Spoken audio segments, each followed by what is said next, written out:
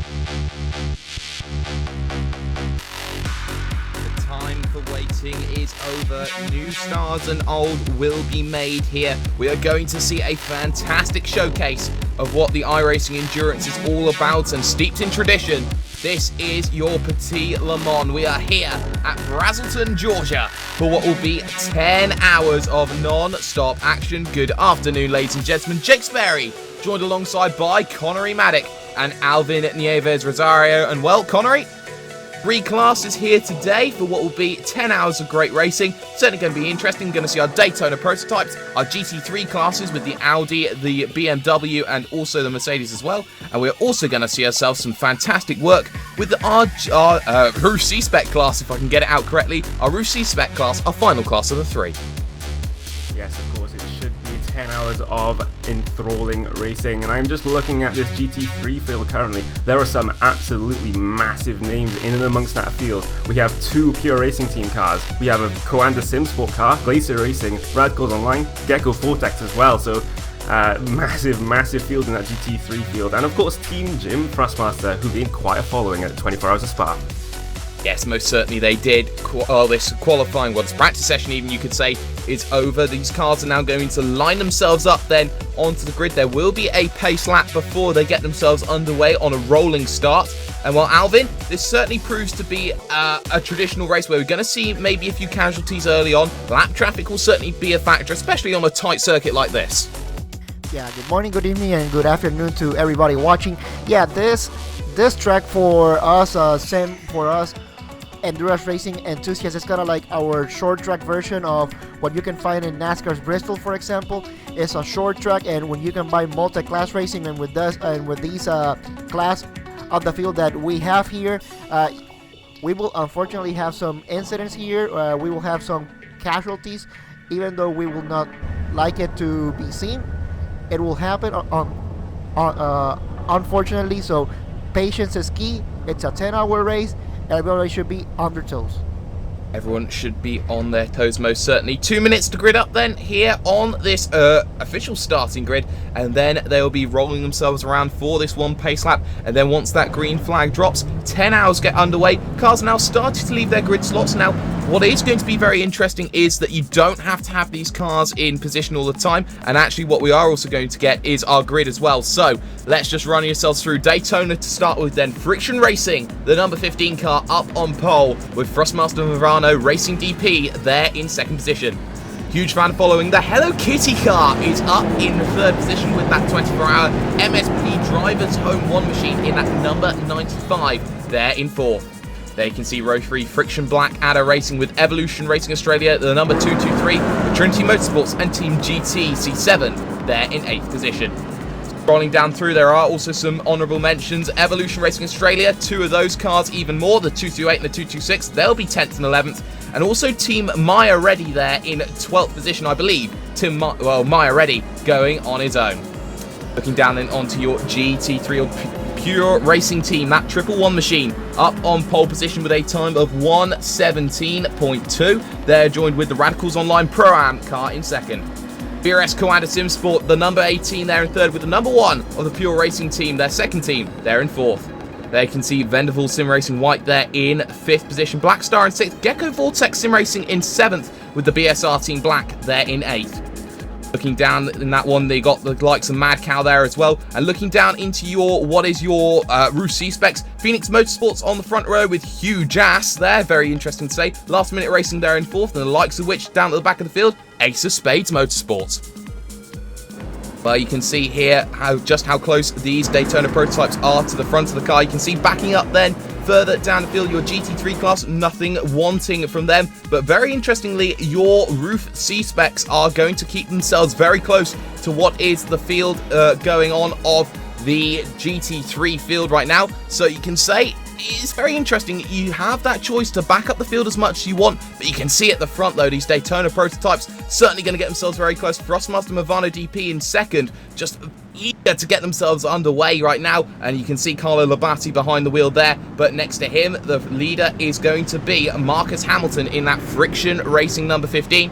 We're getting ready. The pace car is going to dive itself down onto pit road. We've got 10 hours of action, and you know what? Let's get things underway. Let's get this show on the road. We are here. 10 hours starts now, and Marcus Hamilton has got himself the whole shot down in towards turn 1. A little bit of a look then from what is that Thrustmaster Movano Racing DP, but all is clean in what is your field right now. One car on pit road is Maya Reddy, but you look now at your GT3 field. Maximilian Benecke behind the wheel, getting himself underway for the Pure Racing Team 111 machine. He gets themselves underway, and pretty much we have ourselves a clean start, Connery. Yes, very clean start for your drivers in this 10-hour race. There's no point in risking any moves this early on in the race as we see the C-Specs get underway. Currently, we have the huge ass Motorsport that has actually made a pass on Phoenix Motorsports for the lead of the C-Spec division very early on. Yes, certainly has. So Phoenix Motorsport losing out. Evan Merrill behind the wheel of Hugh Jass, but you got Phoenix Motorsports there. Jonathan Fuller then behind the wheels. They head up into notoriously difficult turn number 6. It seems to be a 2-car breakaway at the moment in that field, but for the time being, things are going to get themselves calm. It's 10 hours. You don't have to make these moves early. It is a marathon. It is not necessarily going to be a sprint, but for the moment, the first lap, pretty much no casualties, nobody really wanting to take any 6s and 7s out of each other, Alvin, and they just need to settle into their rhythm now as time gets themselves going. We're just waiting now for everyone just to settle down and maybe a couple of moves to start. Yeah, pretty much everybody is now settled down now. You were talking about casualties, and at the start of the race at the C-Spec, we already had one casualty. Troy Schuster of Team WFO going into turn 10A. He got tapped, and it went for the tumbler. It got 4 spins, but it seems like he got rolling again. So yeah, the key point here is patience. It's a 10-hour race. No point in trying to push for trying to win the race right now. Yeah, you can win some positions and try to position yourself better throughout the race, but no point in making risky moves to try to save a couple of seconds now. The point is, when the clock strikes 0, be the first crossing the finish line, not now. Yeah, most certainly. We are going to look at the battle then for P3 in your GT3 category right now. Patrick Piechler then under threat from behind the car of Mac Backhams. VRS Coanda SimSport machine. Now, this is a very interesting one. Mac Backham has made the switch to Coanda, and now we're going to see him going to be under threat in that BMW. Of course, it's got the lowest top speed of all of them. Now, he's under threat from Kim Eriksson of Black Star Racing then as they head down his back straightaway. You're going to see side by side they're going to go, and there's going to be no real resistance then from Mac Backham. He's going to sit behind for the moment, might try and throw one down late on the brakes, and he does, and he gets himself a nice run then out of the first part, doesn't get it through the second, so for the moment Connery has to stay behind and actually falling back down through the field. Yes, and you can see the straight line deficit that BMW has on the straight line compared to the Audis, and that has just lost a place to Kim Eriksson for Mac Backham in that VRS Coanda SimSport car. He was being a little aggressive with the car of Patrick Pichler coming down the middle section of the track there, just giving a few light taps on the bumper, so Mark Backham being very aggressive in this early stage. Certainly is. With these GT3s, you have to say the BMW suits this opening section then.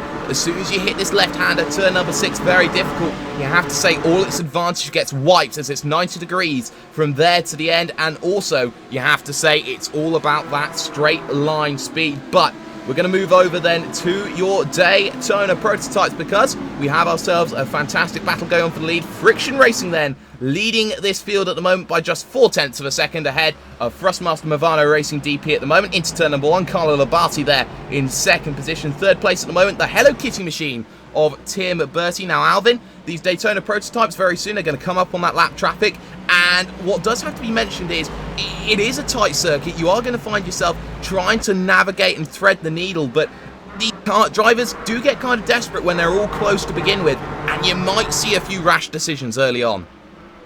Yeah, it is, and especially on a circuit like this, it's very short and very tight, very few places to overtake. Once this Daytona Prototypes get into the C-Specs, they are really, we may see some desperate maneuvers trying to go along and try not to lose some time and lose some positions, but again, patience. You don't want to lose your car right now. You want to save your car right now. You want to make sure that your car is all cool and no damage. You will eventually have to hand over the car to your teammates, and the last thing you want is to have some damage and hand over to your teammate and having to hamper your race because of some desperation that you had a couple of minutes ago that could have been avoided.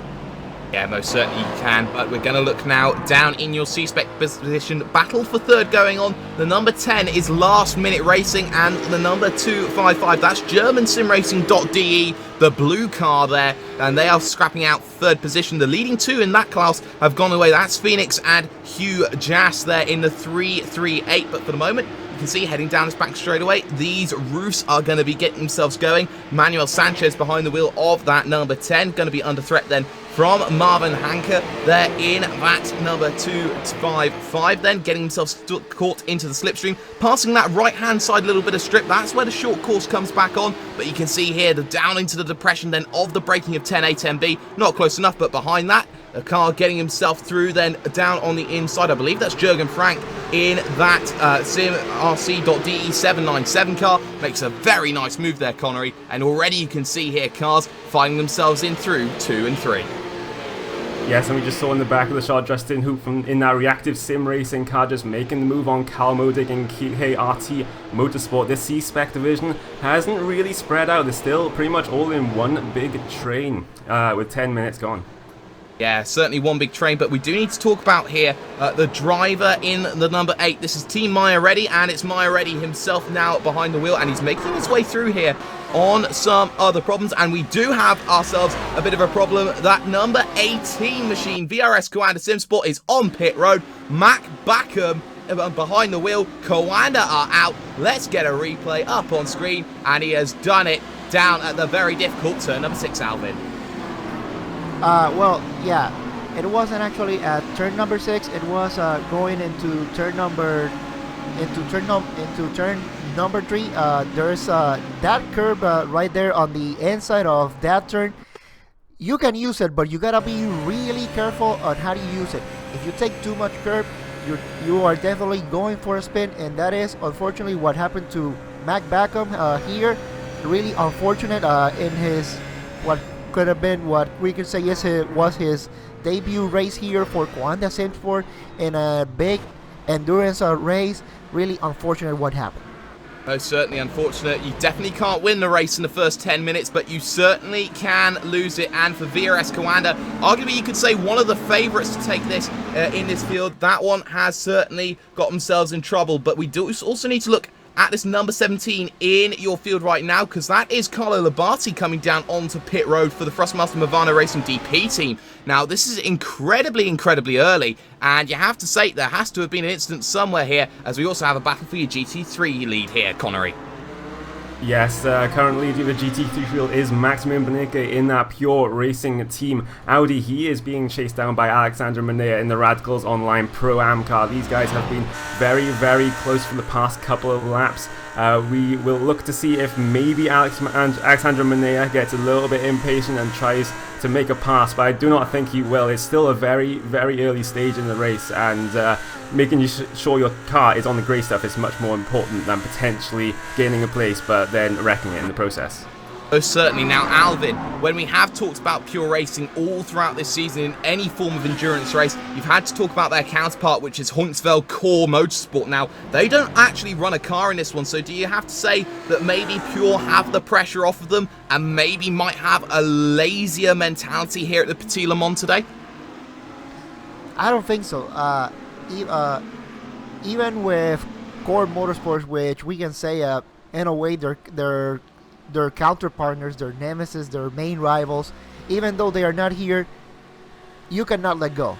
You still have a top class field here in the GT3. Yes, Coanda Sandsport may be out of this race, but you still have 10 hours of racing, and you still have to prove yourself, because one thing we have seen with Pure Racing team, yes, they are on the top, but something especially that we have seen on the VLN series, somehow they end up crashing. So they really have to prove themselves that, yeah, even Core Motorsports may not be here, but you still gotta prove yourself that you can do a proper endurance race and you can actually finish it.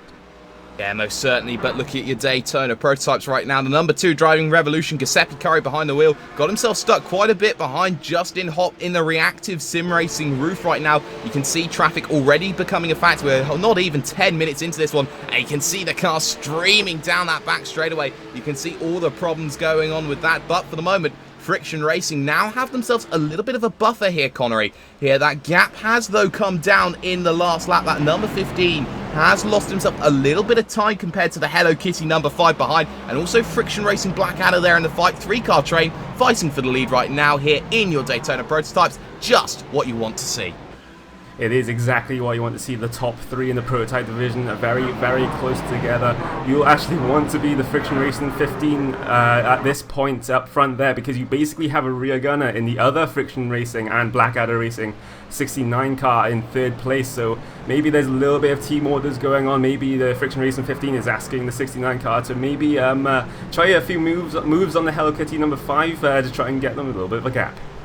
Yes, and actually, Alvin, something quite interesting about this Hello Kitty number 5, of course, we got Tim Bertie behind the wheel, but as far as I can see, he's only entered with himself into the car. Now, you are allowed to do that, but fair use comes into it. This is a team event after all, and it might come down to the final couple of hours where it comes down that he hasn't done a fair share with another driver, and they might pull him into the pits. Yeah, it certainly does indeed. At the time, it seems like he is going to be the only driver. We have seen in this on these big races, we have seen drivers doing the whole race themselves. Certainly, we have seen this in the 12 hours of Sebring. We saw it on the last big race that we had here, the 24 hours of Spa. We saw Isaac Price going for the whole 24-hour race. But although that was for a good cause, so good for him. But it is not strange to see drivers going all out by themselves for a race like this. But like you just mentioned, fair use. This is something really important if you are gunning for points in this championship. You really have to make sure that you get your fair use down here. Otherwise, the last thing you want is to get a good result and be disqualified just because you didn't get that fair use down. Yeah, most certainly that seems to be the way forward for the moment. But we are going to focus now once again on your sim RC. Good Jesus me. I can't really speak here this afternoon, but we are going to focus on your roof C-Specs here. Jonathan Fuller then in the Phoenix Motorsport number 12. He's got himself now in the lead with Hugh Jass' team behind him in the 338. Now, this is an interesting situation. These two are out on their own here, Connery, and I have to feel that the 338 is going to be playing that game even at this early stage of tactics. You can say that there are two strategies here on what is endurance racing. You run it to the hour with your fuel, or you try and run your fuel tank dry and try and save pit stops later on in the afternoon. Yes, of course, and it's up to the team as to which strategy they feel is the best for their cars and their drivers. But Phoenix Motorsports getting the place back on Hugh Jass' C-Spec team there. Phoenix Motorsport obviously qualified on pole for your C-Spec division right now, and they'll be trying to pull out the gap on the Hugh Jass car in this first stint. But Hugh Jass is actually sticking with them just a little bit here. They've got quite a big gap to third place in that SimRC.de car. That is Jürgen Frank behind the wheel there, as he holds up a little bit of a prototype traffic behind him. That is Maya Reddy. We suspect he's doing it on his own, but Maya Reddy is right at the back of your prototype field currently after he had to pull into pit road early on. Yes, he did. Of course, he didn't make the start. Makes himself his way around Jürgen Frank then. So, Maya Reddy down at the bottom of your Daytonas at the moment in 11th position right now, currently on track. Did technically start 12th on the grid, but didn't take to his grid slot, making his way through. Now, Alvin, we now find ourselves in a position here where that gap, again, opening up here at the front of your field for your Daytonas. Number 15, Friction Racing, gets that little bit of a gap, that 1.2 seconds. And to get that gap early, it's kind of beneficial because you don't want to be fighting early on, but you do want to get track position, and maybe it just might be that they could underfuel the car maybe by 5 minutes, by 10 minutes, just to get that track position on circuit, just to get those extra tenths of a second. It certainly helps indeed. However, this is the part that once you have no traffic, you can really stretch your legs and really try to see what you can, as we had a battle for the GT3 lead here between Radicals Online and Pure Racing Team. Let me get a quick look at it.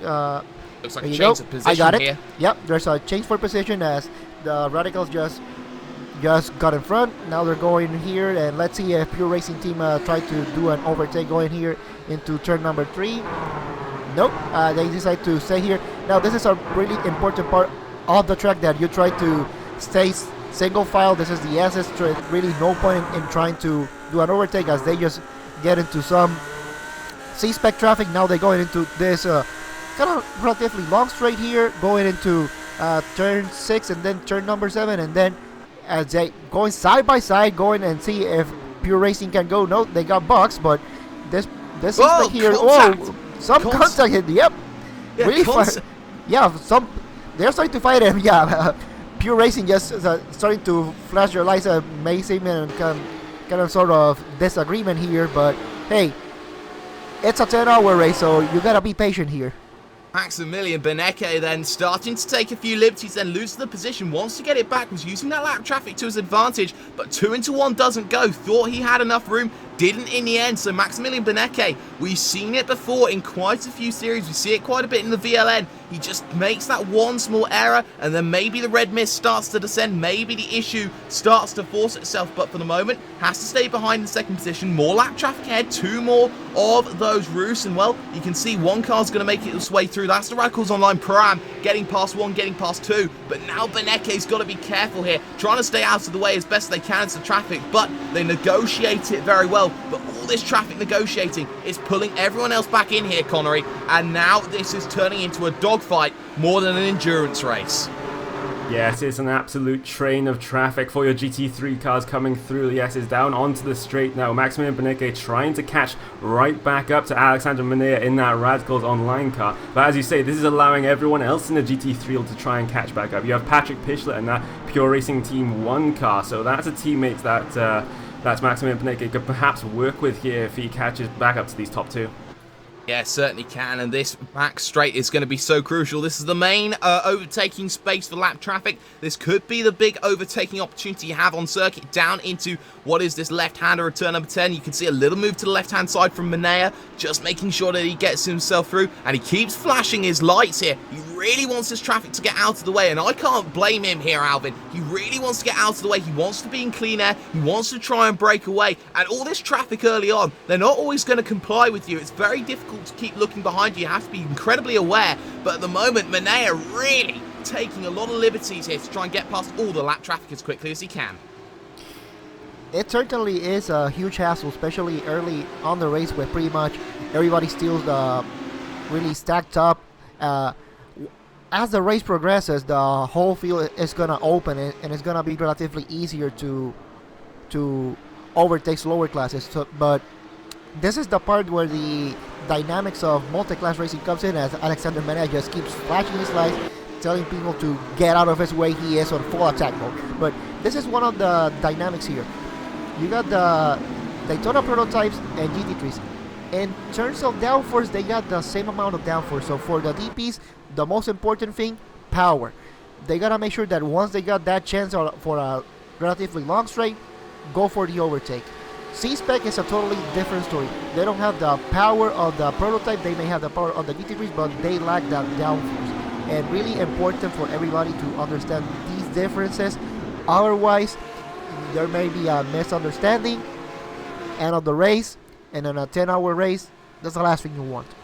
Certainly it is. Gap across the line then in your GT3 category is half a second to 6/10 then. We are looking at between Radicals Online Pro-Am and the Pure Racing team early on. But for the moment, as you look at your Prototype division, there is a gap of 1.3 seconds at the front between number 15 and the number 5. But they are dealing with pretty much the same traffic that is being dealt with before. So really, this traffic, 2-3 cars in a row, they're all going to conglomerate on each other here, Connery. And this is a huge moment in the race, you could say. As you can see just ahead, look, 4 or 5 cars in the space of one bit of track. This is so difficult for these leaders to try and get themselves through.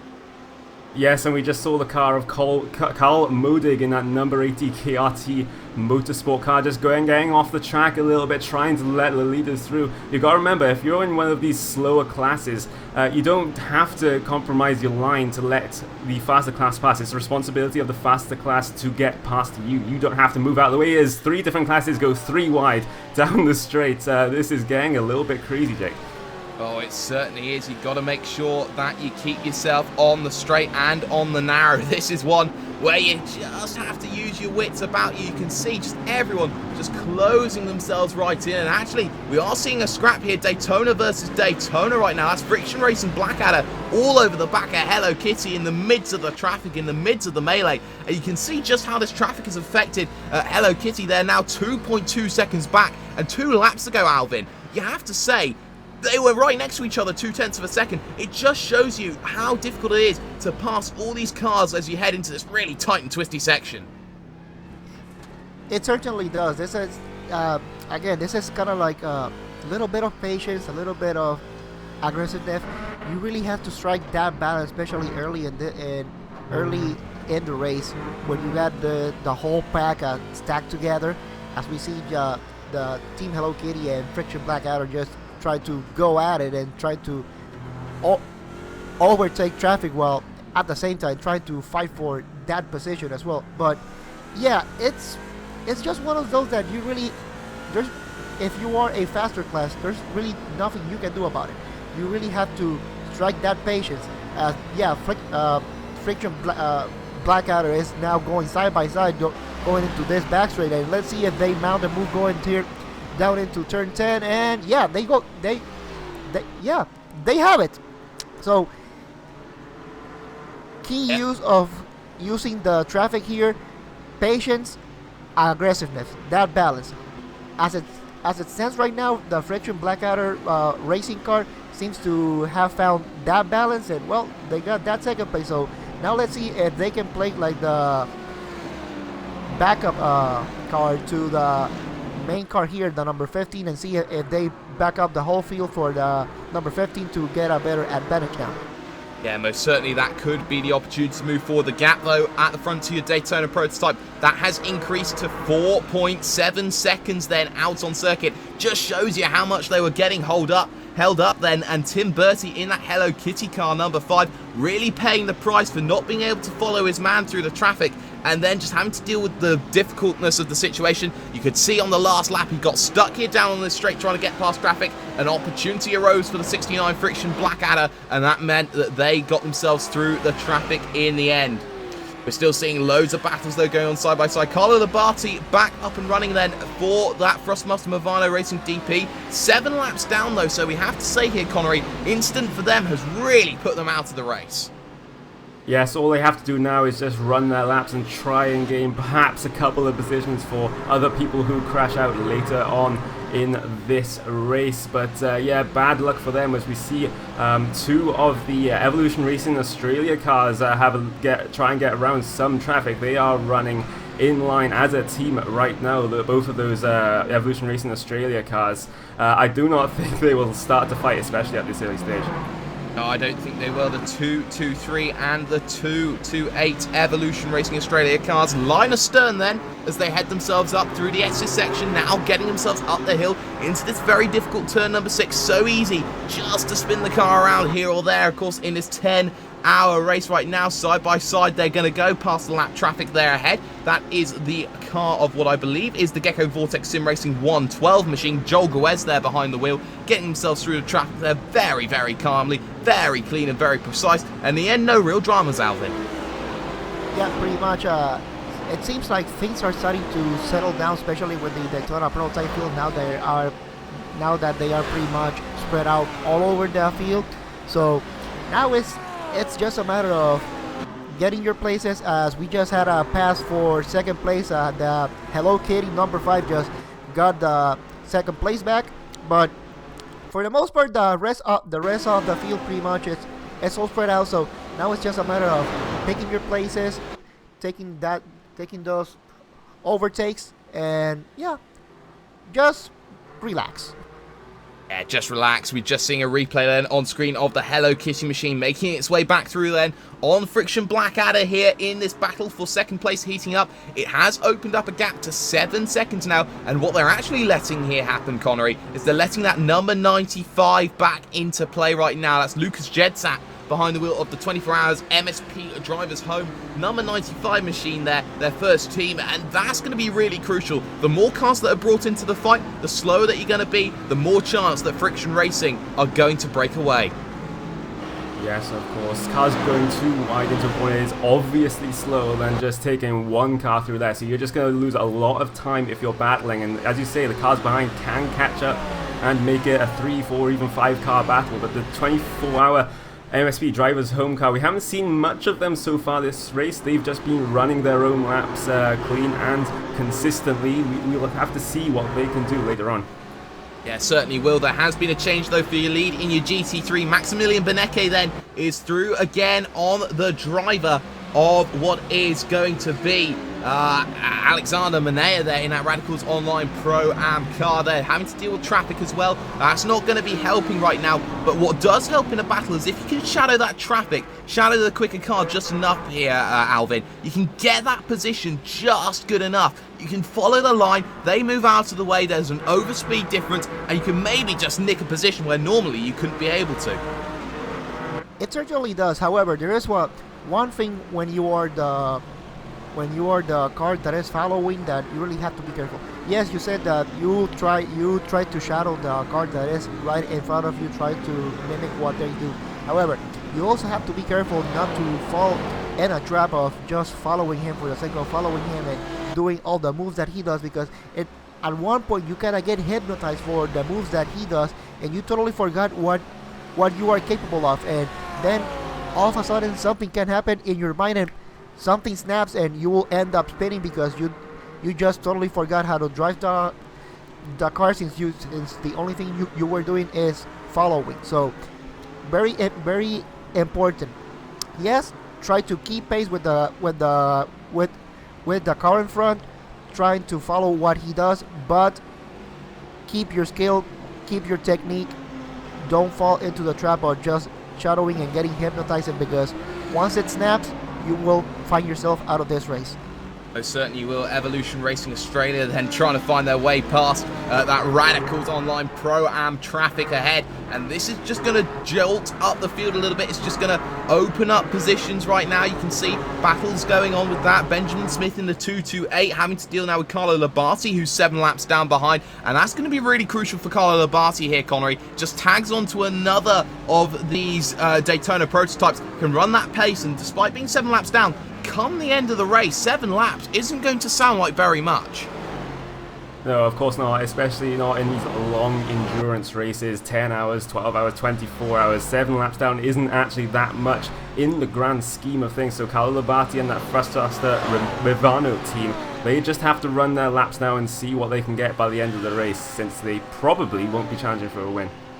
Yeah, that is the one thing that you do need to look at right now, but there is a slow battle developing then for 3rd position here in your GT3 category. Patrick Pichler then, behind him is the driver of Kim Eriksson of Black Star Racing. So Black Star versus Pure Racing Team 1. That one is going to start playing itself out potentially. Just looking at the lap times, a 1:19.1 from Patrick Pichler. You look at the lap times coming in from, say, Kim Eriksson, 1:19.3. That one's starting to go away. We do have a car coming out of pit road. That is Team Bushvink Racing Blue, as we actually have trouble on the race circuit. Down at turn number 1, we got ourselves the Team GTC7. That's Danilo Piazza into the wall. Replay up on screen. That one's a big one here, Alvin.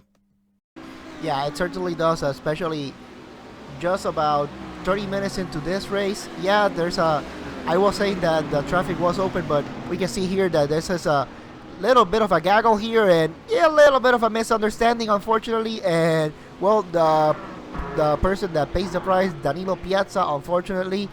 But it seems like the car just got some slight damage, but should be able to continue, no problem. Yeah, it's gonna have a little bit of top speed disadvantage through the rest of the race, but nonetheless should be able to continue. Should be able to continue. It was contact with the number 44, the Jim Thrustmaster machine, Dado Opakak. There down on the wheels. We have a battle between that number 44 of Dado Opakak there in Jim Thrustmaster. He's fighting the 66 of the Core Sim Racing Z4. They're the first team. That number 66, Santeri Kalunki then behind the wheel of that one, as these two look to go and continue at it down in towards turn number 1. Now, when you do get involved in an incident here, Connery, when you do get into that accident, you do have to start just like questioning yourself. You have to take yourself out of the cockpit, metaphorically, get yourself back into the rhythm for just like a couple of moments, and just hope to, or pray to someone that you're just going to keep yourself calm. There's no need to worry yourself. Just make sure that you keep the car going as smoothly and as effectively as you can. Yes, and as we've said before, and as we'll say probably very many times during this race, it is a long race. You have time to just calm your nerves and just get your breathing right and try and get back into a rhythm, because once you're out of that rhythm, especially at a track like this, you're going to lose an absolute ton of time to your competitors around you. So you gotta stay calm, perhaps have a driver change at this next stop if he's not feeling too great about that. You know, he needs to just calm down and just take the race as it comes. Kalunki pretty much running nose to tail then, as he might look to go to the left-hand side of the circuit. Right-hand side as you see it then, down on the brakes they're going to go, and he just doesn't have enough to get himself through. Now, he was all over the back, pretty much running bumper to bumper there, Alvin, but it's showing that that BMW, it has its strengths in some places, it has its weaknesses in others, and that time it really did show that they couldn't get themselves past that car ahead of the Jim Thrustmaster team. Yeah, it certainly does, as you said. It's got its different weaknesses, but Santeri Kalunki says no. Even though I got a weakness on the straight, I'm trying to go for it, but decides to no. I prefer to stay behind. So yeah, this is one of the beauties of the, especially of the GT3 field. We got 3 different cars. We got the Mercedes AMG, we got the Audi R8, and we got the BMW C4. All 3 cars have strengths and their own strengths and weaknesses. We can say perhaps that the best balanced car here is the Audi R8. Is relatively good on cornering, braking, and speed. We got the Mercedes, which we know is the best when it comes to top speed, may lack a little bit on the braking department.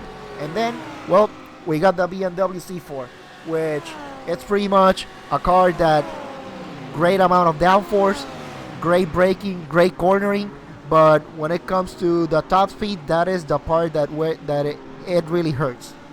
Yeah, we got our battle now between the number 16 and the number 6. They are both of the Gecko Vortex Sim Racing variety there as they head down the front straight. Something that does need to be pointed out, Blank Pan Sprint Series that we saw last night here on what was Racebot TV and iRacing Live. We saw a BMW actually take the GT3 race there, so maybe there is a strength to be had in what is the BMW, but you can see right now having to deal with themselves, having to deal with a few cars, and actually that was a car overtake there. That's Joni Tackinen behind the wheel of the Glacier Racing number 3, makes his way through there on Gecko Vortex Sim Racing, and well, Connery, that one was a piece of cake and almost, you could say, got mugged.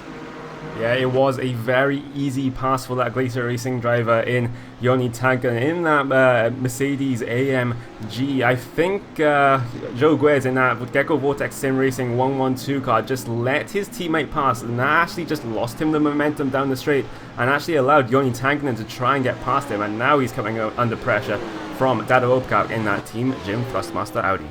Yeah, you can see the gap closing, moves across then to the right-hand side to try and get the prototype slipstream. It's not going to work out for Jim Thrustmaster at the moment. He's going to have to stay behind here in your GT3 category. Get yourself down the brakes, and they're all going to try and file through. You can see traffic ahead they're going to have to deal with. That one's going to play effect as you get hugged on the apex. That is Naoya Nagai there of the IRJA Flat 6 Racing C-Spec car there, doing really well. It's nice to see a Japanese team actually racing in one of these big splits. You don't normally see them, the Japanese drivers come in, so really something nice to see. Just nice to see these battles going on. And actually we need to also take a look here, Alvin. There are quite a few nice names to see in these races, but I like to see the number 13, Ace of Spades Motorsports. Let's get those Motorhead references out. Yeah, definitely. It's like you said, it's really nice that when we get these type of races that we can see people from all over the world being able to join. Whether you're from Asia, whether you're from Australia, as we have many teams here from Australia. It is definitely a good thing that we can see top class racing from all over the world, not just from not just from North America, the Americas and Europe. It's good that people from all over the world come here to race, go head to head, see who is the best.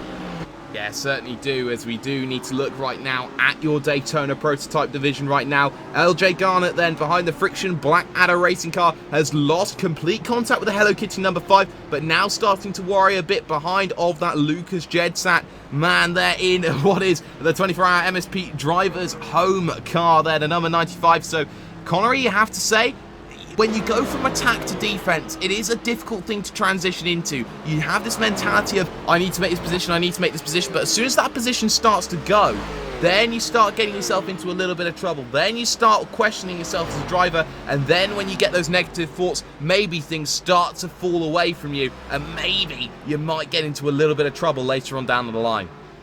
Yes, that comes back to what I said by calming down and getting back into the rhythm of the race.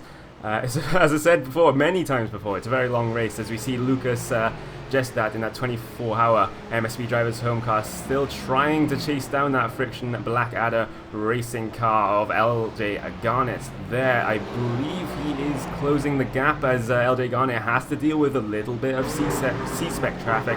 Those are, of course, the Huge Ass Racing C-Spec car and the Phoenix Motorsports C-Spec, so they're just passing the leaders of your C-Spec class. Perhaps LJ Garnett is doing a better job of it currently as Lucas Jedstat has to get past the leader of your C-Spec class. That gap hasn't actually changed all that much, so this is one to keep an eye on, Jake. It certainly is. Lucas Jedstat got completely held up then by Evan Merrill in the Hugh Jas car there. Second at the moment in class in your Rouge C-Spec. We've sort of neglected them a little bit. They've sort of fallen to be lap traffic fodder, you could say right now. You can see moving over to the right-hand side, left-hand side, as I'm seeing it right now. Lucas Jedstat making his way through. You can see when you have to get out of the way, when you have to get out of that slipstream, that 1/10 of a second can really play dividends here, Alvin, in the short term. But in the long term, we are hitting 36 minutes right now, 36 and a half, looking to 37. Now drivers are going to be starting to think in their heads, you know what, there might be a pit strategy to come up right now. The first of many pit stops they'll have to make. This one is certainly going to be interesting as we look at the next 25 minutes. Yeah, it certainly does. These first 35 minutes, it's all about trying to get yourself in position on the track. Now, as soon as around 50 minutes into the race, that's where we are expecting the Daytona Prototypes to come into the pits, and like you just said, pit strategy.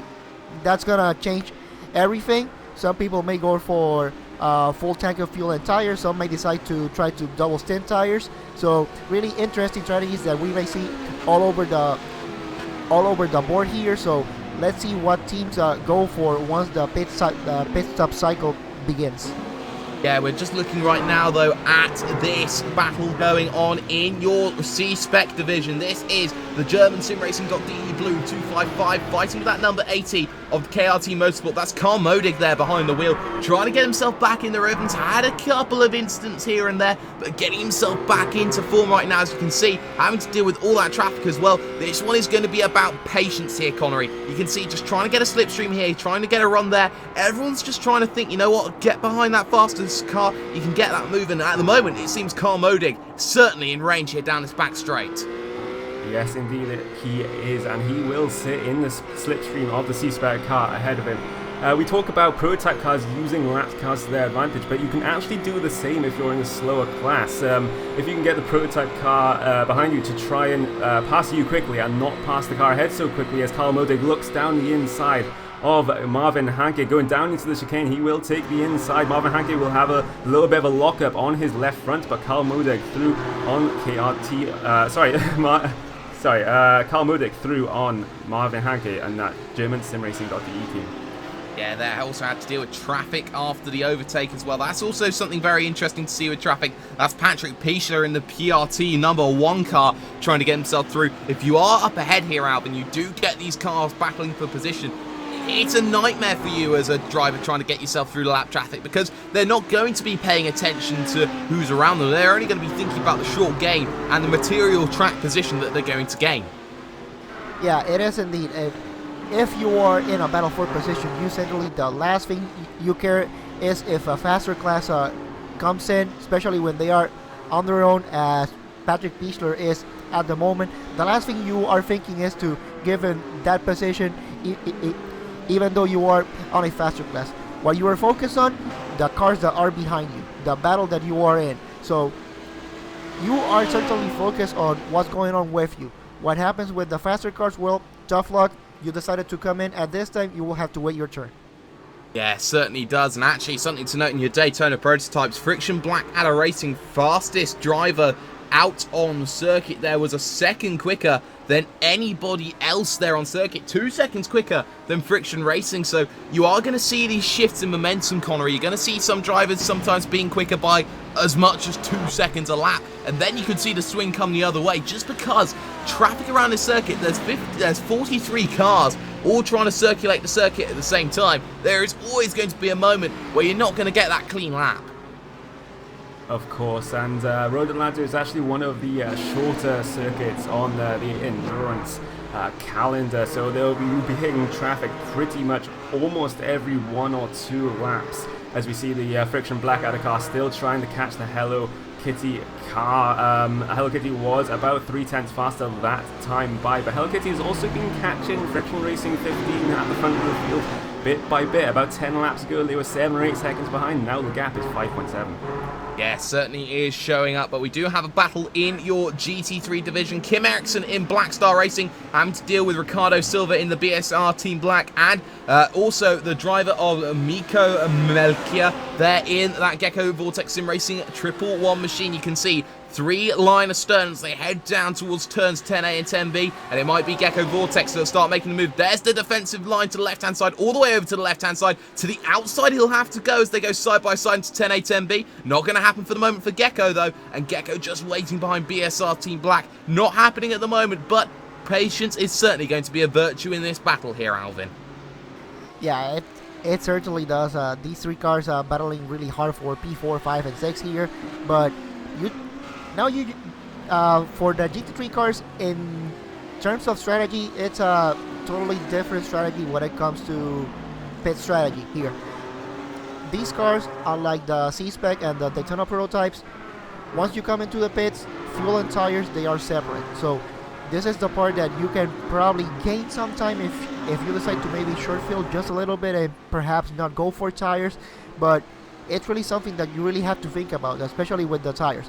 If you don't change tires, yeah, you may save around 15 seconds by not changing them, but the effect that it's going to have long term on the next stint, trying to double stint these tires here on this track, and especially if you are battling hard as these three are battling at the moment, that's something you really have to take into consideration.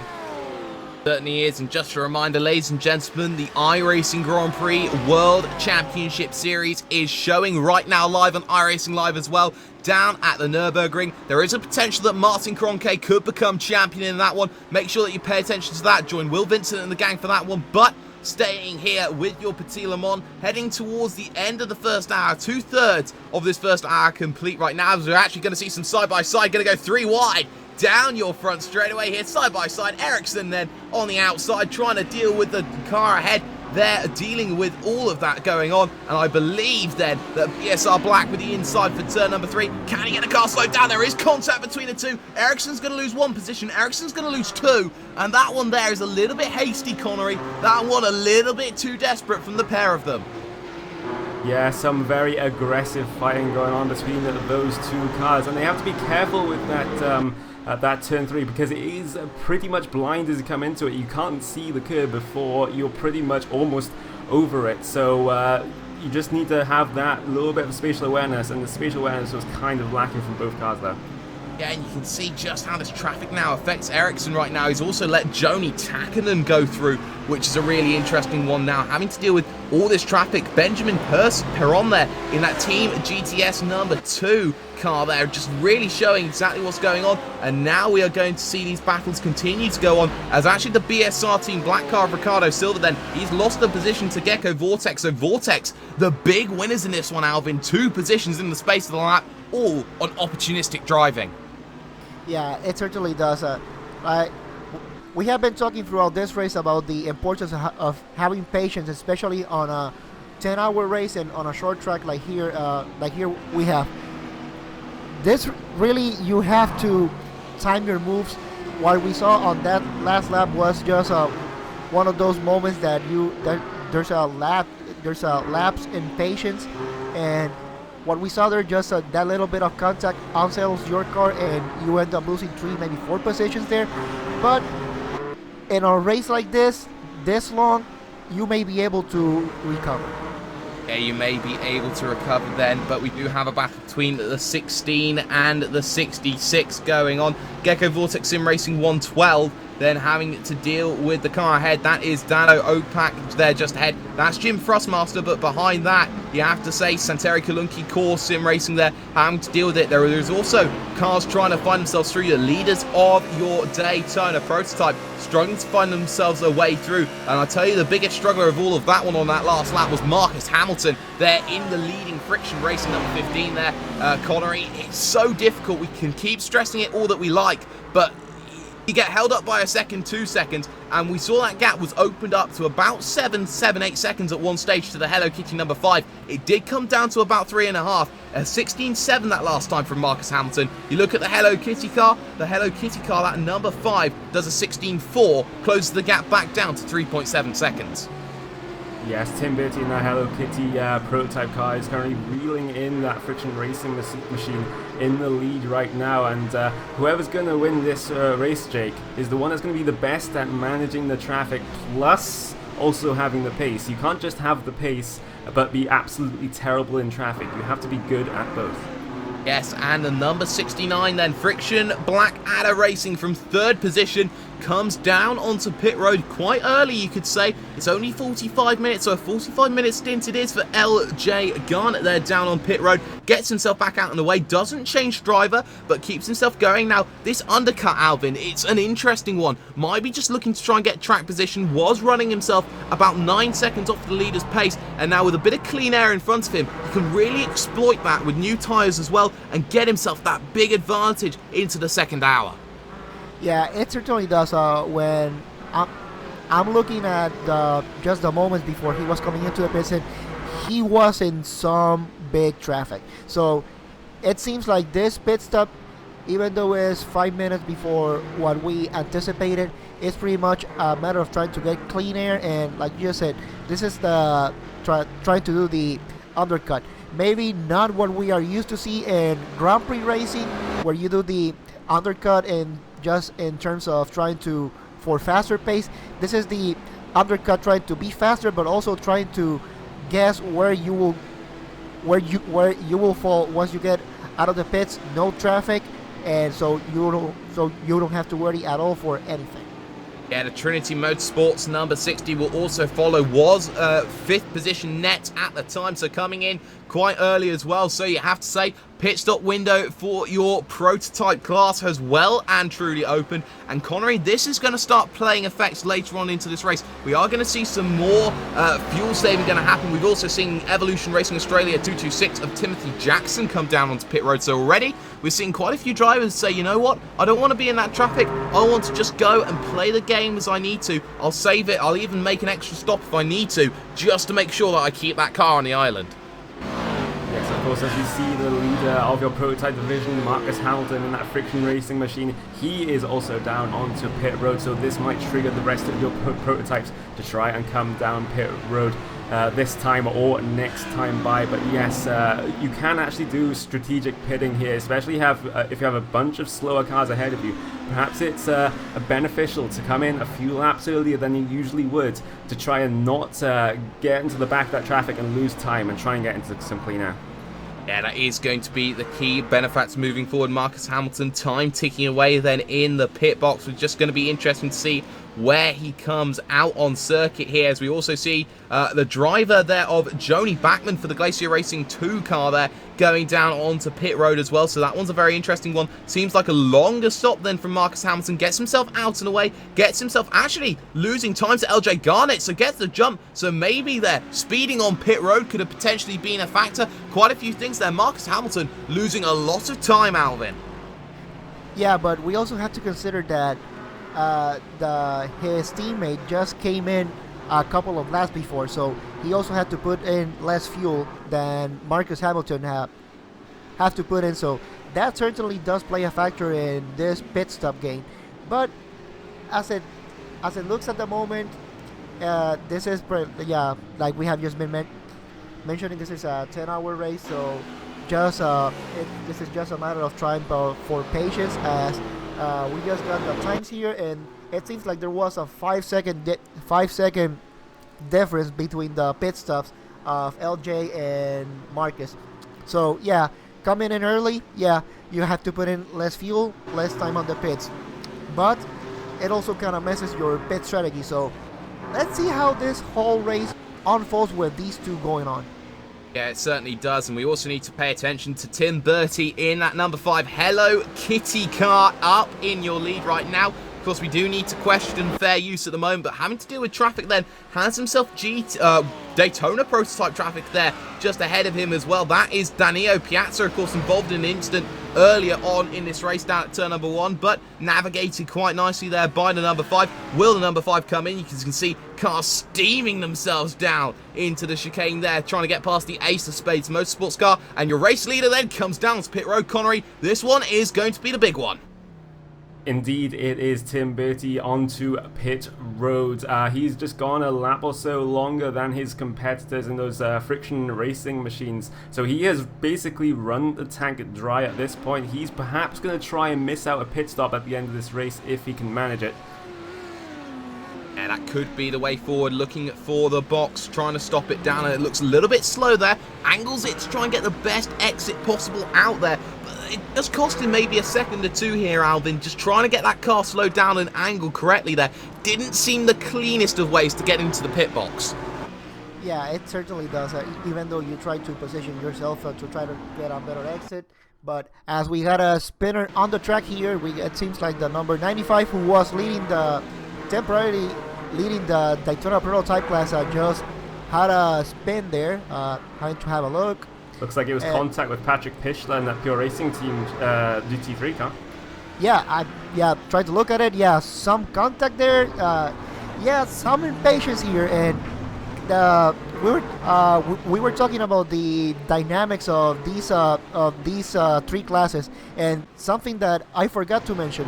One big difference that the Daytona prototypes and the GT3 cars have, even though they may have the exact same amount of downforce, the GT3s have something that the DPs don't have, and that is ABS, and we saw it there. Yeah, we certainly did, and also we saw that number 5 come out of pit road and actually fall behind both Friction Blackadder and also Friction Racing as well, so certainly hasn't worked out. Sorry, there's been an incident at the last chicane, Jake, involving the 24 Hours MSP driver's home car, an absolutely massive wreck in the chicane. I believe Lucas Jetsat just actually spins it in the chicane and causes a little bit of pandemonium behind him from drivers of all classes. Yeah, certainly does. Replay that up on screen, just lose it of his own accord, and everyone trying to get around Jim Frostmaster there. You could see there, also Black Star Racing getting a little bit of a tag around, just causing pandemonium down there, and that's a big one. So 2 incidents for the price of 1 then. You could certainly arguably say, and that one has certainly affected people's mentalities then going through, especially that 24 Hours MP's driver's home. And Alvin, you have to say, that one has certainly affected there. He just managed to just spin the car on his own. It just seemed to me that it was a little bit lazy, just didn't have enough bite through midway through the corner. Yeah, it certainly does. I think he was just trying to prepare for his pit stop perhaps, and something could have happened to him, because at that corner, yeah, you may have some trouble with locking the brakes, especially if you go with heavy braking. Now, I'm kind of wondering if the contact that he had there on turn number 5 had something to do with what happened here, but certainly good scare that he got there. Yeah, certainly got there. He got himself out of pit road as well. And, well, there is a crash of the 84 as well. The 84 involved in an incident. That's BSR Team Black there, parked on the outside of turn number 1. Replay that one then. Let's get that on screen. Trying to deal with back traffic. And actually, there is contact. There is contact from the Gecko Vortex Sim Racing 111. Miko Melchior there, actually, behind the wheel. And that one, that's just being a little bit too aggressive, Connery. That's just trying to push yourself away through, trying to find a little gap here or there. That one, not the best of ideas. And now we're starting to see, as drivers now start to think about pit stops, that ability is starting to struggle a little bit as we're live again. Yes, that was just the Gale Vortex Sim Racing driver just being a little bit too aggressive, especially with a lapped car on the outside there. He always knew that the GT car ahead of him was always going to take a shallower line through that corner for that reason, and he was trying to be a little bit opportunistic, but that ended very badly for a car ahead of him.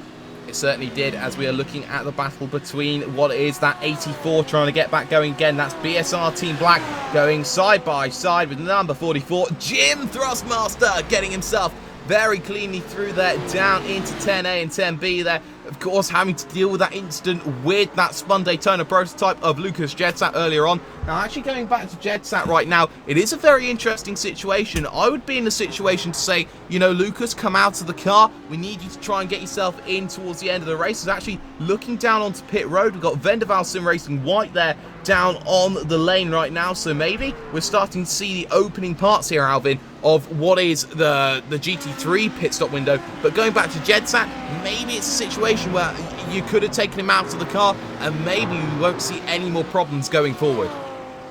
Yeah, it certainly does, especially with those 2 incidents that he had just before he came into the pits. Perhaps this is the part that you really need to take that driver out to kind of make him relax, as we have the leaders of the C-Spec. We got the number 12 and the number 338 in the pits.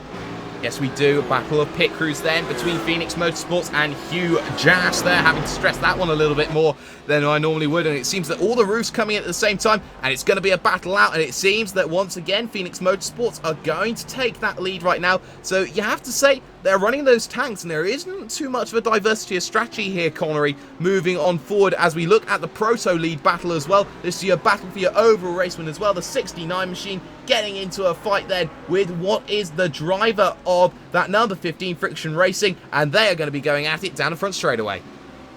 Yes, of course, these 2 cars are, of course, teammates, at least in name here, because Friction Blackadder Racing, they have a little bit of alliance going on there between those 2 teams and the main Friction Racing team car, that number 15 prototype. So I do not expect they will be battling too hard. Perhaps a little bit of team orders coming into play as LJ Garnett just gets a little bit held up by Joel Guez in that Gecko Vortex Sim Racing Audi. This just allows Marcus Hamilton to close right up to the back of his rear wing.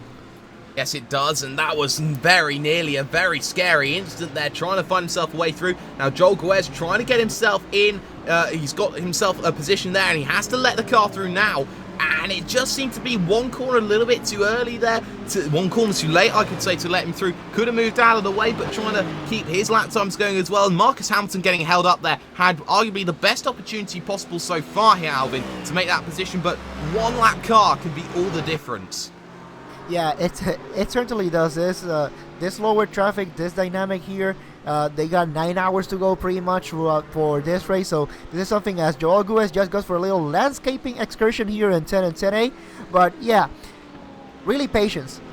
For Marcus Hamilton, yeah, he may have lost some time, but he has proven that he is, as it stands right now, he is the faster driver in the DP field. So even though he may have lost some time here, he knows that he will be able to make it back some way somehow. But as we see him just trying to go through these S's, definitely this is not going to help him. No, it certainly is not, and actually behind him you have to look out because Black Star Racing and Jim Thrustmaster there just sitting there waiting patiently right now, just looking for their opportunities, biding their time right now, as we're going to focus now on this number 22 machine running on his own. And well, it's not often that we go talk about these, but Bessie is here, Hayden Burns behind the wheel, and Connery, always nice to see Mad Cow back into the driving seat. Yes, of course it is. They're perhaps a fan favourite with our commenters on the live streams.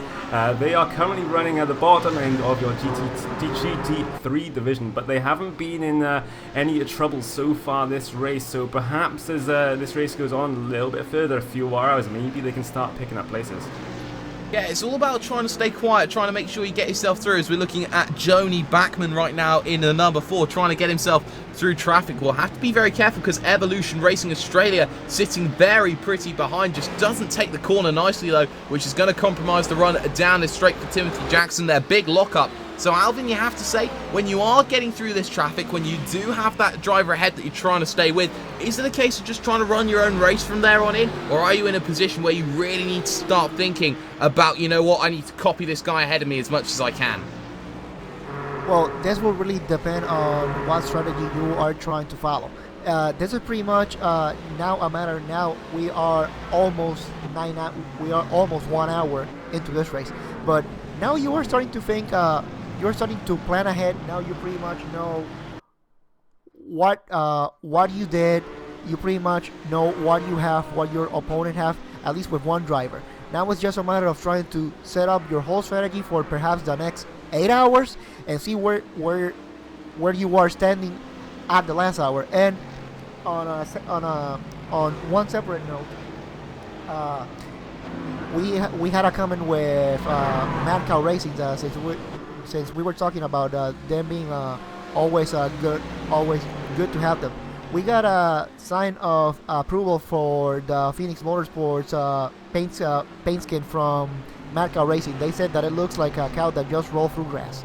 Haha, brilliant, but we are looking at your Daytona Prototype battle for your race lead. They've come in for one stop, and now Friction and Friction. Blackadder Racing number 69, Friction Racing number 15, going at it hammer and tongs. Marcus Hamilton sitting behind has just seen the position go away into turn number 6, then up the hill, over that curb, and now getting onto the power, 200 kilometers an hour, and plus for LJ Garnett as they head down in towards turns number 7 and 8, then into these these right-handers even of 90 degrees, slow it down even more, under 100 kilometers an hour, then you get yourself on the power, and this is where the slipstream comes in, Connery. This is where you're going to see the closing up factor, and with no real traffic ahead to help LJ Garnett, it is going to be a case of, can my power overtake the other guy's power? Indeed it is. Marcus Hamilton actually managed to get past on that last lap, but he lost the position again coming down into this very chicane to that car of that Friction Blackadder car of LJ Garnett. So Marcus Hamilton currently just sitting behind his teammate at the front here as they come across the line. The lap times, that is the 0.2 faster for that Friction Blackadder racing car up front.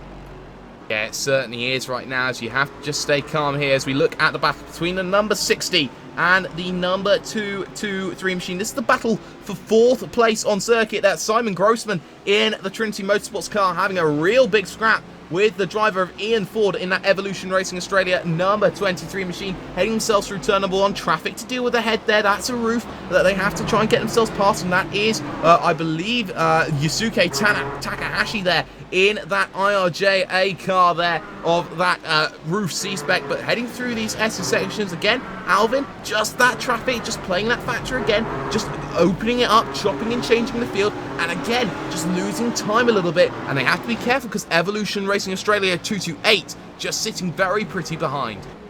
Yeah, it certainly does. This traffic is really gonna play some havoc here, especially on these Daytona prototypes, and especially those that are not patient through traffic are really gonna pay the consequences, as we got the Trinity Motorsports here just in front, but right behind them, the 2 Evolution Racing Australia cars really trying to pounce on him.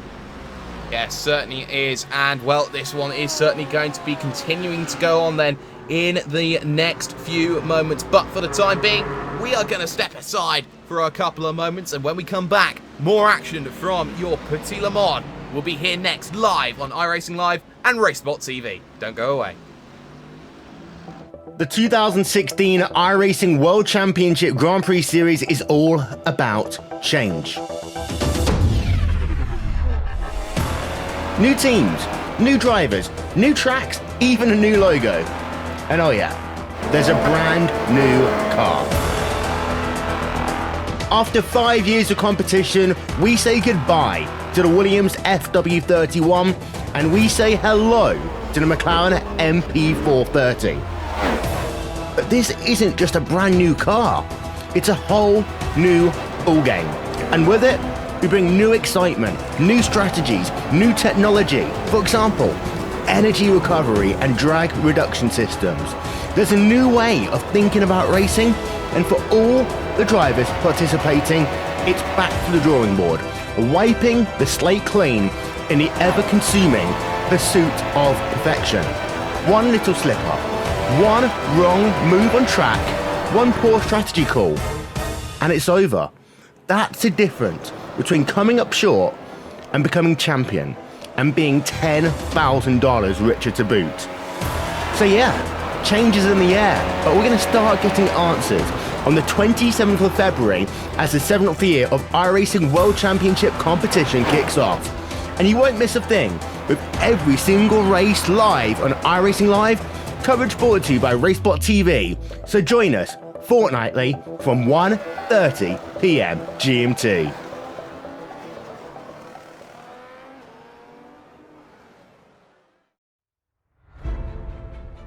Since 2010, the highest echelon of sim racing competition has focused on NASCAR and Grand Prix racing.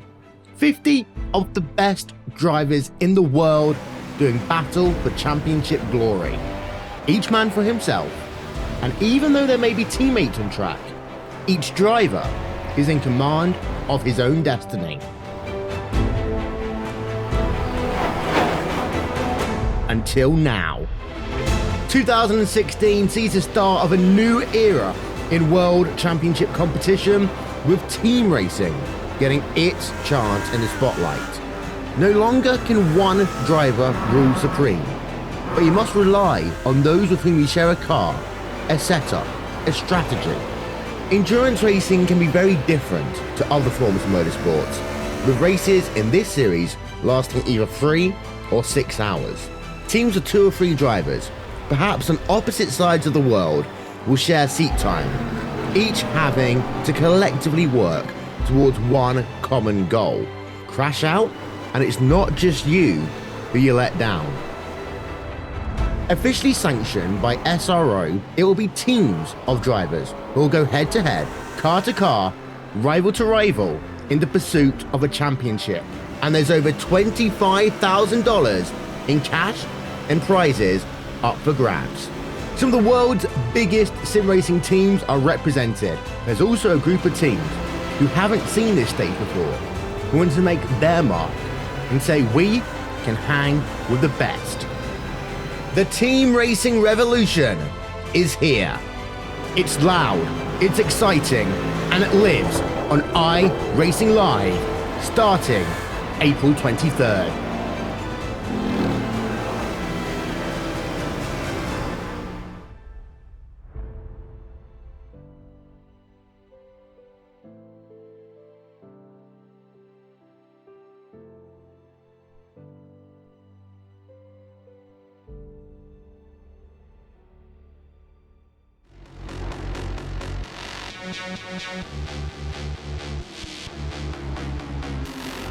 Welcome to the second hour of 10 here in your Petit Le Mans series here. We're at Road Atlanta for what is a fantastic bit of endurance action that we are showing here today. Jake Sperry alongside with Connery Maddock and also Alvin Nieves Rosario as well. And this battle here we're looking at right now is for your GT3 race lead right now. You got the Pure Racing team fighting alongside Radicals Online Pro-Am, nose to tail down into this left, right, and very close goes the driver of what I believe is Alexander Manea. They're in that pro machine right now. A fantastic battle going on here, Connery, and this one just looks to fire up, but they've just come in through the pits. Yes, both your drivers have been in the pits, tyres and fuel we suspect, and I absolutely hope this battle continues on for the length of the race, because this has been an absolutely amazing battle between the Pure Racing team car, Maximum Beneke, and the Radicals Online, and Alexander Manea behind the wheel of that Audi, and they are very, very similar on pace as they start to come up to a little bit of traffic ahead. Let's see who negotiates them more efficiently and quickly than the other one. Yeah, most certainly, and actually looking at this, the Radicals Online Pro-Am just didn't get the best run through turn number 6. That one is going to affect later on, and actually you can see a big dive down the inside then from Manea trying to deal with the traffic, but again, just Maximilian Beneke just playing that game, just keeping calm and making sure he keeps himself out of the way. The gap now opens up as Driving Revolution surprisingly making the move for position right now here on Circuit Alvin. Of course, made that very early pit stop around 15 minutes, and now going to try and make that move again here on Maximilian Beneke, and I think he's not going to fight it. Yeah, he certainly does. Now, one thing we are seeing this battle for the lead here in the GT3 field, but somebody that they are really going at it, the number 60 and the number 228, and in the last couple of laps they have been overtaking each other left and right, really fighting for that fourth place this early in this race. So this really shows that you as a team you come in with different strategies.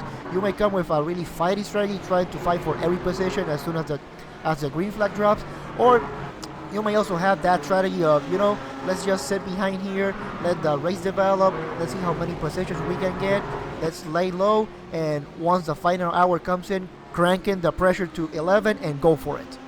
Yeah, most certainly here right now as we're going to continue watching Alexander Manea there in that Radicals Online Pro-Am. For the first time today, we are going to go on board with Alexander Manea. This is RaceBot TV Fan Immersion.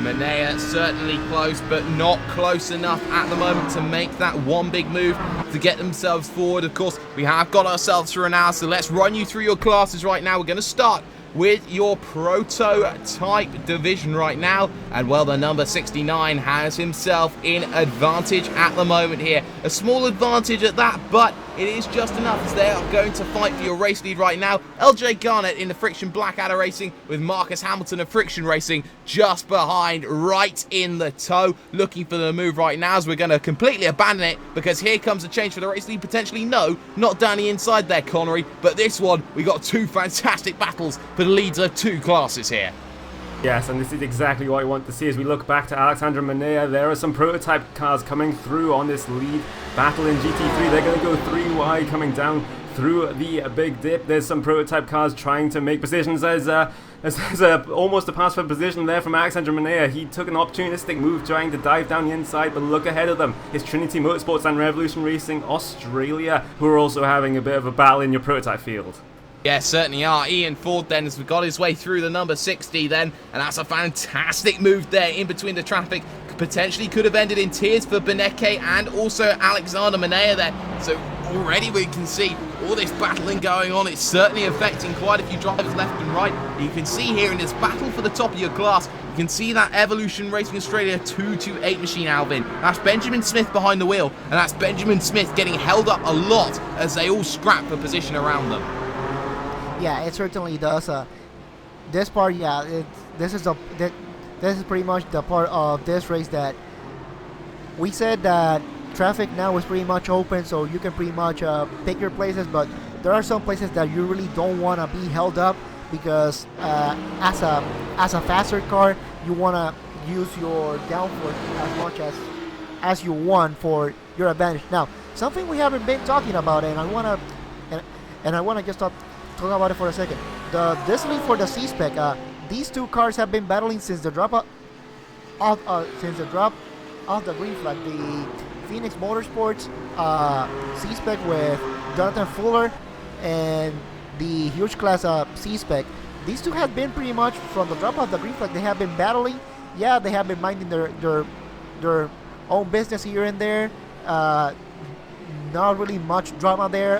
They have been reading traffic, and we almost saw a Daytona Prototype almost take him out. But yeah, they have been pretty much just minding their own business. Well, some contact here between the 60 and the 223. Since we were talking about them, it seems like they are really going at it. And these two in the C-Spec, I'm kind of like, well, you know, we got our own battle here. So please, guys, take it easy on us. Yeah, that one really hairy. As you can see, Simon Grossman, the big benefactor in all of this, puts himself down the inside, and now that's going to allow Merrill to go through. He's going to go side by side. Let's go 3 wide down the front straightaway. And this one now allowing the Evolution Racing Australia cars to go through. Ian Ford now getting himself through. Benjamin Smith getting himself through. And now you're going to see side by side for your C-Spec race lead right now, as you got Jonathan Fuller going alongside Evan Merrill down your back straightaway as they head themselves to 10A, 10B. Who's going to be the last of the late breakers? The answer is Merrill's going to hold it around the outside. Fantastic move to get himself back into position, but the cutback certainly there, Connery. You can see trying to get himself back down the inside. He has that half a car length. Now we'll get that full car length, and they're going to go side by side into turn number 1. Yeah, here comes Jonathan Fuller side by side down the pit straight. He will have the inside line for turn 1. Can he hold it? He almost just misses the apex, gets the back end a little bit as they go 2 wide. Still, as they have some GT3 cars trying to come in and spoil the party as well as they go 2 wide down through turn number 3. Jonathan Fuller has lost a lot of time because of that. Yeah, had to let through Beneke and Manea, so all your leaders pretty much in the same sort of real estate right now. You can see Manea still getting held up by Merrill, and that's just exactly what Maximilian Beneke needed. Just waited on the position, waited for a car to get out of the way. Jonathan Fuller now has to work in these next few laps, these next 10-15 minutes here, Alvin. Has to try and find his way through, but now you have to say Maximilian Beneke, with a little bit of breathing room right now, can just run his own race and try and control the race from the very front. Yeah, now he has some, like you just mentioned, some breathing room, always good to have. And this is the part that we saw how traffic can affect a battle even if you're on a slower class. We had the Phoenix Motorsports C-Spec just leading that class, and just how traffic can affect your race, and we saw that overtake. But I'm pretty sure the Phoenix Motorsports won't mind being just behind the just being in second place for the time being. Yeah, certainly. We've just seen an incident, though, at the front of your Daytona field, and it's happened to LJ Garnett through turn number 6. Very difficult corner, and this one has certainly played a key factor then. Just goes 90%. Round he goes, and that one's cost him 8 seconds on circuit, cost him the race lead, and that one, Connery, is pretty much race-defining moving forward. He's very lucky that nobody else managed to collect him. Yeah, very lucky that nobody else was involved in that. Just a single self-spin for that Friction Blackadder racing car from the lead of your prototype division. That is not what they wanted, but we are still pretty early on in this race. There's still a lot of time to go to try and make up the time that he lost, but it's looking like a mountain to climb for them now. Yeah, it certainly is, and having to deal with that number 5 Hello Kitty machine then behind as well. That gap certainly still coming into fruition. That one's still certainly a fight going on here in this race. Hello Kitty, of course, was at the front of the field, did make the pit stop last, and actually lost position, so maybe there is an element of these cars only managing to go for 550 minutes. That could play into its factor later on in this one. Maybe 11-12 stops being the way forward, actually having to deal with a bit of traffic now in your roof C-Specs there, trying to get around all of that, which is ahead. Patrick Young and Marco Briesch, German simracing.de, now trying to get past, and now this is just where you just don't want to be held up. Get held up. Now you can put the power on, now you can get yourself past, and now you just hope that you've got enough time to get away here, Alvin. Yeah, the really patience here, right there where they cut that C-Spec traffic, really not ideal for the Daytona Prototypes, as they really want to use that downforce to get out and get a better exit, especially going into this long back straight here. But it seems to have gotten a good enough speed here to get here. Now we are going here into the end of this lap as the C-Spec just lets LJ Garnett just go by. Really nice gesture, but the Tim Bertie and that Hello Kitty just got held just a little bit as he was going into the last turn, but nothing major, just a couple of tenths lost here and there, but he should be able to recover them. Yeah, should be able to recover indeed. That's not the only battle though we have in our prototype division. We do have a 3-car train going on. Simon Grossman of Trinity Motorsports, then Ian Ford and Benjamin Smith of iRacing Australia, and there is a turnaround, and that is Marvin Grossman dealing with backlap traffic. Let's get a replay on screen. That is the Kronos Sim Racing Orange there, the GT3 car of Daniel Quattrapani there, as they go down into turn number 3, and he gets himself on the brakes. Actually, I believe that's the prototype's fault there. Just gets himself a little bit too far to the right-hand side there, Connery. Gets himself 2 tyres on the grass, gets himself into a world of trouble, and that one there is really affected his race, and what was 4th position now drops himself quite a fair way. Yes, and of course he will have to get the damage, any damage to that car repaired, as we do have a replay of that incident on screen now. Simon Grossman, yeah, I gotta say, I have to pin the blame on the prototype driver of Simon Grossman there. He made just a little bit of a mess of that. Yeah, certainly did, but it has only cost him 2 positions to both Evolution Racing Australia drivers. They've both got themselves down in that position right now. They are scrapping it out then for what is 4th and 5th on circuit. Simon Grossman then further down, just going to see if he's going to drop himself onto pit road. The answer is going to be no for the moment. He's going to stay exactly where he is right now, as we have a change for position in the battle for 2nd position in your Daytona Prototypes. Alvin, Hello Kitty machine is up into 2nd. Well, Hello Kitty indeed. Yeah, well, this is pretty much now going through traffic here. You pretty much, with this GT3 cars, you are pretty much in balance when it comes to downforce. Now you are trying to wait here to get into this long back straight here, maybe use some downforce to try to get some advantage here to you, as we see the number 69 just trying to go through the GT3 traffic as well. But yeah, just a little bit of where you get that advantage with traffic, as he is almost some contact here with traffic here, C-Specs and G3s. But yeah, this is all about patience now. You are pretty much on a good position. You know you can battle for the win here. So it's just a matter of trying to pick your battles. Maybe at some point you will have a good advantage and you may have a good overtake, and at some points you have to understand that you will be held in traffic and cannot deal with it, as we see the number 5 Hello Kitty here trying to go through the C-Spec just before he gets into the SS. Yeah, certainly, but we are going to focus then on what is the 7, 9, 8 and the 10. We got Patrick Young there in that simrc.de, fighting it out with last-minute racing then. They're going to go side by side. Manuel Sanchez in that one as he's going to go around the outside, turns to the inside for turn number 3, and he makes that one look very comfortable, has the inside for the next one as well. But Patrick Young certainly not showing that it is going to be all over and done with him, Connery here. He's really looking to try and get back in that position, and they are scrapping it out, if my maths is correct, for 7th and 8th position here in your C-Spec class.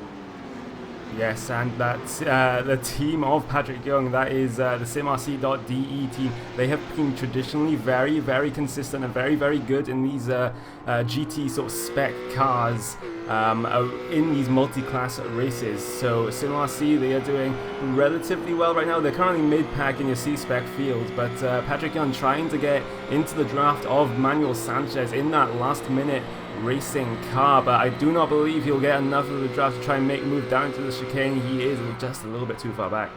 Yeah, just a little bit too far back for the moment, can't quite get it, so the gap certainly starting to manifest itself, and just ahead of them is that German simracing.de blue car there, just ahead that they have to deal with. That's Mario Brachel there behind the wheel of that one here, but we haven't really focused too much yet, Alvin, on what is your C-Spec division. Of course, that 338 machine out ahead, that is Evan Merrill there for what is that huge ass car then, and behind him at the moment that's a GT Temple car who has just gone a lap down to him, and there is Phoenix Motorsports then just waiting in the wings behind a couple of seconds, and look at all the traffic trying to swarm around as Jim Frostmaster makes his way down the inside of that Glacier racing car. Yeah, it is definitely, this has been a good battle since the dropout of the green flag between the huge ass C-Spec and the Phoenix Motorsports car here.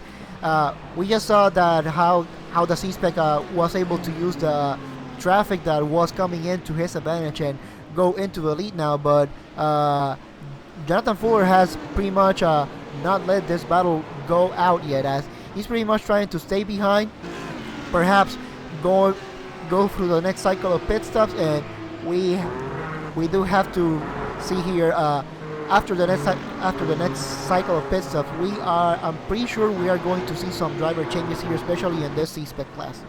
Yeah, we certainly could see some driver changes. It seems to be the season to be jolly about that one, as we have our battles in the GT3 field. The 16 and the 14 then going at it together. That is Black Star Racing, Kim Eriksson. You can see that train there going on. He's scrapping out with Joel Guez there of that Gecko Vortex Sim Racing 112 as they all head themselves in. Leading the front of that one is that VRS Coanda car that's got itself back up and running again, as you can see there, this train, Jürgen Frank there, Yusuke Tanahashi there, Matt Backham though at the front of all of that one though, just minding his own business, 13 laps down after a very early incident in the opening 10 laps of the race. And Connery, this one 3 wide, Kim Eriksson now really trying to chase down his man. Yes, Kim Eriksson also looking for any sort of slipstream that he could have gotten off of those C-Spec cars that he was passing. I don't think the Coanda Sim Sport car of Mac Backham will play a huge factor. No, that Coanda car comes down pit road as we look towards the GT3 lead. That is your Pure Racing team, Maximilian Beneke versus Alexander Manea, Radicals Online. They are very close on track as a prototype tries to come through on them. That prototype is the car of Yoni Bachmann in the Glacier Racing prototype. He was just trying to search for a gap. He did have to brake on the straight, and that cost him a lot of time as he goes too wide. With Maximilian Beneke coming down into the chicane, Alexander Manea will look to try and find a gap, but no, he falls behind currently. I think he's got a slowdown penalty from that one as well. He took quite a bit out of that corner, and you're right, he does. So that one really starting to play its effect. You get yourself into that position, and he loses all that time, and that gap manifests up to what I believe is a second. But Beneke still having to deal with traffic of his own accord here, having to deal with cars that he needs to deal with. And actually, a car he needs to deal with is Daniel Quattrapani there in that Kronos orange car here, Alvin. This one is an important time in the race now for Pure Racing Team. They've got to get themselves that gap to that car that was hounding them all of this race so far, that Radicals Online Pro-Am machine. Yeah, it certainly does. Even though this is a 10-hour race, you really have to capitalize on your rivals' mistakes. They got what it seems like a slowdown penalty there, the Radicals Online. So now for Maximilian Beneke is trying to capitalize on that mistake. Perhaps use Daniel Quattrapani here as as a slipstream partner here, trying to open that gap here. But if there is a time to capitalize and try to open that gap, is right now. Yeah, certainly is for the moment then, as Maximilian Benecke makes his way through down the inside there of the traffic. Little bit of a slide there, had to be a little bit cautious about that one, and actually doesn't get the best of exits either, but just gets enough to stay ahead of that Kronos orange car just for the time being. That gap opening up but closing down again as Alexander Manea waits very patiently then in the wings in this battle for your leading class. Goes and dives down the inside of the Kronos orange, and then parity resumes itself for the moment. But the Daytona Prototype class division, well, that one has certainly opened up. No real battles worth of note now. The gap at the front of that one is looking at 10.4 seconds at the moment. The Hello Kitty car there in what is now moving up to 11.3. So really, Marcus Hamilton doing everything that he needs to do, leading this field from the front. And of course, we also have to talk about here, Connery, have to talk about that C-Spec division then, the 338. Huge ass leading this one ahead of Phoenix, not by much, but by just enough at the moment. Yes, of course, huge ass C-Spec car just currently leading a C-Spec class. As you say, there's not much of a gap to Jonathan Fuller and that Phoenix car right behind him. These two have been very, very close throughout the whole of the about 1 hour 25 minutes of this race currently. So good fights going on for the lead of your GT3 and your C-Specs. Yeah, certainly has been for the moment, but we do have a car out of your motor race. It's the number 8. It's Team Maya Ready. Maya Ready behind the wheel, and Maya Ready heading himself down into what is the right-hander, sorry. They're down in, and it just hasn't worked out for him. That one ends his day pretty much. Replay of that one of a half spin, and Alvin, it is a shame to see these prototypes now starting to fall to the waves. Only 8 of them now on the lead lap here from what was the 12-13 that we had starting. Yeah, it certainly doesn't. It's just a matter of how the car is built for this track, where the C-Spec and GT3s, yeah, the last thing you want is to have some damage. It may affect your top speed here and there, but for the Daytona Prototypes, this is pretty much a downforce car, and any amount of damage will really affect your race. So really bad luck when that happens, especially when you got an incident as big as what happened to Maya Ready.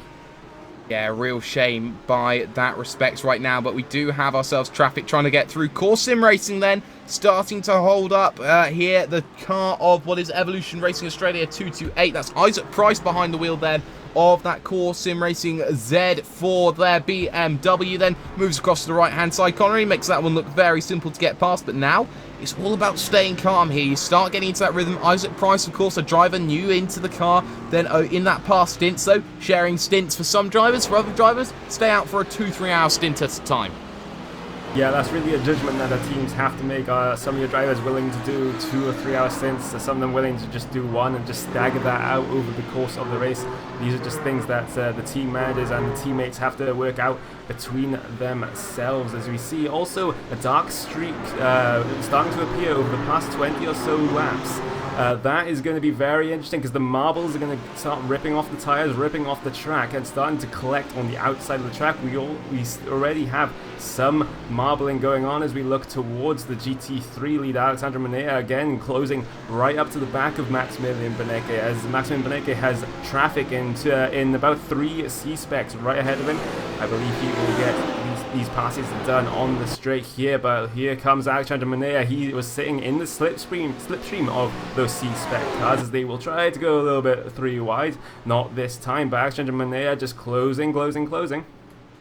Yeah, closes. Not quite enough at the moment. Corey Davis then of KRT Motorsport trying to deal with Steve Clays of Ace of Spades Motorsport. You can see the traffic going through. Dealt with pretty nicely then by your lead of your GT3 right now. Maximilian Benecke, Pure Racing Team. And we talked about this in the first hour, Alvin. No Core Motorsports here. No Huizenfeld Core Motorsports. You can't really talk about one without the other. So we asked the question of, is it going to be lazy? Now the other question is it going to be the big invigoration that they can take that big win, they can take it against and prove it that they can do it without the likes of, say, Alexander Voss and Kei Kashube in the field trying to fight against them? Yeah, but as I also mentioned before, just because perhaps your main rivals are not in this race, doesn't mean you have to let go easy, as this GT3 field here is really stacked up, so really there's really no rest. And we were just talking about Maximilian Benecchi just trying to take advantage of perhaps that thing what happened a couple of laps ago and trying to open again. But this is the nature of endurance racing. You gain some time and then you lose some time, so it's really hard to try to get a gap here, especially with these with Alexander Manea and Maximilian Benecchi battling really hard here, as Alexander Manea has really got a really great exit here coming out of turn 10. So let's see now coming into the start finish line. Something happened to Alexander Manea. Perhaps he decided to give a little bit of space with the Daytona Prototypes coming in, so really smart move by him. Oh, it just seemed one of those things here. Gets himself through and maybe just 2 tires on the grass. Very lucky to keep that one going in a straight line there. Very, very lucky there, but he does sacrifice quite a bit of time, and now he's got to be really careful moving on forward there. Traffic trying to get out of the way. Daytona Prototypes and all trying to make themselves to get themselves away through. This one is really going to be one of these problems moving forward. Now, Alvin, you have to say here, you look at Alexander Manea, he does get out of the way of some, has to get past some traffic of others, and now you have to say Friction Racing number 15 trying to get past Maximilian Benecchi. Now it's about you go from one mentality to the other. The mentality now is I've got to get out of the way rather than I've got to battle my teammate. Yeah, it certainly does, but for an endurance race is just trying to pick these moments where you know that you can relax a bit, trying to just tone it down just a bit and perhaps lay down some good laps, because it's one thing to be on a constant battle on a 10-hour race, and it is another whole different thing when you have some lapses here and there when you know that you can relax just a little bit. Not saying that you have to tone it down and go really lazy here, but there are some moments that you really have to appreciate those, that when you got nothing to battle for, just trying to lay down some good laps, pick your spots here and there, because once you go back into battle, you really have to change that mentality again, and that switching on and off may take some people off guard, but for some, if you can make it work, especially for a 10-hour race, it will benefit you in the long term. It most certainly will. Now, Connery, we're going to focus now on second and third in your prototype division. That's the Hello Kitty number 5 and Friction Racing Black Adder there in what is that number 69. The gap now down to 1.3 seconds and coming up on the same lap traffic that Marcus Hamilton had to deal with just a couple of laps earlier. So with that traffic starting to string itself out a little bit more, do you feel it's more advantageous to be not in the thick of it as Hello Kitty and Friction Black Adder are trying to close the gap down? Yes, definitely. All of your drivers will just be wanting that clean air. It allows them to just get some consistent and fast lap times in. But if you're busy with traffic, you're just losing time every single time, every single moment that you're stuck behind the slower car. So these drivers will definitely want clean air. As LJ Garnett from the Friction Black Adder machine, he comes down into pit road now.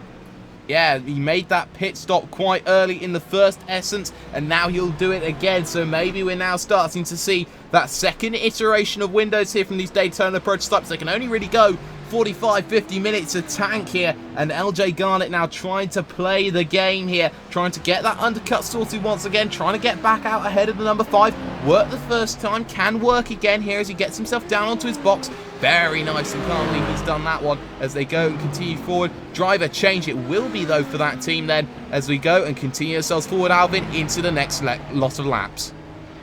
Yeah, we right now we are starting to see the second cycle of pit stops for the Daytona Prototypes. Now, one thing we saw during the first team, we saw some teams going 45, some teams going 50, and some teams being able to stretch it as far as 55 minutes. Those that stretch it as far as 55 minutes may have an advantage going on this race, as for what I'm seeing, they may be able to say one more stop, but with the pace that Marcus Hamilton, Tim Bertie, and LJ Gardner have been running in this race, I don't think it's gonna be good enough for those teams that are trying to run the 55 minutes to be able to battle for the win here at the end of this race. Yeah, you can see the leading two then keep themselves out on track right now. The number 69 machine then of what is Friction Blackadder Racing has a new driver behind the wheel. That is Sven Kamertz there, and he has got himself then very handily behind Joni Bachmann's Glacier racing car right now. And having a driver like Joni Bachmann ahead of you is always going to be reassuring here, Connery. You have to say, a driver of his experience, of his caliber, knows where to place the car, knows what to do here, there, and everywhere. Of course, black stripe in his own right, and then looking down into this left-right chicane. It's just nice to have a car you can follow as you head on forward down into the next few laps.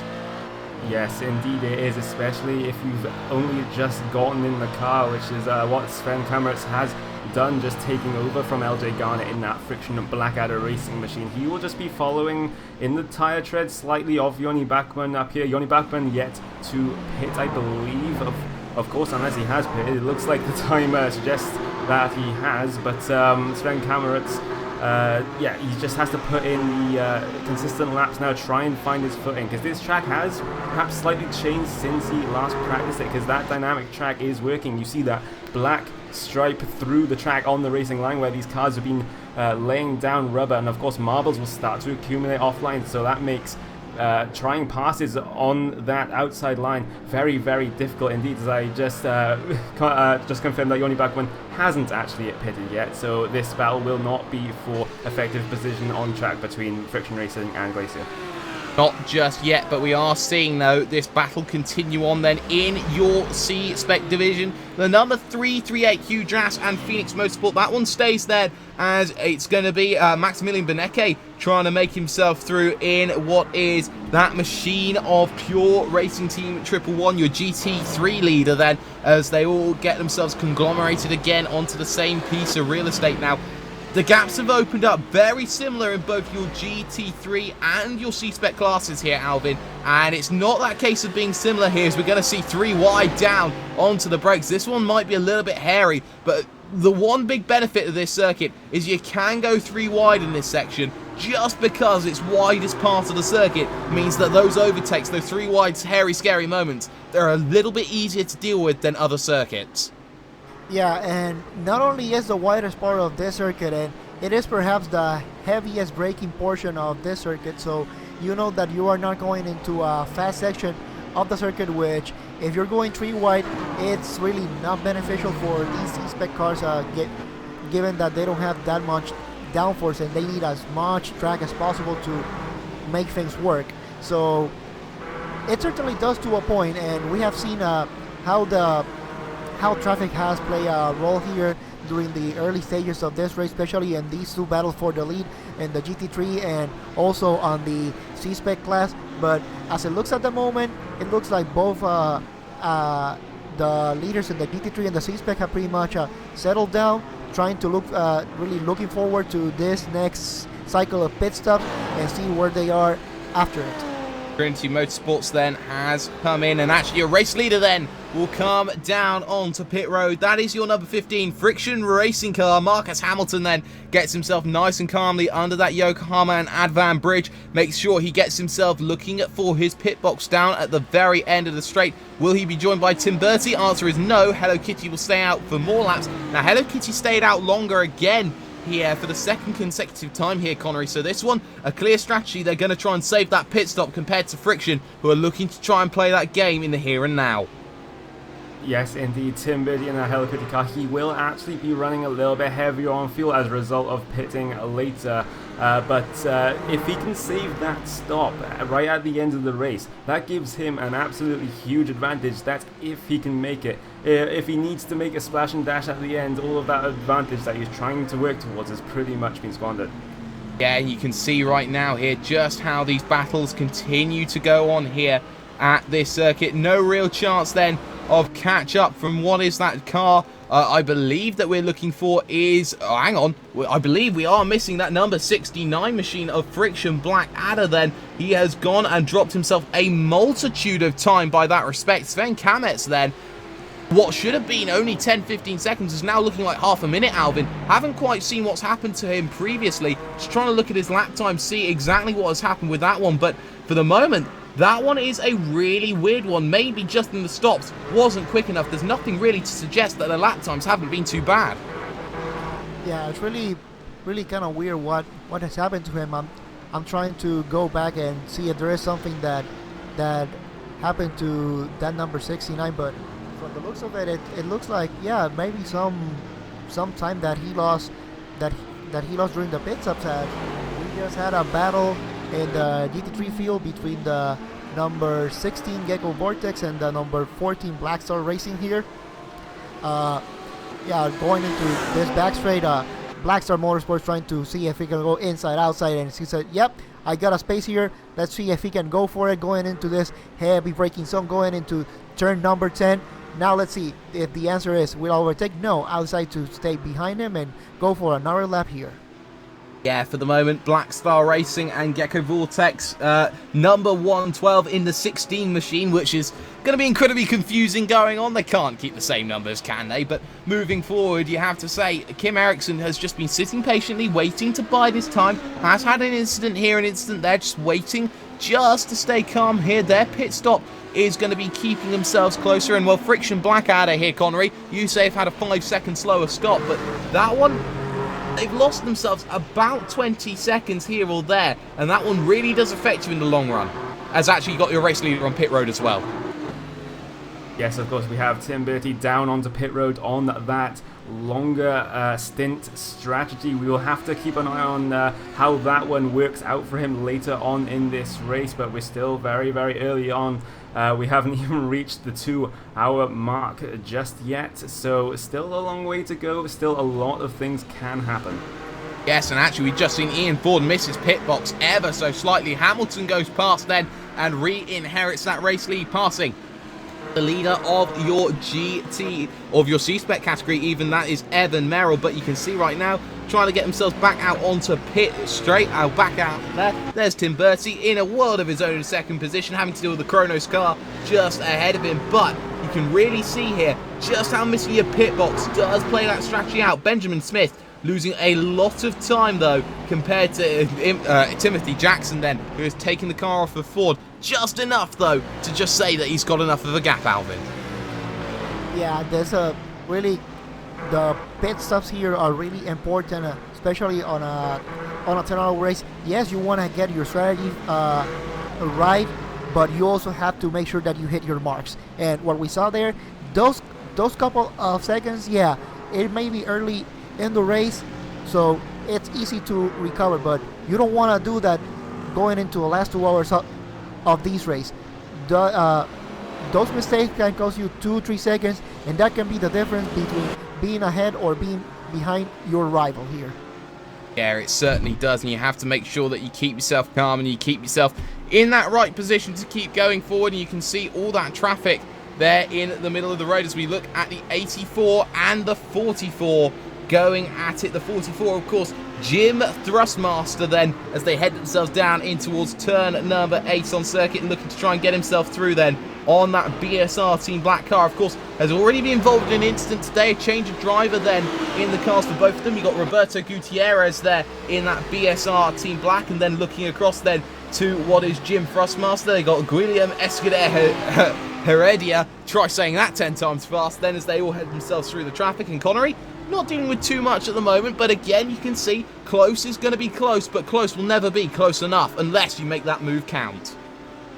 Of course, as we see that Team Jim Thrustmaster car try and close up to the back of the BSR Team Black car. That BSR car actually has some damage, if you can see that, as we see an instant ahead, someone in the gravel trap. That is Steve Blaze of Ace of Spades Motorsports. We will have to get a replay of what happened there, but it looks like contact with a prototype car of Marco Aristotano.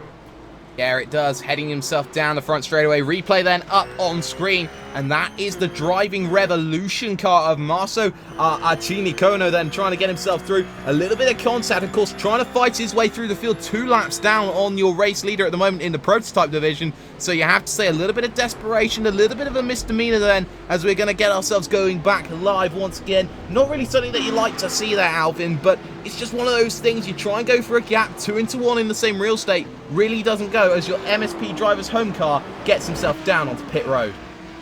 Yeah, it certainly does, and this early in this race, if you are 1, maybe 2 laps down, especially on a track like this, Road Atlanta, which is a really short track, yeah, you can get those positions back. So you are trying to fight and get those laps back, and perhaps trying to get a better position, perhaps even battle for the win. But sometimes the excitement, the anxiety of thinking about that usually gets the best out of you, and well, this is what happens. Yeah, this is what happens as we look at your GT3 battle between the 16 and the 14 once again. Gecko Vortex Sim Racing still fighting it out with Black Star Racing, then Joel Guez versus Kim Erickson, of course. This GT3 category is still yet to come in to make their second stops of the afternoon, and this one's going to be an interesting one as well. You saw everyone there, Connery, in that first round of pit stops try and make that pit stop within around 1 hour 5 to 1 hour 10. So really everyone's thinking the same idea. I try and run 70 minutes on a tank, I try and get myself that extra stop, and in the end, if everyone's running the same strategy, it might have to take some outside of the box thinking that we've normally seen in the Blancpain GT series from Coanda to get yourself forward, as the 84 has problems. Yes, that looks like just coming out of the S's. He goes just a little bit too wide, just gets it on the curb snaps him towards the tyre barrier. Some heavy right hand side contact for that BSR Team Black car, just adding to the damage that they have already. They have to wait and sit there, and just Austin Powers it on the grass, just waiting to let all of the cars back past. That's lost a lot of time for them. Certainly has. I'll let you through, baby, as he gets himself there. Let's through the Hello Kitty car right now. Roberto Gutierrez. Just one of these big moments that you just cannot afford to have here when you're behind that wheel. You get yourself into a groove, into a rhythm. That one little thing could have just thrown himself completely out of proportion. And actually, with that damage that he could potentially have now, it's the second incident that BSR Black have managed to get themselves in as they get themselves past now. Mad Cow Racing Bessie there very comfortably through though as these two cars fight down in the lower half. Overall on track here, Alvin, this is your battle for 22nd and 23rd position. Yeah, it's certainly good. Now, we are pretty much at this point in a race. We are about 12 minutes to go till the end of hour 2, as we got a spinner on turn number 1. Yeah, we do. That is DRS Racing. That is Timo Escola then in your C-Spec. And oh my word, that one's happened because of a Daytona Prototype. And that Daytona Prototype is Enrico Di Loreto of that Frostmaster Movano Racing DP. Heading himself down the inside, didn't leave enough room. 1 tap, 2 tap, red tap, blue tap. And that one meant that Escola was only going to find himself into the barrier. Escola now in a world of problems then, as I believe Escola's car, then DRS Racing, off track at the moment and behind the wall, so not really working out in that respect there, Connery. Yes, it just seems like the prototype driver is just being a little bit impatient as we look towards the 696 and the 225 in your C-Spec field. They are battling pretty hard as the 255 comes down into pit road. Yes, now you're starting to see the strategy coming down into play now. You can see Maxime Paoli then getting himself through then that 77 on what is going to be that 696 even of that Team GTRS, the second car of those. So you can see here all this traffic now starting to keep its play in. As you can see here, you can see all these cars just looking to try and find that little bit of track. You can see Venderval Sim Racing White back out on circuit again. They are 24 laps off the pace. As far as cars being out of the race are concerned, we have only lost 2 definitively, and those are the 32 of the Team WFO and the 7 of Reactive Sim Racing, both of which in your category of what would be called your C-Spec division. But you have to say, time ticking away at the moment, and Alvin, you're just starting to see these cars now just starting to group up once again. Mad Cow Bessie getting out of the way of that Friction Black out of that Sven Kamet. Kamet's the biggest loser in all of that. From what was being 10 seconds, it's now 21 seconds to the race leader, and it's really showing here that you've got to be A-OK when you come down pit road. Yeah, it certainly does, especially now going through this cycle of pit stops. Precision is the important thing here. It's a long race, yes, but you gotta have to make every pit stop as perfect as possible. Every second counts, especially you add those seconds. Every second that you can save, any second that you lost it will definitely show at the end of this race, as we go now through the battle on the C-Spec class between Phoenix Motorsports and huge ass C-Spec here. John Fuller has been able to close this gap during this stint, even with what has been happening with him. Merrill comes in. So yeah, he's as he is in now. So now it's time for Fuller to take advantage of this cleaner, perhaps do a couple more laps, and I think we're gonna see a driver change for both of them here. Yes, and now both of them came in on exactly the same lap last time, so this a differing in strategy then. Evan Merrill down on pit road, and I don't think he's going to make that driver change just yet. No, he does. Sven Demmel will come into the car then, of course, more known for being part of what was the Red Devils sim racing team. Not sure if that one's still running itself going or not, but you can see Sven Demmel there in the car. The pit stop pretty nice at the moment, but it will be all down to what that Phoenix Motorsports car number 12 can do, heading itself around turn number 6 to turn number 7 and 8 right now here, Connery, and now Jonathan Fuller has to put the hammer down.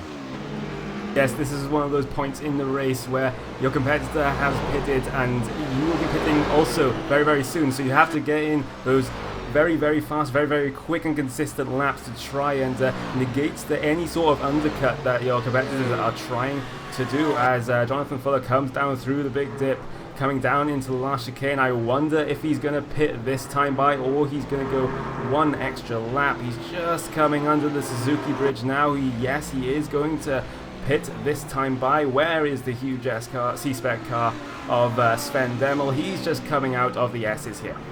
Yeah, so this one is going to be all about who can hold their nerve, who has made the right decision. Of course, that one has certainly been brewing for the past few laps, so now it's going to be all about who's got the best underneath them, who's got the best things. But you have to say, Sven Demmel having to deal with traffic there, has Patrick Pichler there behind that number 1 Pure Racing team, third in class, likes of Vendaval Sim Racing, Evolution Racing Australia 223. They're fifth in the class of your Daytona Prototypes. Everyone all thereabouts looking to fight. We do have a scrap going on though for third place in that one. Friction Blackadder and Evolution Racing Australia 228. They're going at it as they head down this front straightaway. And again, Benjamin Smith struggling to find that way through at the moment. So that one certainly going to be playing itself later on into this one. Sven Demmel now coming down this front straightaway. The question is, where is going to be the car of Jonathan Butel of Phoenix Motorsports? Answer is heading down pit lane right now. The stop is over and done with, but the question is, can he get himself out ahead? Answer is no, Alvin. So again, parity restored and an even better strategy then. The undercut works then for what is the huge ass team. Yeah, certainly a great strategy by the huge ass and Sven Demmel now on the car. Now, change of drivers, of course. We may see some different strategies here. I'm pretty sure Jonathan Butel is gonna take it easy here, as he has a GT3 and a Daytona Prototype just right behind him, but he lets them go no problem.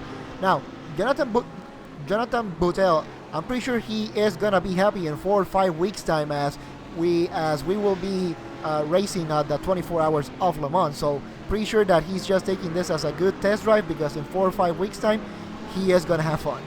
We have had a change in for your GT3 lead. Maximilian Benecke has dropped it then to Alexander Manea. I don't believe that was done in the pit stop window. That gap now looking at around a second, as Manea very desperately trying to get himself through on the lap traffic. Does so just enough. That's Yuji Kurakawa then of that IRJA Flat 6 Racing then. And now Benecke trying to get himself past Kart. Gets stuck behind in the S's, throws one down the inside, and nowhere to go for Kurakawa, who's very luckily kept that one on the island. That was desperation from Benecke. He saw his race start to go there, Connery, and he did what he had to do to make sure that he kept his team of pure, keeping himself in the battle with the Radicals online. Yeah, that was absolute desperation indeed, as Benecke just misses the apex there of turn 8. That's going to give him a pretty bad run down the straight now. But yes, that was absolutely desperation for that Pure Racing team driver in that Audi car. He just threw it down the inside of that lap traffic. He wasn't going to hang around. No, he certainly was not, but we do need to still pay attention though to your Daytona Prototype battle for what is the final spot on the podium then. It's Sven Kamet versus Benjamin Smith. Evolution Racing Australia 228, they're scrapping out with the Friction Blackadder Racing team. This is for your final spot on the podium at the moment. They're about 30 seconds off the pace of your leader of that class, the Friction Racing number 15 for the time being, but into turn number 1 they come along. Not quite close enough for the moment here, Alvin, you could say, but now they've just come out of their pit stop cycle. They're now into that rhythm. Now it's going to be about these two scrapping it out for the final spot on the podium. That's all they need to think about right now, moving on in towards the third hour. Yeah, it certainly does. Now pretty much we are done with what is essentially the second cycle of pit stops for most of the front running teams. Now we are just trying into going into the end of this hour 2 of this 10-hour long race. And for the most part, Sven Kametz and Benjamin Smith, it's pretty much a battle that pretty much after this cycle of pit stops was over for them. This is a battle that had been brewing, as you said, for the final step in that podium position. Now, one thing to note, Sven Kametz, he was an early contender for the race win here, but after this last cycle of pit stops, he has started to fall just a little bit behind of the leader, as with the number 16 and the GT3 just spun. Yeah, the number 16 then has got himself into a little bit of trouble. That is Gecko Vortex Sim Racing 112. That's Joel Guez, and he's had to take to the escape road. And actually, there was a little bit of contact with traffic behind. That's Marcus Hamilton, and that's your Daytona race leader here. So that one having to throw himself around 180 degrees. That one has certainly affected play then here in your event right now. Marcus Hamilton will drop a lot of time to that number 5 Hello Kitty. This one a big one moving on forward. Connery. Yes, that is thrown in this spanner in the works of the Friction Racing team's chances there at the front of your prototype division. I believe he is still hanging on to the lead, but that gap looks like it has come down by quite a lot. We see Friction Racing just going into the chicane now, and Hello Kitty, Tim Birdie is in the chicane right now. So they have lost quite a lot of time. We will see exactly what that figure is as they come across the stripe this time by. Here comes Hello Kitty through the last corner. Let's see what it is. It is 5.2 seconds now, the gap between the leader and second place. 10 seconds then lost in one rash moment. That's what this Daytona Prototype division is about. Just staying calm, making sure that you're not making the rash mistakes. And what was seemed to be a calming battle for your race lead now has turned into a scrap once again. 5 seconds the gap, 5.2 to be more precise, as they all head themselves into these next battles. Alexander Manea, though, still leading your GT3 division. And also we are starting to see now these battles going on for what is that final division of what is your Roof C-Spec, the huge-ass team. Then out and away with Sven Dammel behind the wheel, making sure they've got a mile on that Phoenix Motorsports team there in second in that division. But for the moment, all is going to be calming down, but these stories are developing, Alvin, and this is now just going to be a case of who's going to hold their nerve in the battle for the Daytona Prototype lead. Yeah, it certainly does. We just saw Marcus Hamilton perhaps having just a slight moment of impatience there going into turn number 3, and it really cost him a good chunk of time, as we have seen now going through this big gaggle of traffic. Now he really does have to have some patience here, as before it was only one car. Now he's trying to deal with 4 cars, all of them on their own battles as well. So really important for him to keep the patience. Yeah, he's going to lose sometime, but you know, that is the nature of endurance multi-class racing. Yeah, it certainly is right now. Tim Bertie then sitting very pretty behind the wheel. Gap down now to 4.4 seconds. 8/10 taken out of that last lap. A 1:14.8 then his last lap. And that one there, Connery, only half a second off of his quickest lap time overall. So Tim Bertie now starting to put the pressure on here on Marcus Hamilton here, who hasn't hit a 1:14 in a while. He's only hit 2 in the last 6 laps. So really starting to struggle a little bit. Yeah, you have to wonder if that Friction Racing machine has a little bit of damage that is hampering Marcus Hamilton's speed as Tim Petit does start to catch up, does start to reel him in as they come under the Suzuki bridge. Tim Petit still has a bit of traffic ahead to deal with, so this gap probably won't be all that representative. As we see two cars going side by side, that is just I believe the Coanda Simsport car just getting around some lap traffic. Of course, Coanda having an absolutely terrible start to this race with that early incident. They're just on a recovery drive.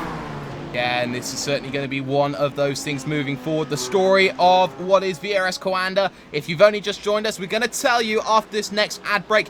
Don't go away. We'll be back after these few messages.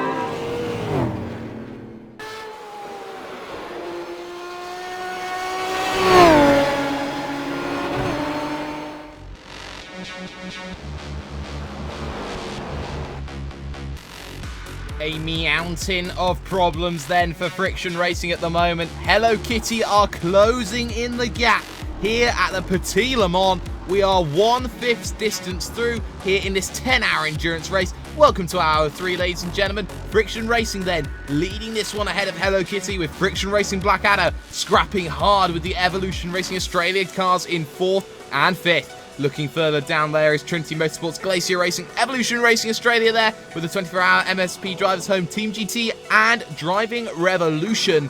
There are your top 11 cars, but Jake Sperry, Connery Maddock, Alvin Yavis, Rosario. The big one, though, is your GT3 class as well at the moment here, Connery. You look at this, and Maximilian Benecke is back into your race lead. Yes, Beneke back at the front of the field where we're used to him being really in previous series, but not so much this race. Alexander Manea has actually given a good run for his money as he tries to chase him down yet again. This GT3 battle is going to be one to watch throughout the whole of this race. This is going to be very close. It certainly is. We're going to bring up for you now your GT3 category and how things stand at the moment. They are in the middle of the pit stop cycle.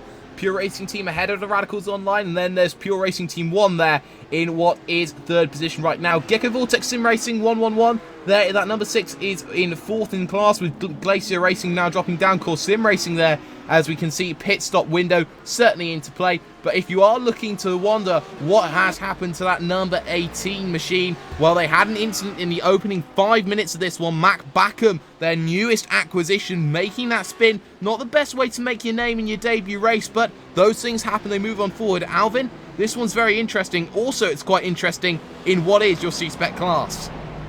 Yeah, it certainly does. And like you just mentioned, being the debut race of Mac Backham and Quantum Motorsport, this was, I guess this is pretty much the last thing you really wanted for you to happen. But hey, this is kind of like a good practice for you to go. There's really no points involved if you are not running for the whole Road Warrior endurance thing here. But it's still a good practice to go, especially going into the next set of Blancpain GT qualifiers that it's coming in 2 months' time. Yeah, this is a real big one moving forward, but we are looking here at what was Mac Backham getting past right now. Benjamin Smith versus Sven Kamets. Then this one, a battle for position, final spot on the podium. You can see Evolution Racing Australia going to move over to what is that right-hand side, going to get themselves down the inside, going to take the position very kindly. And well, Benjamin Smith, there nothing that anything can be done about that one. He takes the position away from Sven Kamets. Friction Blackadder at one stage leading this race, Connery, now down into fourth.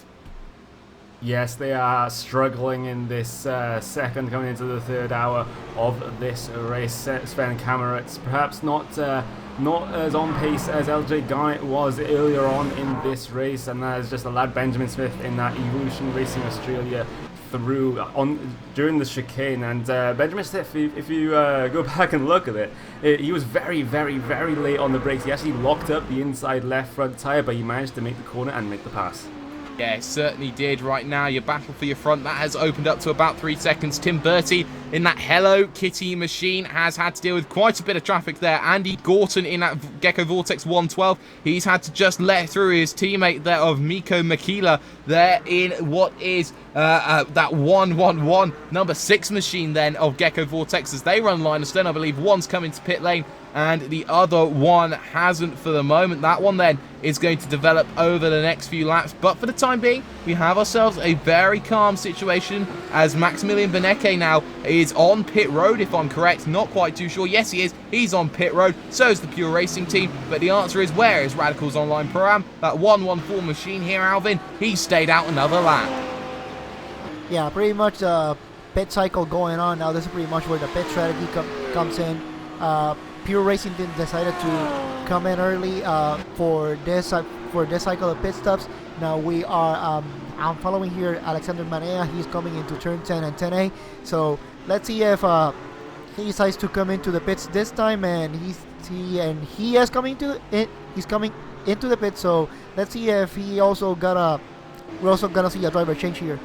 Yeah, that is going to be the interesting one moving forward here as driver changes are imminent. Maximilian Beneke goes back out onto circuit once again. Then Patrick Pichler still behind the wheel of that PRT1. As you can see, Alexander Manea then dropping himself down onto pit road. The Radicals Online Pro-Am, man. Be interesting to see whether they will switch their drivers, as Alvin said. And they will, as Ricardo Castro-Lado then, a very prominent figure in what is the in the field of Formula Renault, now gets himself behind the wheel of this GT3 Radicals Online Pro-Am machine. So this one, a very good driver in his own right, as we also see Hugo Preto going away for the Kronos Sim Racers Orange. Now it's all about what can Maximilian Beneke do on his third straight stint here, Connery. Yes, this is where fatigue is starting to come into play for these drivers. Maximilian Beneke has been going 2 hours already. He has to do at least 1 more hour to the next stop before they can get a driver change in as he comes down the straight before the last chicane. Castrolido and that Radicals Online car still on pit road for now.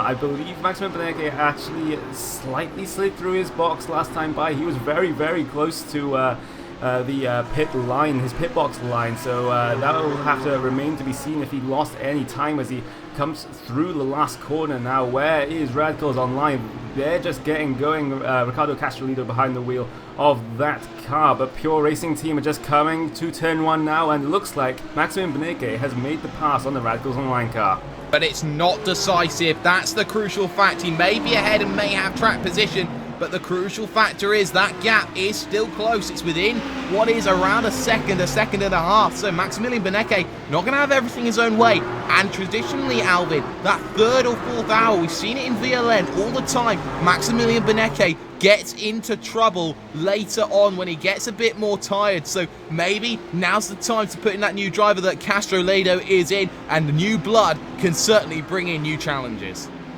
Yeah, it certainly does, but we usually during this time, this is like you just mentioned, the time where Maximilian Benecke is really just getting into trouble. Perhaps is fatigue, or perhaps it's another factor, but it's two different tracks where we see Maximilian Benecke usually racing on the Nürburgring Nordschleife, a really long track where you can really get tired, but this one is a short track, so the corners are pretty much the same for pretty much the whole time, so it should be more familiar going in, but nonetheless, third hour going into this race, and considering that he has been battling throughout this whole race with the Radicals Online team, I'm pretty sure fatigue is starting to set in, so I am sure that after this next stint, we will see a new driver in that number 111 car. Yeah, now you can see the C-Spec starting to play their own little bit of blockade here. Yuji Kurokawa then in that IRJA Flat 6 Racing getting in the way very heavily of Ricardo Castrolido. Has to lift out of it, and there you can see also the leader of your C-Spec class, that is Sven Demmel in that huge ass car then, making sure that he gets himself into a good position and lets Maximilian Benecke through, and that has just been enough, Connery, to give that 1 second, second and a half. It only takes one lap car to make a difference here, and it certainly showed in that latest exchange. Definitely, Ricardo Castrolido will not be very happy about what just happened there, just getting a little bit held up. He will just get past the C-Spec leader here in Sven Demmel, that huge C-Spec car, which will never be old to say, but as they come down into the chicane now, Ricardo Castrolido trying to hunt down Maximilian Benecke, as Maximilian Benecke also has to deal with lapped traffic in Cedric Koloskik, that is in a Team GTRS2 car. Yeah, having to deal with a few things here and a few things there. That one is certainly going to continue to play its role later on. Right now, as we do have ourselves results from what was the iRacing Grand Prix World Championship Series. If you haven't been following that one, Gregor Hutu has got himself into a good position on that one, but we do have that broadcast afterwards as well. All I can say though, it is one that you had to certainly watch, and now we see here in our race here, in what is this one going on, Benecke with that gap at the moment to Castrolido. All that he needs to do in that respect, everything that he's needing to fight for, everything that he needs to do is there, perfect. But you have to look again at the front of your Daytona field here, that number 15. Yes, he may have a gap, but no, he doesn't have a massive gap as he tries to get through the traffic. Tim Bertie's waiting there, Alvin. Tim Bertie is waiting very, very patiently. Yeah, he certainly is really waiting there, just right behind, waiting for the number 15 to be involved in a big mistake there and try to take the race lead here. But this is pretty much just a matter of, you know you are close. You know that Marcus Hamilton has shown some impatience here with traffic. So this is just a matter of just doing your race, hitting your marks, and perhaps we may see Marcus Hamilton get involved in another incident with traffic, as we have seen that he, in terms of managing traffic, Tim Bertie so far has shown to be doing a better job than Marcus Hamilton when it comes to slower traffic here.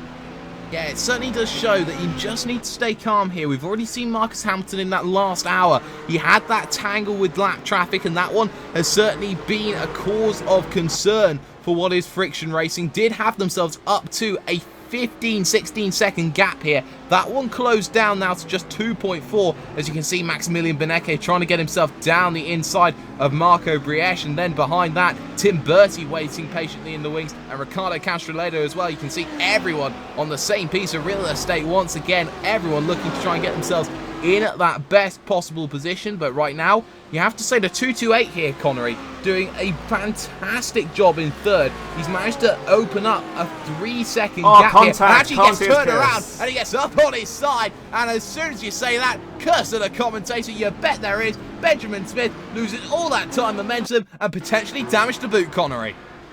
I think you've just ruined it for them, Jake. You better apologise. Well, my apologies go out. Didn't mean to do that. We had a thing when wherever we went on board with someone, there would be an incident. That was early on. Let's get a replay on screen. Replay is on screen. And this one, a very interesting incident then. He already had himself through on the driver behind. And that one was, I believe, Patrick Pichler of the Pure Racing Team 1 then. And you have to say, they are pretty even down on the brakes. And Pichler just barges his way through and says, you know what? I'm trying to fight for a podium here in my class. I've got to try and get myself through, Alvin. And that one was just being a little bit brutey to what was a car with a lot more potential ahead. Yeah, it certainly does it. And this really shows the difference between both cars. I'm pretty sure that Benjamin Smith there, knowing that his car, he has to slow down and he has to take it easy because these cars have no ABS, so perhaps he has to try to slow down just a little bit early, whereas Patrick Pichler, he can leave it as late as possible and really slam on those brakes really hard, and that really shows you that the difference that it has on the braking with these two cars. Yeah, well, the fortunate thing for Benjamin Smith at the moment is he has kept his car running here out on circuit for the time being, but the question is, with Maximilian Benecke in that 111, he is on pit road, and that looks like a problem. It looks like a big problem, and the curse is back because Maximilian Benecke has had an incident somewhere on circuit. Let's try and find ourselves a replay then, see exactly where he's done that, and oh dear me, it's happened through the S's. Let's go on board from turn number 1 then, and see exactly what has happened with him. Oh, it's an incident ahead. It's the BSR Team Black. That's Bruno Duran and Anidos then, with Tim Bertie as well, second in class for the Daytona Prototypes. And that one straight across the road. Nowhere for Benecke to go. And he collides with the wall, and it has ended his day. Benecke is out, Connery. It's a game changer in your GT3. An absolute game changer. There was nothing Maximilian Benecke could have done there. The car ahead of him that spun, BSR Team Black, he didn't seem to hold the brakes, so he was just rolling across the track. Just nowhere for Maximilian Benecke to go, and that does throw a little bit of a spanner in the works for the GT3 field now. Yeah, it really does, and we talked about it, Alvin. We said here just about 15 minutes ago that traditionally on his third hour, Maximilian Benecke, he gets involved in these incidents and he gets himself in trouble. And you know what? It's come back to haunt him once again. Not his fault this time, and you can't blame him for that incident. He had nowhere to go, but still, an incident's an incident, and that one has severely affected his team's chances today. Yeah, this kind of seems like this always happens to this team, especially to Maximilian Benecke. It's kind of like there's a black cloud or black helicopter just going around him, going throughout this time of the racing, like you just mentioned. On previous races, yeah, we can kind of point at him, but for some silly mistake that takes him out of this race. On this one, totally not his fault. But like you said, an incident is an incident, and Maximilian Benecke, and perhaps one of the potential winners for this GT3 race, out. Yeah, certainly has been in Connery. Now, you see that car of the BSR Team Black. You do say when you do get into an incident, you got to stay in place and make sure you're not rolling that car. There was a little bit of roll from that BSR Black car. You can apportion blame to that, but, you know, it all came about with Tim Bertie trying to navigate the traffic here. He's second in class for the Daytona Prototypes, and he is desperate to try and catch up to Friction Racing. So you have to say, with everyone trying to run their own different races, would you say that the Hello Kitty car was being far too aggressive again? Well, for this early on in the race, perhaps, but he was still trying, pushing to try and catch up towards the leader, so you can absolutely understand why he would do something like that. But this early on, I think that was a bit too much of a risky move.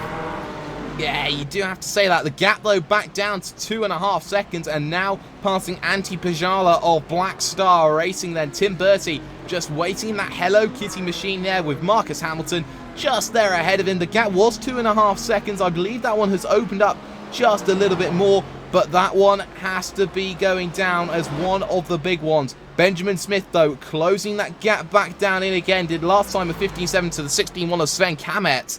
Alvin, that battle for third certainly isn't over either in your Daytona class. Yeah, it certainly is. We still have plenty of time to go here between for all the classes here, as the battle for the lead here in the Daytona Prototype. It seems like Marcus Hamilton has been able to find some clean traffic here, and now he's able to run his own pace as he just ran at 1:14. So yeah, this is what we have been seeing here.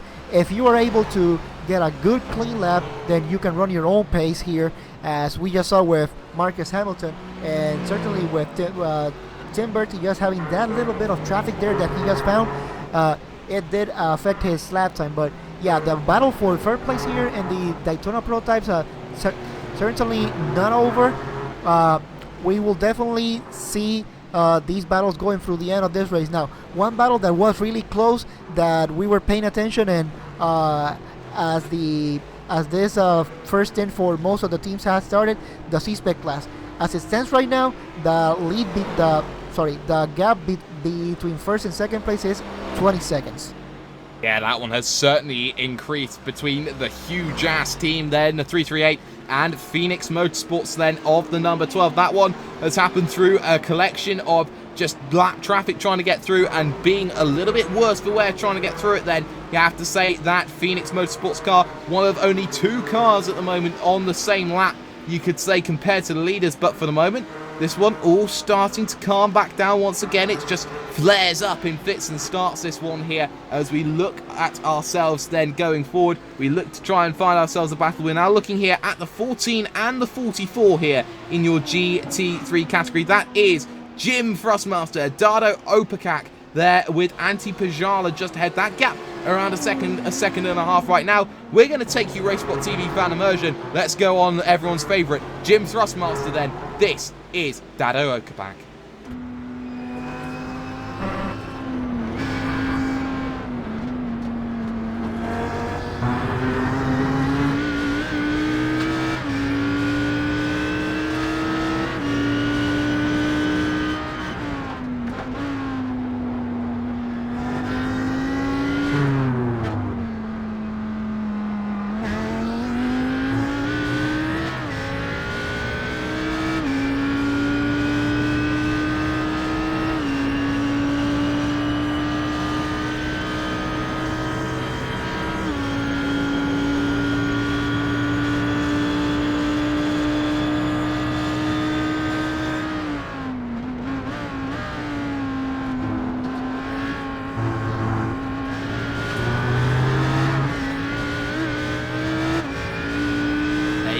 Dardo Opakak then heading himself down through the final corner, heading himself now down towards turn number 1 here out on circuit. And well, Jim Thrustmaster Connery certainly got themselves a big fan following there down at the Spa 24 Hour. Now moving on to this one, they find themselves in class a little bit further down than they would have liked. They're down in what is 7th position at the moment, then really trying to fight themselves up through the field, but they've just got to keep plugging away and it might happen for them.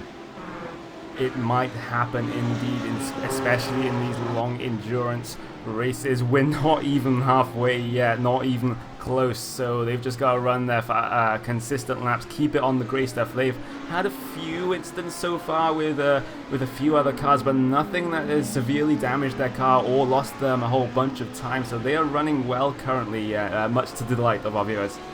Yeah, certainly much to the delight at the moment. Friction Racing, though, is your leader in your Daytona Prototype category, making his way through on Cedric Krojcek there in that Team GTRS second car then, which is the number of 696, just to make things a little bit more confusing here or there. As you can see then, Tim Bertie off that Hello Kitty number 5, trying to cause a few mountains of problems, but not causing them enough at the moment now. Having to deal with the car of Mac Backham in that VRS Commander SimSport 18 car. Also involved in an incident in the opening 10 minutes of your motor race, ladies and gentlemen. And that was enough here, Alvin, just to throw VRS Commander pretty much out of the title fight right now for this one at the Petit Le Mans. They're 16 laps down, and compared to the leaders, they have lost themselves 10 laps. Yeah, really one of the big contenders here for the GT3 class here. The number 18 called VRS Commander SimSport. This is something that we see throughout these big endurance races. We see the big teams, so we usually got the favorites, but we also have to remember, just because you are the favorite doesn't mean you will get an automatic win for these races. If you want to win, you really have to fight for it, and more important, you have to stay on track. Yeah, you do. Sven Kametz then down on pit road. This one is for a scheduled stop then. The third stop then for what is this Daytona Prototype category. This one now getting himself out and away, and he is right alongside some traffic to deal with then. He's got to try and get past Sven Demon. Actually, car going straight on. That's Timothy Jackson of the Evolution Racing Australia 226. Has to make sure he serves that slowdown penalty as well, going straight on. And let's get a replay of that one. That one was very hairy, Connery, and very lucky that there was no one in the way.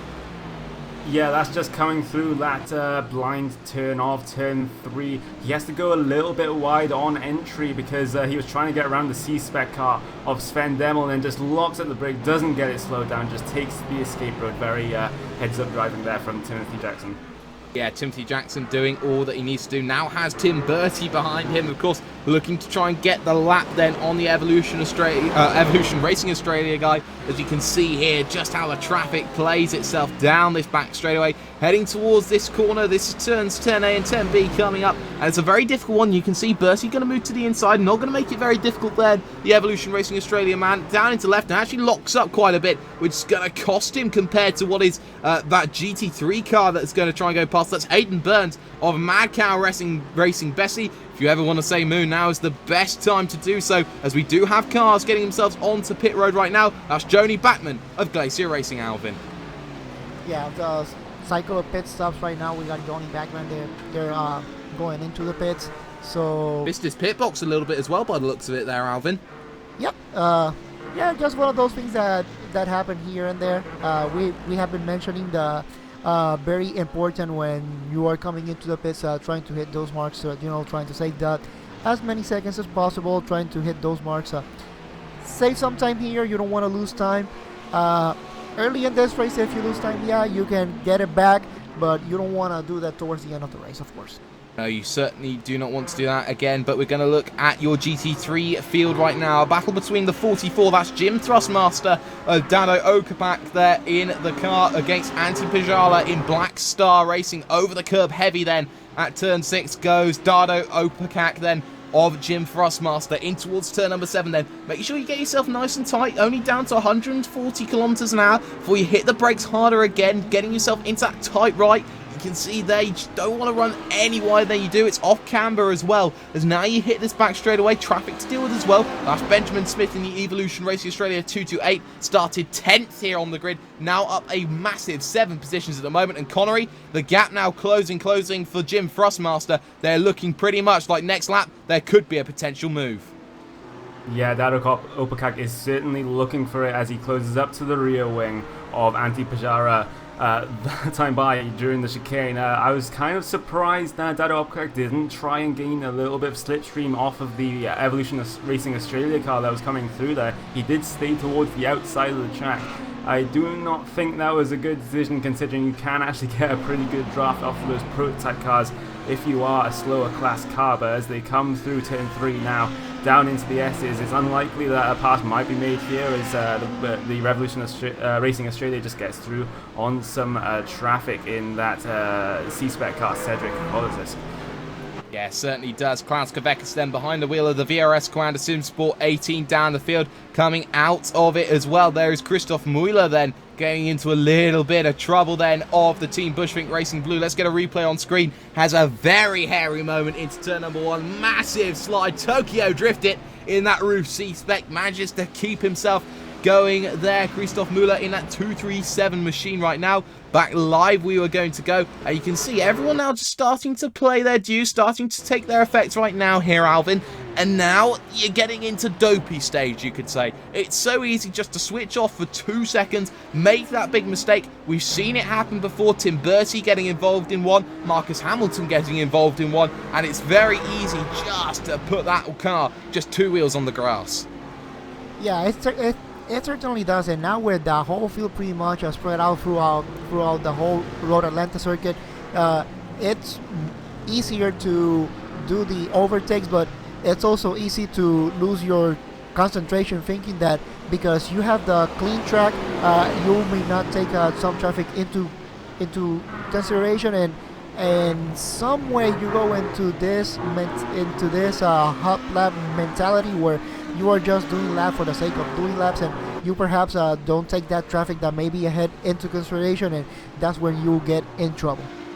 Yeah, certainly. Tim Bertie then trying to get himself past Sven Kametz. That is not full position, but if you talked about that one an hour and a half ago, that one would be completely different. But I believe your race leader is on pit road right now. Marcus Hamilton here, Connery. He's going to get himself in for his third stop. Yes, that friction racing machine does the shorter stints than the Hello Kitty prototype car, so expect Tim Bertie to go a few extra laps yet again here. He will of course inherit the lead because the friction racing car has now pitted. Tim Bertie just coming up to just a little bit of traffic in the C-Spec car there, and of course the car of his own class, that is Sven Kametz, having a not too good couple of stints for that team. The Friction Blackadder racing team right at the pointy end of this field early on, but through incidents and just things out of their control, they've just dropped back further and further back through the field as Tim Bertie will look to make the pass here. Yeah, certainly. Frederick Evers now behind the wheel of Friction Racing's number 15 machine, out and away then very, very comfortably as we focus on the number 5 at the moment. Gets past the driver of Sven Kametz there as he looks to try and get past now the driver of Andy Gorton in that Gecko Vortex Sim Racing 112 number 16 car then. Will Bertie come into the pit lane? No, he won't. He'll stay out yet another lap right now. We do have ourselves a couple of drivers waiting in. We have Mac Backham here in the waiting room, and you know what? Let's go for an interview right now. Mac, didn't happen for you the best of starts, first 10 minutes, and it all ends up in tears. The start before we went to the finish line was already messy. Patrick Pichler just moved across on the braking, and we already got a 4X there, so that might have damaged the car a little bit, but I guess that wasn't to be unexpected when there's two PRT cars right in front of you. And then a few laps later, I honestly have no idea what happened. I went over the bump. It didn't go over it any more than I usually do. I didn't get an off track from it, so it was all within limits, and the car just, I don't know, started floating, and then I was on the wall. Yeah, it is one of those difficult corners, turn number 6. You find yourself in a position where you just get light as you go up the hill. Now you've got your teammate Klaus Kavekis in the car right now. You find yourself 32nd. You're now going to be starting to think about soon getting past cars for position in what is your C-Spec class right now. But, you know, you were targeting potentially a race win for this one. It hasn't happened. Is it safe to say that you're realigning your sights right now for the rest of the race? Yeah, we're just gonna, just do our laps, see where we end up, and we're not expecting anything big. I mean, I think if we want to get a podium, then everyone has to crash out as well. There's no way we're gonna make up any positions on track in our own class. Well, that is a shame indeed. Mac Backham joining us then from VRS Coanda Sim Sports number 18 machine. Currently 32nd at the moment right now, but at the moment here, Connery, we have ourselves a position where we're going to look here at the front of your field for your GT3, and that battle has completely dissipated right now. The 114 is out in front, the 114 is there and ahead, and that's Ricardo Castro-Ledo behind the wheel of the Radicals Online Pro-Am, and completely dominating this field at the moment from the car in second, and that car is Patrick Pichler. Yes, we also go look towards the front of your prototype field now. Tim Bertie just coming out of the pits.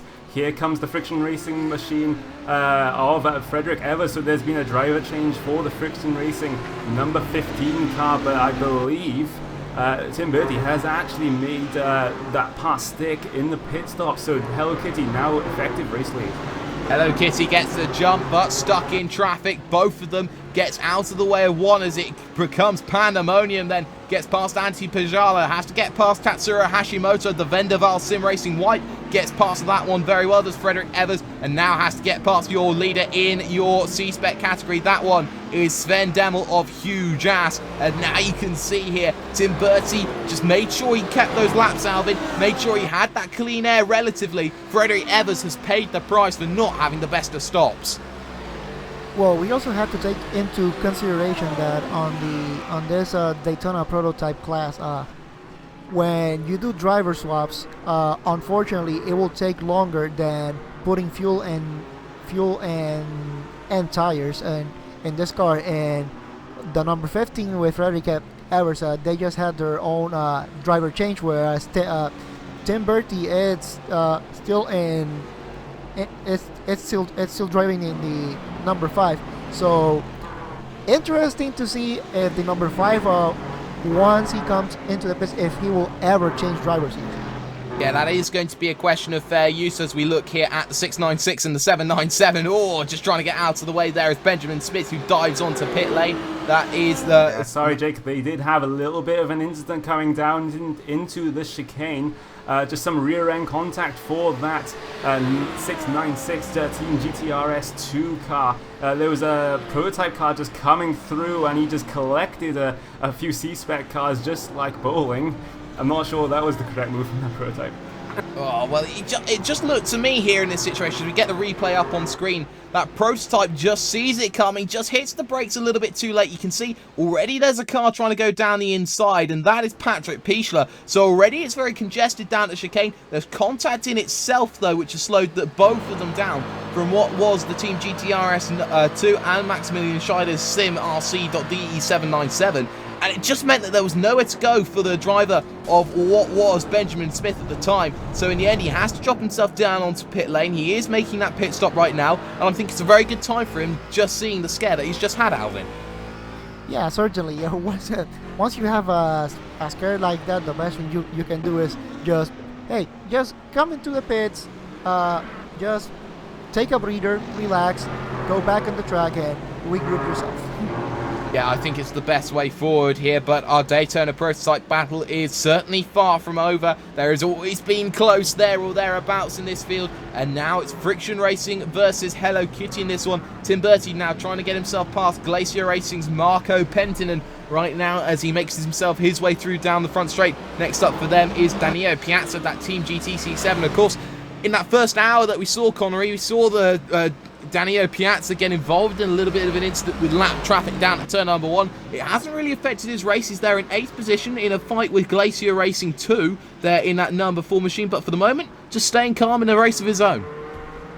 Yeah, especially with these drivers sort of near the back of your prototype fields. Some of them have been there because they've had a few incidents, they've run wide a couple of times, or that they're just off the pace, just in general. But some of these drivers at the back of the field now just have to focus on keeping it on the grey stuff for the rest of this race, because you never know what might happen in front of you. There might be a wreck in front of you that collects 1 or 2 cars, so you can gain those 1 or 2 spots and those extra points. Yeah, and I think Benjamin Smith here having to deal with a little bit of damage right now, still stuck on pit road and losing time and places, and what looked to be very, very good for them is now starting to fall further and further away for them at the moment. Just looking through then on the traffic, you can see BSR Black, who were involved in an incident earlier on with Maximilian Beneke. 3 wide, they're going to go then down towards turn number 7 as they get themselves past Steve Clays and the Ace of Spades Motorsports team. And well, Alvin, nice to see a Motorhead reference coming down in, as you can see. They're running themselves now down towards the back of this field at the moment. They're in 30th position right now. They started 43rd. They're up 13 positions. I think it's a very good job from them. Oh yeah, it has, but well, yeah, this is pretty much if you're looking at overall at the overall positions. Yeah, they've been up 13 places with all the trouble that most of the other teams have had.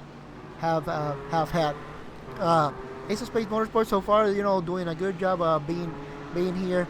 They have some incidents here and there, but nothing major that has taken them out of the race. So good to see them that they are still here on track. Letting those laps and just trying to get the best position they can. Yeah, the 44 and the 14, though, it seems to be the story of where we're going to go to when we're going to find a battle right now. Antipajala versus Dado Opakak. Yeah, they're still going at it. They're still next to each other, and now they got to deal with traffic just ahead of them of the C-Spec variety. That is the Ace of Spades Motorsports car that we just mentioned previously. Now, as you can see, they're getting held up a lot. This could be the advantage that Antipajala needs to just get that gap through here down in your motor race right now. Of course, we are over 2.5 hours, so we are over 1/4 distance here in your motor race right now. And no, the opportunity doesn't arise for the moment then for Antipajala, but behind them, Ricardo Castro-Ledo is coming to lap the pair of them right now. So Antipajala Connery waiting in the wings, waiting for that big moment, but that moment's certainly not coming at the moment. Certainly not just yet, as he will sit in the draft of Dado Opakak in that Team Jim Thrustmaster Audi, as Ricardo Castro-Ledo is indeed trying to come up to lap him. He will come into play in the next half a lap to a lap, but these two cars, the Black Star Racing car of Antipajala and Dado Opakak of Team Jim, this battle is going to go on for quite a few laps, I think, Jake.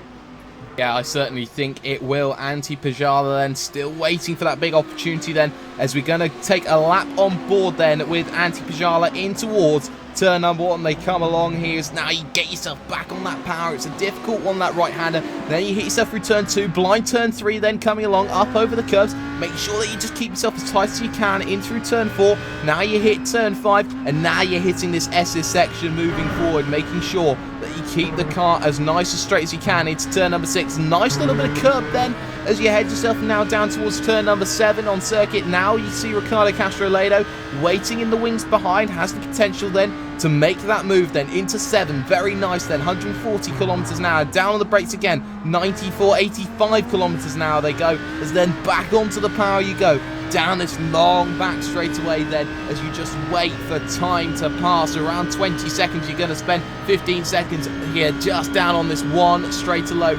You can see time ticking, ticking, ticking away. Here comes Ricardo Castro-Ledo, and I think it's going to be a move to the inside, is it? No, he's going to defend the position, so maybe thinking that he's not lapped traffic behind, so that one could potentially play its role later on. Ricardo Castro-Ledo there with Antipajala. That's a lap of the track through 10A, 10B, and one more corner to go. Alvin, this one's certainly going to be very interesting. Ricardo Castro-Ledo not having everything his own way. Yeah, he certainly, it looks like he is not having things as he is planning, but considering that he has almost 1 minute advantage over second place and Patrick Peachler, he can pretty much pick his places where now he can let traffic go here and there. So really no rush into trying to race here. He has a pretty healthy lead. He has shown that, and this Radicals online team has shown that they do have the pace to win here in this GT3 class. So now it's just a matter of taking it easy and bringing it home. Yeah, you got yourself, of course, still around 7 hours still to play of this one, so it's certainly not over and done with by any stretch of the imagination right now. There's still a lot of things that can happen already. We have seen quite a few members fall by the wayside and make mistakes. We've seen Friction Racing make mistakes. Hello Kitty's made mistakes. We've seen Friction Blackadder and Evolution Racing Australia make mistakes. We've seen the likes of the Pure Racing Team 111 with Maximilian Beneke make that traditional mistake he does. And we've also seen VRS Coanda make the mistakes right now. As I'm looking here at Reactive Sim Racing, that is Justin Hop, just trying to get out of the way of everyone else. He's got the Team GTRS number 2 just ahead of him. Timothy Jackson there waiting in the wings, and so is Joni Backman as well. So already you can see here this scrap going on between these two. These two, both 2 laps down. So really, Joni Backman has a lot to do to keep up then, Connery, with this next Evolution Racing Australia machine. Yes, of course. Joni Backman, of course, he is a very, very an incredibly experienced driver. He knows exactly what he's doing. He knows exactly what the strategy is, and he knows exactly what he has to do to try and recover a little bit of this race and try and finish well. Yeah, of course he is about a lap ahead then of this car just ahead of him. So really, you see that gap, it is starting to open up, these traditional gaps that you see, and now we're starting to see less and less this mentality of it's going to be a fight between one place and the next place. You're now starting to see more and more here, Alvin, this battle of happening over 30 seconds, this battle happening over a minute, this battle happening over a stage of laps. Yeah, now this is pretty much the stage of this race where most of the field is pretty much all set, so pretty big gaps here and there. So now it's a matter of, you know, if you are 10-15 seconds, perhaps you start doing some strategy now in this race, so that towards the end of the race, perhaps you may need one less stop, or perhaps gamble on your rivals having to come into the pits for a splash of fuel, which is something that we have seen in this Roadwater series. If we go back to the 12 hours of searing, we saw what was almost a pretty sure win in the prototype battle. It ended up being 0.8 tenths of a second between the first two cars. So really important now to start getting into this strategy thinking here, and perhaps towards the end of the race see where that brings you. Yeah, it certainly does. The battle at the front of your field, though, is around 2 seconds at the moment between Tim Bertie and Frederick Evers, who runs just ever so slightly wide down at turn number 3. Very lucky to keep that one on the straight and narrow. So easy to spin the cars then on the grass. Bertie dealing with a bit of traffic ahead of him. He's got Mauricio Micconi there, Alex Sturm of the GT Temple Racing number 1, and also having to deal with Santeri Kalunki's core Sim Racing Z4. There are lots of traffic to deal with then as they get themselves down on the brakes. Of course, no ABS then to deal with for Tim Bertie, but gets himself nice on the power, gets himself nicely, cleanly past here, Connery, and just staying calm, just doing all that he needs to do here in this 10-hour race, just to keep that lead. But again, fair play use comes into mind. Maybe he's not fighting for the race win overall and he's just racing for pride. Yeah, this is the point in the race where you have to think, is Tim Bertie actually racing on his own, or does he have a teammate that can come in and try and support him to try and get this race result official for that team? Because of the iRacing fair share rule, each driver has to do a certain number of laps for the team to be able to score officially in a multi-class series and an endurance series such as this one. So we may be seeing someone trying to come in and try and help that Hello Kitty team, but currently it's just Tim Bertie all on his own. Yeah, currently for the moment we have seen a car though jump onto pit road. That is Mauricio Micconi of the Driving Revolution number 2 car then. Of course, they were up there towards the front of the field, but came in very early. A change of drivers. Giuseppe Curry coming back into the car then and getting themselves back off and going in a few minutes' time. 3 laps down, though, on your GT leaders right now, as we're just seeing traffic going through. That is Mad Cow Racing Bessie, Hayden Burns getting himself through on the 797 Sim RC.de of Maximilian Scheider there moving forward. So you have to say, we haven't really seen that attrition factor play as much of a role as we thought it would be here, Alvin. We have seen, though, about 1/4 of the field potentially get themselves involved in incidents right now, but cars that are officially out, we really haven't seen too many of those. Yeah, it certainly does. Almost 3 hours into this race, yeah, we have had some casualties, not the attrition rate that we are used to seeing here, especially early in this race. However, those that have been out, we have to say they are pretty big names. Yeah, certainly do. We do have a battle going on, though, between the 21 and the 228. This one is for position. Benjamin Smith then leading with the driver of Diego Camuni then ahead in that Team GT C7 prototype car then, as we can see, heading themselves down into turn number 8, making sure that everything's all nice there and dandy, make sure everything's working. It does, and now Benjamin Smith can start to turn on the taps and closing that gap now, Connery. This one fighting for around some really nice positions, but Evolution Racing Australia, car started 10th, was as high as 3rd, but getting caught up in a little bit of an incident, a silly one down here at this chicane, and that has cost them 2 laps of this motor race. Yeah, that just shows that mistakes do cost you quite a lot of time in these races, especially. Benjamin Smith was actually 3/10 faster than the car ahead of him that time by. This time by, though, he is even faster. He is about 6/10 faster than that Team GT. Gonna have to interrupt you. We have had problems for the Evolution Racing Australia 223. It was running 4th in class right now, and that has happened with lap traffic, and it was KRT Motorsports car moding 2 into 1, not going, trying to find a way down the inside, collects the barriers then, and also the tyres as well. So Riley Blythe then of the Evolution Racing Australia 223, another big mistake, and that one could cost them in the long run here, Connery. That one, a pretty big incident. Yeah, definitely, and that's a problem with trying to pass lap traffic in the S's. There is pretty much only one line through there, otherwise you're just going to lose a lot of time. And I believe the prototype car was alongside the C-Spec before the entrance to the next part of the sweeper, and the GT car just the C-Spec car of Climactic just turned down a little bit too much and just spun the prototype car into the tire barrier. Yeah, you can see the damage is so imminent, dropping himself onto pit road. So what was looking really, really promising for Evolution Racing Australia had 3 cars inside of the top 6 at one point. Now they are struggling. Now Evolution Racing Australia 223 down on pit road, and that one really hasn't worked out for you. In the meantime, Diego Comuni has lost the position then to Benjamin Smith then in your prototype battle. That one has gone on for what was 7th position on the road, and that one will soon be for 6th position as they try to navigate Patrick Pichler as well. But for the moment, everything's just starting to calm down. But between you and me, Ricardo Castroledo's last time, a 1:19.9, you look at what Patrick Pichler did, a 1:20.6, it is really showing just how much time is being lost then by what is this Pure Racing Team 1 car here, Alvin.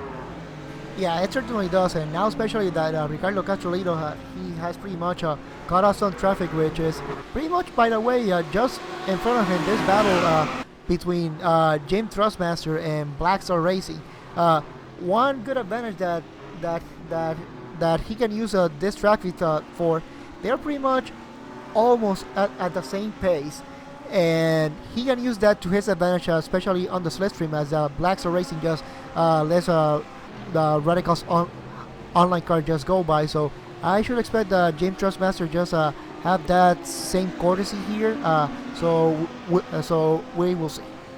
We will see indeed. Ricardo Castroledo then leading your GT3 field at the moment, heading towards that pit stop window once again here right now, as actually you got to look at your prototype battle as well. The number 5 Hello Kitty then is starting to be hunted, and hunted a lot. The gap now under a second here in this one, Connery. This one is a big one. Friction Racing back in the fight.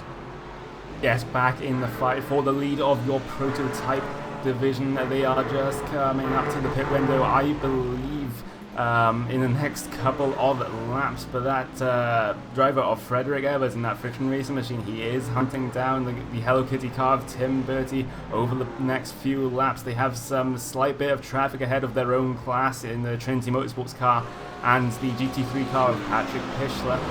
Frederick Evers will try and stick in the slipstream of the Hello Kitty car up front there, but I do not think he will gain enough time on this straight to try and make a move down into the chicane. They come through the big dip now. Nope, not close enough this time by as they come up to traffic.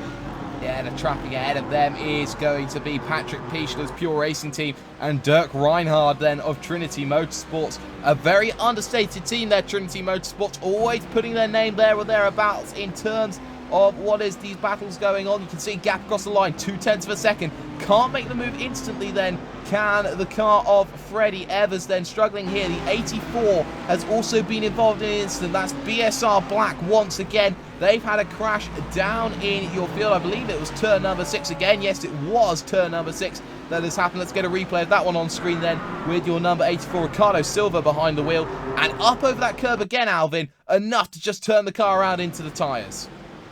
Yeah, it kind of seems pretty much like a carbon copy of the incident that they had early in this race. That exit at the top of the SS, really important to get it just right, there is a big there is a big curb right at that exit. You can use it, but you also have to be careful once you hop into it, because you get a bad hop and you will get the car out of control, and that's pretty much what happened to Ricardo Silva here. So yeah, really unfortunate for him.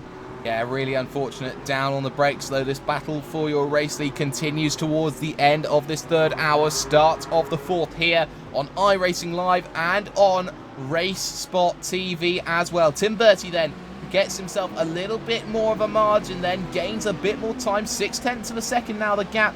Better lots of the traffic, but now you can see here this traffic coming back into play again. This is two of the C-Specs they're trying to get past. That's Team GTRS and KRT Motorsports, and completely holds up Friction Racing. Nothing they can do about it as he tries to dive himself away through past one, past two, and that one there, Connery, enough to lose a second, 2 seconds in just that one incident alone.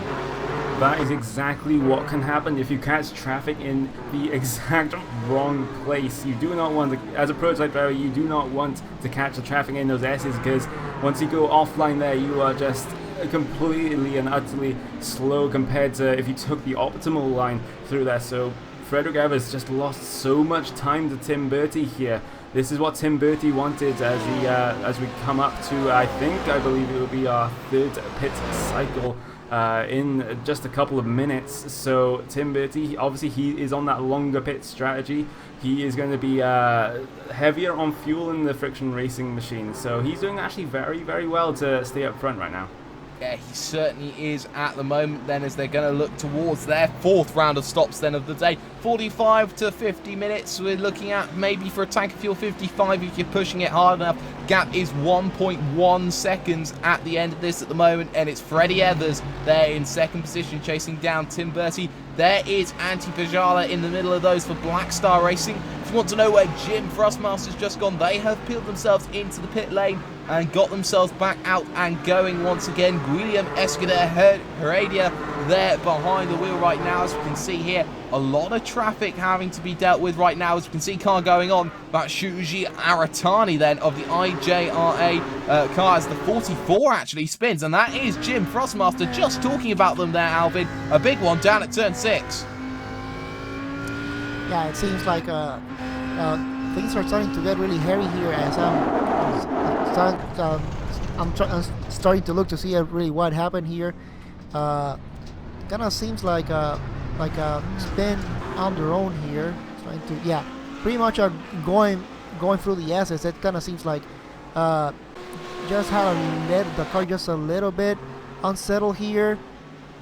Yeah, just touched the curb just a little bit there. Really fortunate to not hit the wall or any car, so really lucky for him. Yeah, of course, it's the second stint inside the car as well here, Connery, and that could play a factor here. You get into the car, it's not the same as it was on your opening stint, and you have to adjust to that factor, and maybe Guillem is really starting to struggle with that sort of play. As you can see, 3 wide down the front straightaway again, gives just enough room to what was the Frostmaster Movano Racing DP of Marco Il Diacunto. They're doing a very good job to get out of the way, but you see that factor play in, it's starting to take its effect here. Different car maybe to what it was. Yes, of course, and these teams will also try to make probably some tire pressure adjustments, traction control or ABS adjustments, and that can be a little bit different from driver to driver. So race lead. Still, yes, as we look towards the race lead, it's the Friction Racing machine of Frederick Evers going down the inside of the Hello Kitty machine down into the chicane. He will take the inside for the first part of the chicane. He will score that pass complete. Frederick Evers in that Friction Racing machine currently in the lead. Hello Kitty Tim Bertie, though, will have a little bit of a look back. He's going to sit in the draft coming across the pit straight. Yes, he is, and will he move to the inside? Answer's going to be yes. Side by side then, down in towards turn number 1, and it's going to close up, but it's not going to work for Tim Bertie. Going to back out of it a little bit. Can't get that pass scored again. Friction Racing then back to the front of the field then, and that is with Frederick Evers there behind the wheel as 3 hours starting to come up towards the clock. And Alvin, this is really just what Friction Racing needs here. They're going to make that pit stop first, and now that they've got track position, if they make that stop now, they've disrupted the flow of Hello Kitty just enough to keep themselves in a great fight. Yeah, it certainly does that. It also helps that the number 15 has been able to change drivers as well, and whereas Tim Bertie has been running throughout this whole race. Now, something I want to point out, with strategy here and there, we saw that the battle on the C-Spec was open, but on the last cycle of pit stops, Phoenix Motorsports just changed drivers. Now they have Robe Torquila in that car. He has closed the gap around 4 seconds since the start of distance. And one thing he can also do, he can run longer on fuel than most of the C-Spec class here. So we will see how him on the car changed the strategy for Phoenix Motorsports and perhaps for the win in the C-Spec on the C-Spec.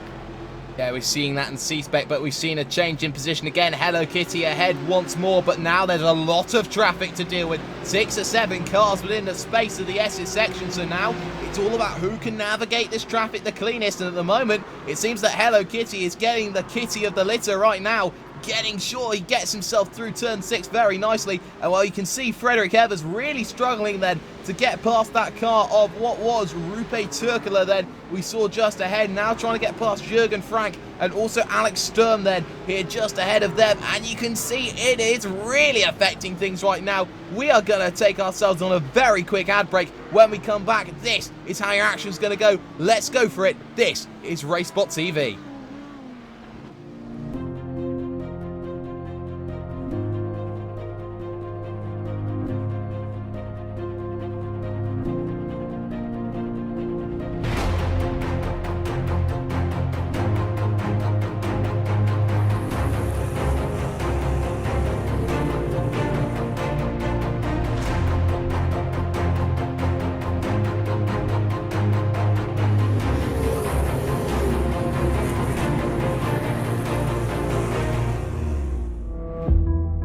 It was interesting this morning to come out here and get on the track and look closely at how rubber was starting to kind of take to the track, you know, where there were ruts and spots that looked still like dirt, and other spots were super shiny and had a bluish tint.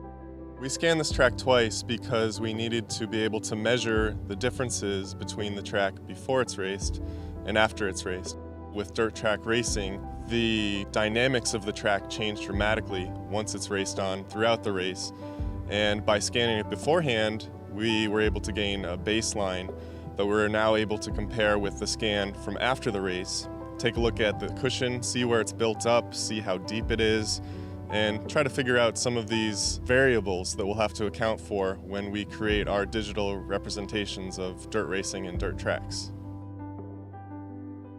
Our associate producer, Kevin Einarelli, was actually quite the soldier, and he stayed here all night scanning so that we could get the second scan, because in the morning after the race, they ripped the track up. So the window that we have to collect that data is very limited. So thanks, Kevin. So we had a similar approach with the photography of this track that we had with the laser scan.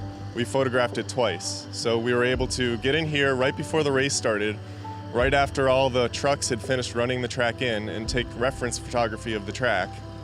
And then we returned today and took another set of reference photography, and we took photos of all the various elements that we need to account for: the cushion, the groove, the areas of the groove that have received rubber, and the apron. And we have a specific technique that we use to take these shots. We are using something called photogrammetry. What photogrammetry is essentially the science or a method which will allow us to take photographs and extract three-dimensionality from them using common elements between the photographs. And it's a great technique to create textures for our racing sim, and it's something we've been doing for a while, but it's especially helpful with dirt because of the three-dimensional characteristics of the dirt and the way it collects. So it's a really good technique, and it should result in a great looking racetrack. A lot of what I'm seeing kind of confirms what we already believed and already knew and have already started working on. So, you know, my plan is to get together with Dave Kamer and get in detail about what's going on between the tire and the road, because the ruts seem to be a significant piece of the puzzle, where the rubber shows up on top of the ruts. So getting the tire grip correct on a track that has as much variation as a dirt track does is going to be key. We know that every racetrack, every dirt racetrack is unique, different soil compositions, different color, different types of grooves develop depending on the different types of cars. So this process that we've gone through this weekend is not going to be a one-off thing. We're going to do it again, increase our knowledge, and we'll take that knowledge home with us, and it will help us create a better version of these tracks in iRacing.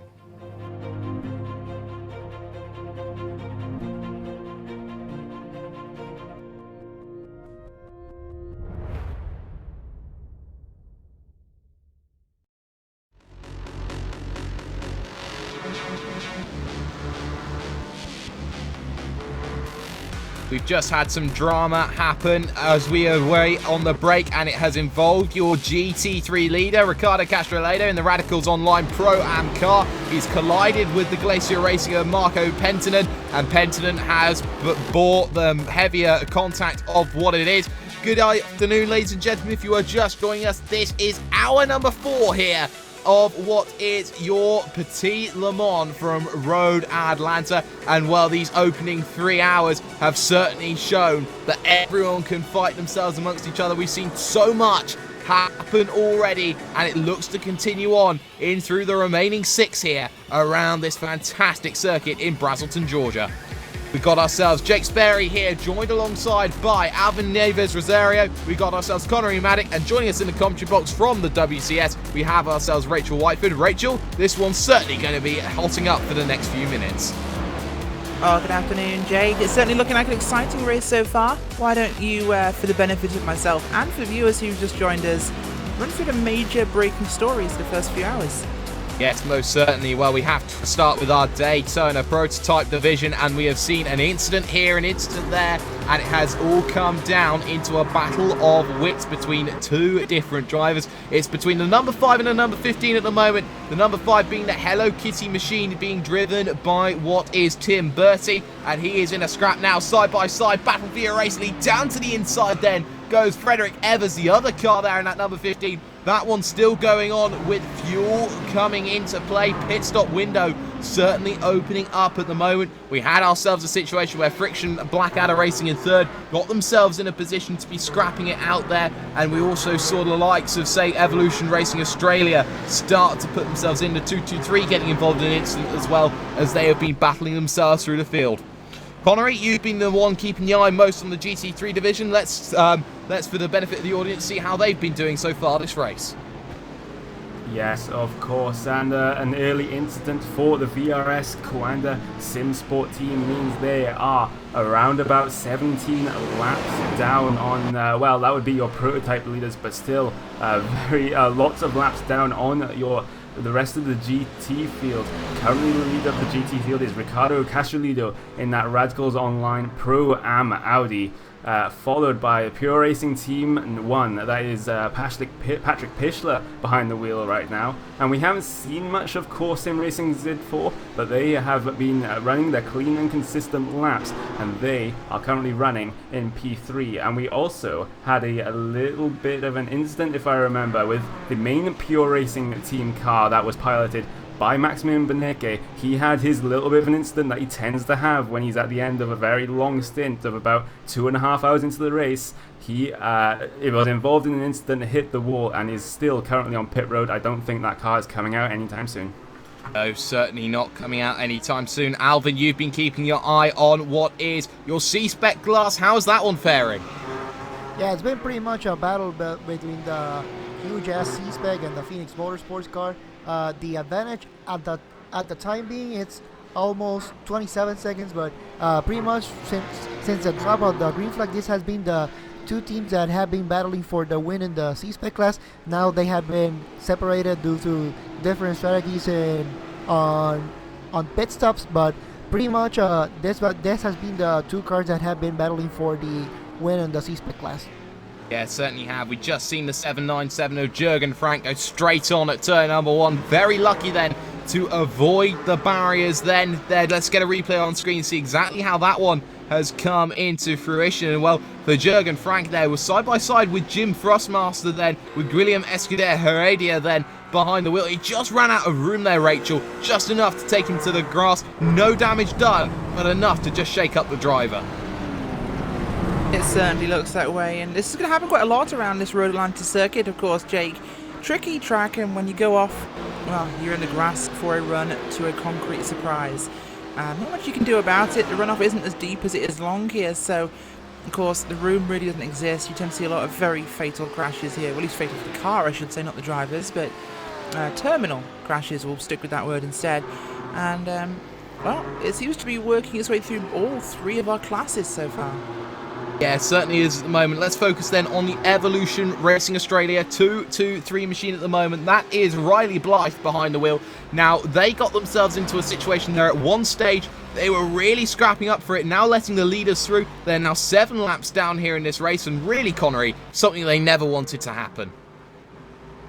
No, definitely, of course not. Of course, the Evolution Racing Australia, the 3 teams that they currently have in this prototype field were doing oh so well earlier on in this race, but they've all been having their own little incidents, little lapses of concentration, which has just dropped them back through the field as we see a couple of cars coming off of pit road as Riley Blythe of that Evolution Racing Australia 223 car has to lift off for Tim Bertie coming through. That Tim Bertie is your lead of the prototype division, as Friction Racing Blackadder is actually 43 seconds behind to him there. I don't know if he paid or not, so we have to go and see what happened there. Yeah, I think that 69 has just been ever so slowly losing time here, losing time there. It will be one that you need to just pay attention to. Sven Kametz then behind the wheel, and yeah, they did pit quite early in the sequence, I would have thought, but now you have to think, now they're starting to get to that stage where everyone's now trying to save as much as they possibly can. There isn't really too much emphasis on trying to get that undercut strategy to work unless you are fighting for what is that top of the top Friction Racing, playing himself against Hello Kitty right now as they head themselves down towards the depression. Frederick Evers has really opened the tank in these last couple of laps here at Albin, really managed to find himself that breakaway moment.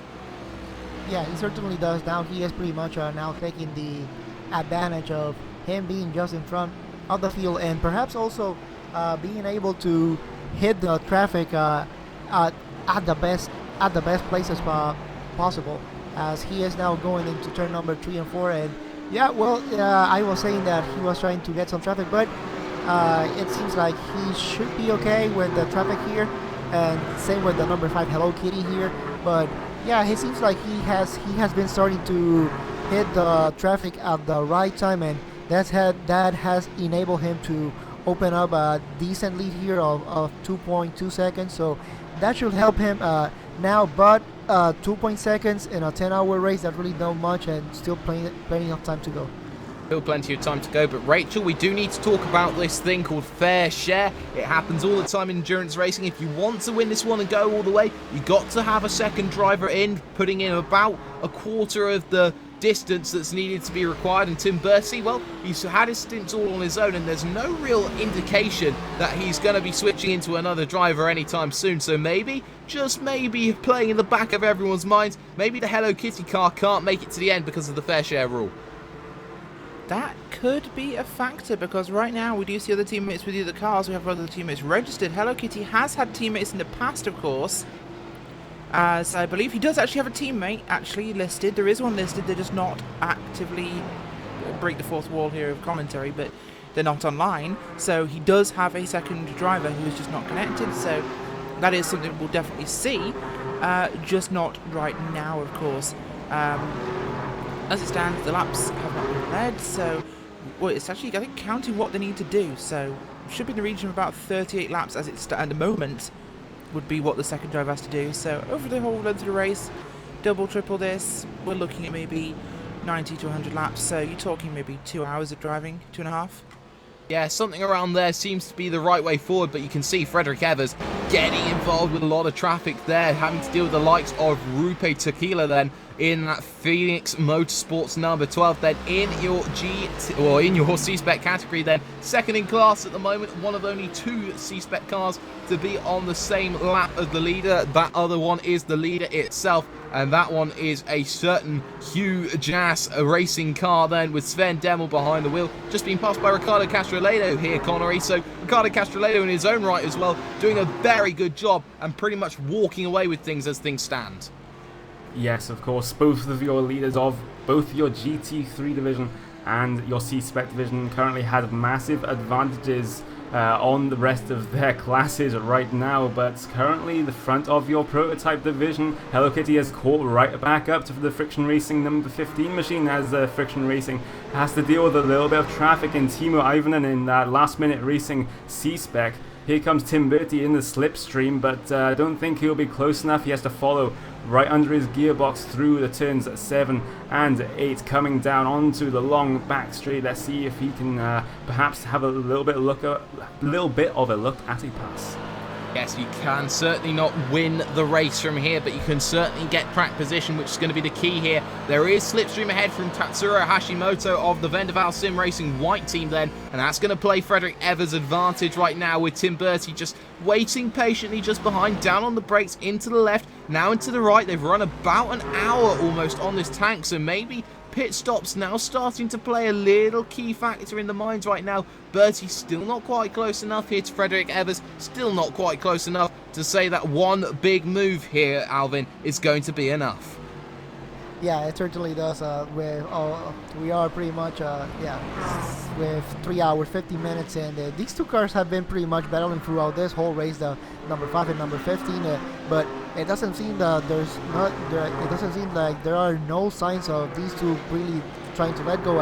They run into just a little bit of traffic here, so Tim Bertie may see this as an advantage here going into turn number 6, but decides to no, let's just stay behind here, and maybe now going into turn number 7, almost really unfortunate for number 15 catching the traffic right at the wrong time. So let's see if Tim Bertie now going into this backstreet can take advantage of the fact that Frederick Evers have not been having a good time with traffic here, but no, it seems like all good here. But yeah, this is really far from over. This battle has a long way to go. Certainly does have a long way to go. We are only 3¼ hours into your 10 hours here at the Petit Le Mans at the moment. Hello Kitty waiting in second place, still looking for that opportunity. We are seeing cars onto pit road, and that includes the Radicals Online Pro-Am car then from what is your lead of your GT3 category at the moment. And Rachel, this one a scheduled stop then. Is there going to be a change of driver? By my reckoning, no, there isn't. Not expecting that to be a thing there, Jake, of course. These guys, I think, will stay in for another hour or so, maybe another stint possibly in this one before we see any swaps. Most guys probably going to split around the halfway mark if they're running 2 drivers. If they're running 3, they'll probably split to every third. So we could see a swap now for some of the 3-driver teams, but everyone really going for the equal split. Or it's of course disadvantage to swap out drivers. So you don't want to do it more than you have to. So you're not going to see teams putting a guy in for 2 stints, then putting somebody else in, then somebody else for 2 stints, maybe like you would in a 24. This is much more of a sprint race. We're not looking as long. It's 10 hours, so you'll see people doing quad stints at least here. Yeah, certainly will. And you can see Friction Blackadder Racing, one of the first cars to come in then. They have got Marco Mogren then behind the wheel, that number 69, 3rd position at the moment. But that is only going to open up the opportunities moving forward. All eyes will turn to the front of the field then. The Hello Kitty car still out on circuit, so is the Friction Racing number 15, but got a lot of traffic ahead, has to deal with Huge Ass there. That team in the C-Spec got to deal with Jim Frostmaster, of course, so much acclaim from the Spa 24 hours, and also having to deal with the Team GTRS number 2 right now. You can see everyone just trying to find a way through, and that one, just everyone getting caught up. You can see just how wide a line the Hello Kitty car has to get off of just to make that overtake sorted here. So Connery, this one really just starting to play into its effect. Pit stop window certainly getting close. The gap was 0.7 of a second. Pit stop window getting close indeed, as Tim Bertie had to go way offline during the S's there. He was lucky to try and actually make turn 6 there. The car looked very, very unstable, but good amount of car control there from Tim Bertie as he just gets past William Escuda Heredia in that team at Jim Thrustmaster Audi. But Tim Bertie's trying to manage this gap to the Friction Racing machine at the moment. He, from what we've seen in the pit stops before the one they're coming up to, that Tim Bertie likes to stay out just a little bit longer to run the tank dry, and Friction Racing machine like to pit a couple laps earlier than that, not quite running the fuel tank dry. So that'll be interesting come the end of this race, Jake. Can Tim Bertie actually miss out that last pit stop, or of course any other teammate that comes to help him. Yeah, Miko Nurmi then coming out for Black Star Racing right now, and there needs to be a lot of position changes to go on. He's got himself out behind that Pure Racing team number 1, but a lap down in that process as well, and there needs to be quite a bit of battling left, battling right to just keep themselves in. Evers again getting past Craig Hunter of Mad Cow Bessie there, fan favourite. Ricardo Castrolado just ahead of that as well. So really you can see quite a lot of battling here going on, and there needs to be just a little bit of patience here from Tim Bertie. Can't find himself onto the back for the moment, but there is still time here, Alvin, to get that big position to go forward. Yeah, absolutely. We still have 6 hours 40 minutes to go in this race, so definitely plenty of time to go by and try to win this race. So now you know that you can go toe to toe with the number 15 Friction Racing. Yeah, there's gonna be traffic. Yeah, both of them have shown some impatience here with traffic as well. So as it looks right now, this will be the straight battle for the overall race win. But with both of them they have been involved in some incidents with traffic, it will also be a battle of who can make the least amount of mistakes as well. There is one advantage though, Rachel, to being stuck in the traffic in exactly the wrong position. That's your fuel saving. You can just lift up so much because that car ahead of you, that C-Spec, that GT3, going a lot slower through those areas of the track, which you need to get yourself quicker through. It's kind of a double-edged sword that you try and find yourself in. You can see the likes of Tim Bertie here and Frederick Evers, everyone running that stint. Of course, they last pitted around that 2 hour 15 mark. We're now over that, 1 hour and 4. It's the longest stint we've seen for a while, and maybe the fuel saving has been a lot better here in this stint than all the others. It certainly could be, of course, and well, one of the elements really of the issues with fuel saving, of course, if you end up in traffic, having to go offline, you get back on the throttle more than you would normally. So these middle stints tend to be the best, I'd say, for fuel saving when you get into the more spread out state where you aren't meeting large groups of other traffic. So you're passing 1 or 2 cars at a time, maybe they're roughly spread across the circuit. So it becomes a lot easier to do that, and you do get the best fuel economy in these middle stints. You're not pushing perhaps as hard. And you've got to keep your eye on it, though, because it will change over the race. But you've always got to remember, the winning strategy will be one that is basically planned from the end of the race to the start. You never run from the start to the end because you end up with a short stop possibly, and you can end up having to go for a splash and dash. You cornerlet it backwards, and you're really in a window where you can tell what is going on for the whole race. Yeah, you certainly can at the moment here. Just looking at my eyes down through the field, we got ourselves Shuji Aranti then with also Scott Brazier of the Bushfink team. Those cars then in a sort of pseudo fight, but 13 laps off right now, and there is certainly going to be a lot of potential here in this one moving forward. These cars running very similar sort of lap times, 125s for the pair of them as they head themselves down to turn number 1. As you can see, shooting down into turn number 1 there, you can see Giuseppe Curry, the Driving Revolution number 2, really trying to get back into this one. Of course, had a pit stop at around 15 minutes. It wasn't clear exactly, Connery, what exactly happened to this team, but now 3 laps down, looking to try and get back to the 21 car. Not happening at the moment, but could happen later on. Yes, of course, and as I said, we're still not sure why they came in about 15 minutes after the start of the race. Maybe some technical issues, maybe something else, but not that matters now. He's done a very good couple of stints to get this car back in the mix with the bottom end of the prototype field. So Giuseppe Curry, he is currently trying to chase down that Evolution Racing Australia car of Blake Coppo. He is currently about half a lap ahead, but again, it's still a long way to go.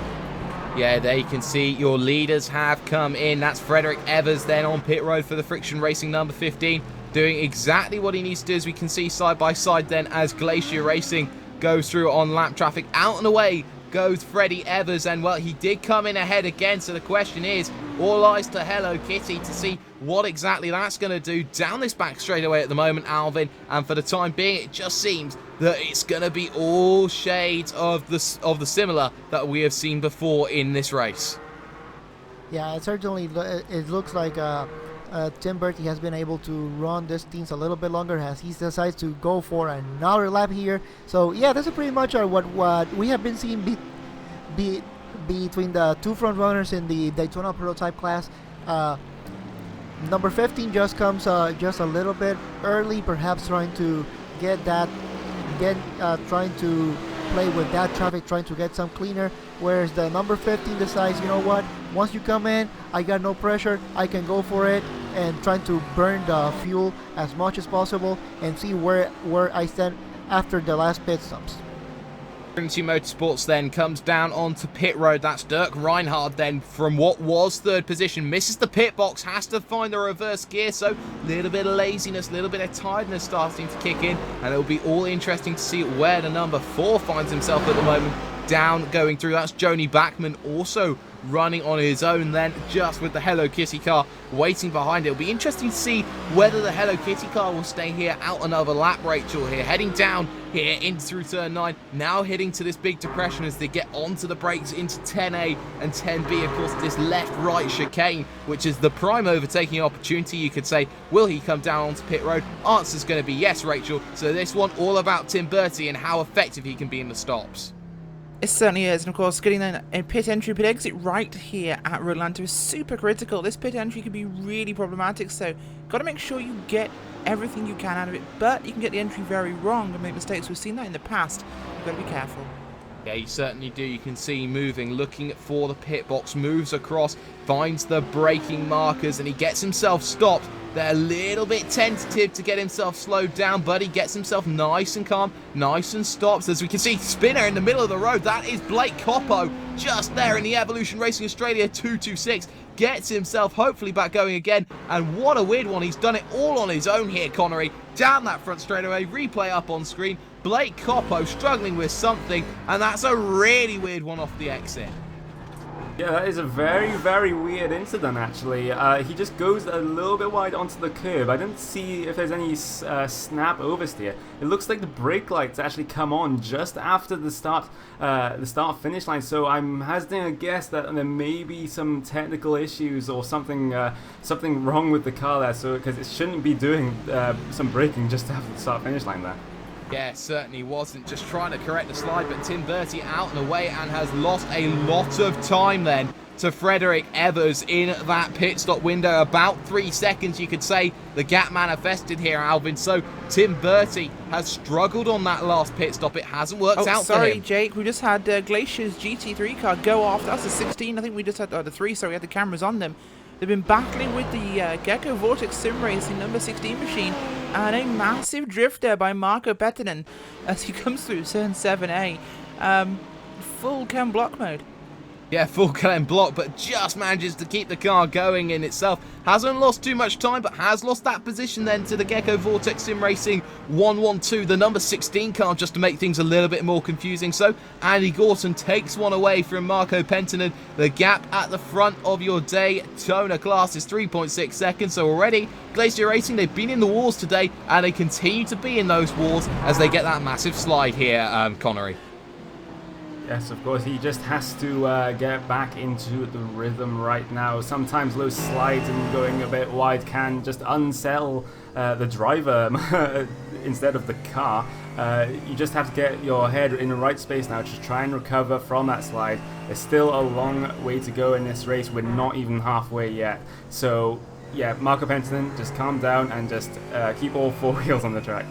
Well, something that you do need to start taking a look at here, Alvin, is your GT3 battle for your race lead, because Ricardo Castro-Lado is being caught. But as I say that, Patrick Pichler takes the slowdown there as he goes through 10A, 10B. Took a little bit too much out of that one, but is closing that gap slowly but surely on Ricardo Castro-Lado. That gap was almost half a lap at one stage. Now, that gap looking more around 15 seconds. Yeah, it does, and also had to keep an eye on the Porsche Racing C4 driven by Isaac Price. Even though the advantage right now is 27 seconds, he has been just a little by little just taking some temps here and there. So by the end of this race, he may also be a factor for the win here in the GT3 class as well. Yeah, there certainly is a lot of time. Frederick Evers getting incredibly stuck then behind what was one of the backmark traffic. That's Alex Sturm of the GT Temple Racing, that number 1 machine of them, and still stuck behind it then as they head through turn number 6. So this one really starting to play the games. Carl Modig gets out of the way of Tom R. Jones, and also that car, that Hello Kitty car that we keep seeing of Tim Bertie here in your Daytona class. So Frederick Evers maybe getting a little bit of a lifeline here, Rachel, after that one. The gap had opened up to 4.2. Now Tim Bertie with a little bit of clean air, having to deal with a little bit of traffic of his own type ahead of him. So maybe it's just about staying calm in this situation, especially after you've been in the car for 3.5 hours. It certainly is about staying calm. You've got to make sure you do just that and make sure nothing goes particularly wrong. But as it stands, is you just got to be careful. And this is a time when people can make mistakes, but more likely to in the next few hours when people really start to get to it. Yeah, and Connery, we saw earlier on here just how desperate Tim Bertie was trying to get through the traffic. He's been a little bit better now, but we saw he was part of the catalyst with the BSR Black team that did just enough to end the race of Maximilian Beneke's Pure Racing team. So you have to say there is a lot of potential for Tim Bertie just to keep that himself calm, just make sure he gets himself through this race, but there is also a lot of potential for a lot of hiccups to happen here. Yeah, potential for a lot of hiccups to happen because he's also feeling a lot of fatigue at this point, I bet. He's been in that car for about 3.5 hours now. His attention span is just going to get shorter and shorter. He's just going to start to drift off a little bit in concentration, and if that happens at the wrong time, it could be one or more cars that are out of this race. Yeah, that could be the big one that could happen. But let's focus then down in your C-Spec division. There is one car who is leading out and ahead of everyone else, and that is the 338 Albin. That is the huge ass team right now. Sven Demmel behind the wheel, of course. Evan Merrill originally there, but you can see that gap. You look all the way back, you try and find that car in second. You can see heading through turn 7-8 right now, Rupe Tequila right now, only heading through the S's. Yeah, he is, but as I was mentioning, Ruben Tequila has been closing just little by little. He has been closing the gap towards first place there on Huge Ass. When they started the stint, the gap was around 30 seconds. As it stands right now, it's 21.5, 25.6 seconds. So definitely Phoenix Motorsports, Ruben Tequila closing that gap. And we'll see once the next cycle of pit stops goes on. One thing Ruben Tequila can do is he can go farther on fuel than anybody else here. So let's see how much farther on laps he can go, and perhaps how does that translate in terms of pit strategy for the rest of this race as well. Yeah, most certainly. We're going to focus right now, though, on Klaus Kavekis in that VRS Coanda Sim Sport number 18. Normally, you'd see them up at the front of the field, scrapping it out for position, but lost a lot of time there, sitting very comfortably behind what is that Glacier Racing car then, with Marco Pentinen then behind. So, an all-finish affair, you could say, heading down in towards turn number 8, Rachel. And it's a real shame that very early on we saw Matt Backham. He's a brand new team. He's trying to make a big statement. The first guy out, and in the first 10 minutes he makes that mistake, and he costs this team pretty much the chance of the race win, as they're going to go side by side. That's one of the things with Mac Backham, of course. A spectacular driver, Jake, but he's very hot or cold. It's either spectacular racing or maximum derp. I'd love to say something different, but Mac literally is, you know, Mac'em attack him. He goes hard or he goes home, and sometimes goes into the catch fence. So yeah, that is we one just of those. see Corando actually pit there, I think. Corando's GT car. Yep, VRS Coanda then come down into pit road. They are 18 laps down then on your leaders, and in terms of trying to find themselves into a battle with another car of their own class, they've got to wait 7 laps for Bessie to come back to them. Of course, the Mad Cow team, certainly one of the most popular ones in the GT3 division at the moment, as we can see here, everything moving on forward right now. You can see Isaac Price there sitting very comfortably in 3rd position in class here. Connery just doing all that he needs to do, just taking those little bits of time. Again, a 1:19.2. Compare that to, say, the likes of the number 1 car. I think that 1:19.2 is holding up quite well against. We're just going to check that one. A 1:20.7. That's another 1.5 seconds he's taken out of them. Yeah, and if Isaac Price can keep up that pace throughout the next stint or two, then he will be right in contention for that number 2 spot in your GT3 field. Isaac Price, of course, no stranger to a long stint. He did actually attempt the Spa 24 Hours as a solo driver for charity, I believe. So he does some good deeds in his spare time, trying to run the Spa 24 Hours solo, but in this race he's running quite well for that Core Sim Racing Z4 team, just catching that car ahead, just putting in some consistent laps. Yeah, certainly is putting in some consistent laps, but at the front of your Daytona class right now, the gap has opened up at the moment, Alvin. It's now 4.3 seconds to the Hello Kitty car in second, and there's only 3 cars now on the leading lap. Friction Blackadder Racing at one stage was leading this motor race, but in the past 2 hours has got themselves into a lot of problems there, as we've had an incident with the number 5. Yes, yeah, certainly. Yeah. Now this is where we have to start really questioning the endurance of Tim Bertie. He has been here throughout the whole race since the drop of the green flag, and he has been now involved in a couple of incidents here and there, and we really have to start thinking about his mental endurance and see how he is really being affected by all this. So really have to see when Tim Bertie comes into the pits, if there is really another driver that's going to sub for him, because as it looks right now, really the mental state is starting to come into question here. Yeah, let's take a replay then on what is this accident going on with Tim Bertie. It's not the first time here, and it all happens with what is that Bush Fink Racing blue machine right now. We've just seen it. Scott Brazier then, he came down and got himself that big wiggle there, Connery, just enough to just disrupt the flow of every car behind, and it's Jim Frostmaster who has to pay the price. They find themselves in the barrier, but I think they keep themselves going right now as we've seen another spin down, and that is what I believe is the Evolution Racing Australia car. Not quite sure which one it is. It's the 228 that was running in 7th position then, and that's Tom R. Jones. Yes, Tom R. Jones just spins it in, I believe that is turn at number 8, just spins it on his own, no help from anyone. Very lucky to not get any other car involved. I believe that was the Audi of Patrick Pichler in that Pure Racing Team 1 car. That came very, very close to making contact, but Patrick Pichler just slammed on the brakes, almost brought the car to a stop and narrowly avoided contact. Yeah, very lucky in that respect then. Patrick Pichler, second in class at the moment, trying to get past Rupe Tequila then in what is second in class for the C-Specs at the moment. So, Alvin, at the moment, we see ourselves in a position where everyone's just now getting a little bit too tight and twitchy right now. You can see Patrick Pichler, he is closing that gap in on the driver Ricardo Castro-Ledo, who's taking a few liberties at the moment. That gap also coming down. It could bunch up into a 3-car train soon. Yeah, it will. And now pretty much, even though most of the field is pretty much all set in terms of battles, perhaps with the closest battle being the battle for the overall race win here.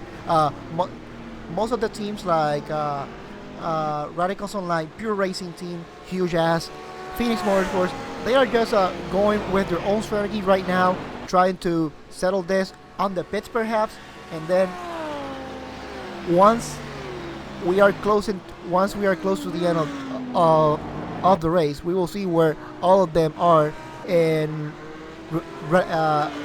relative to their main rivals, and see who can go for the win and who will have to settle for second place. Yeah, that is going to be the big one out of all of this, but for the time being, let's focus then on the number 5 Hello Kitty machine. That's Tim Bertie. Let's go RaceSpot TV fan immersion.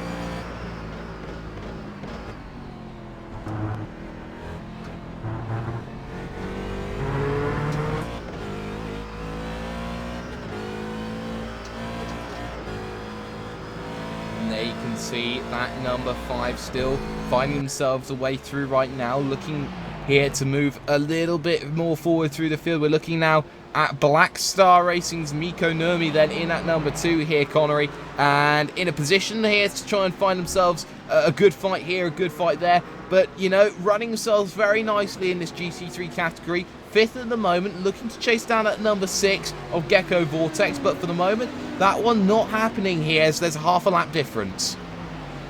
No, not happening just yet, but there's still a long time to go, and as I've said before, anything can happen.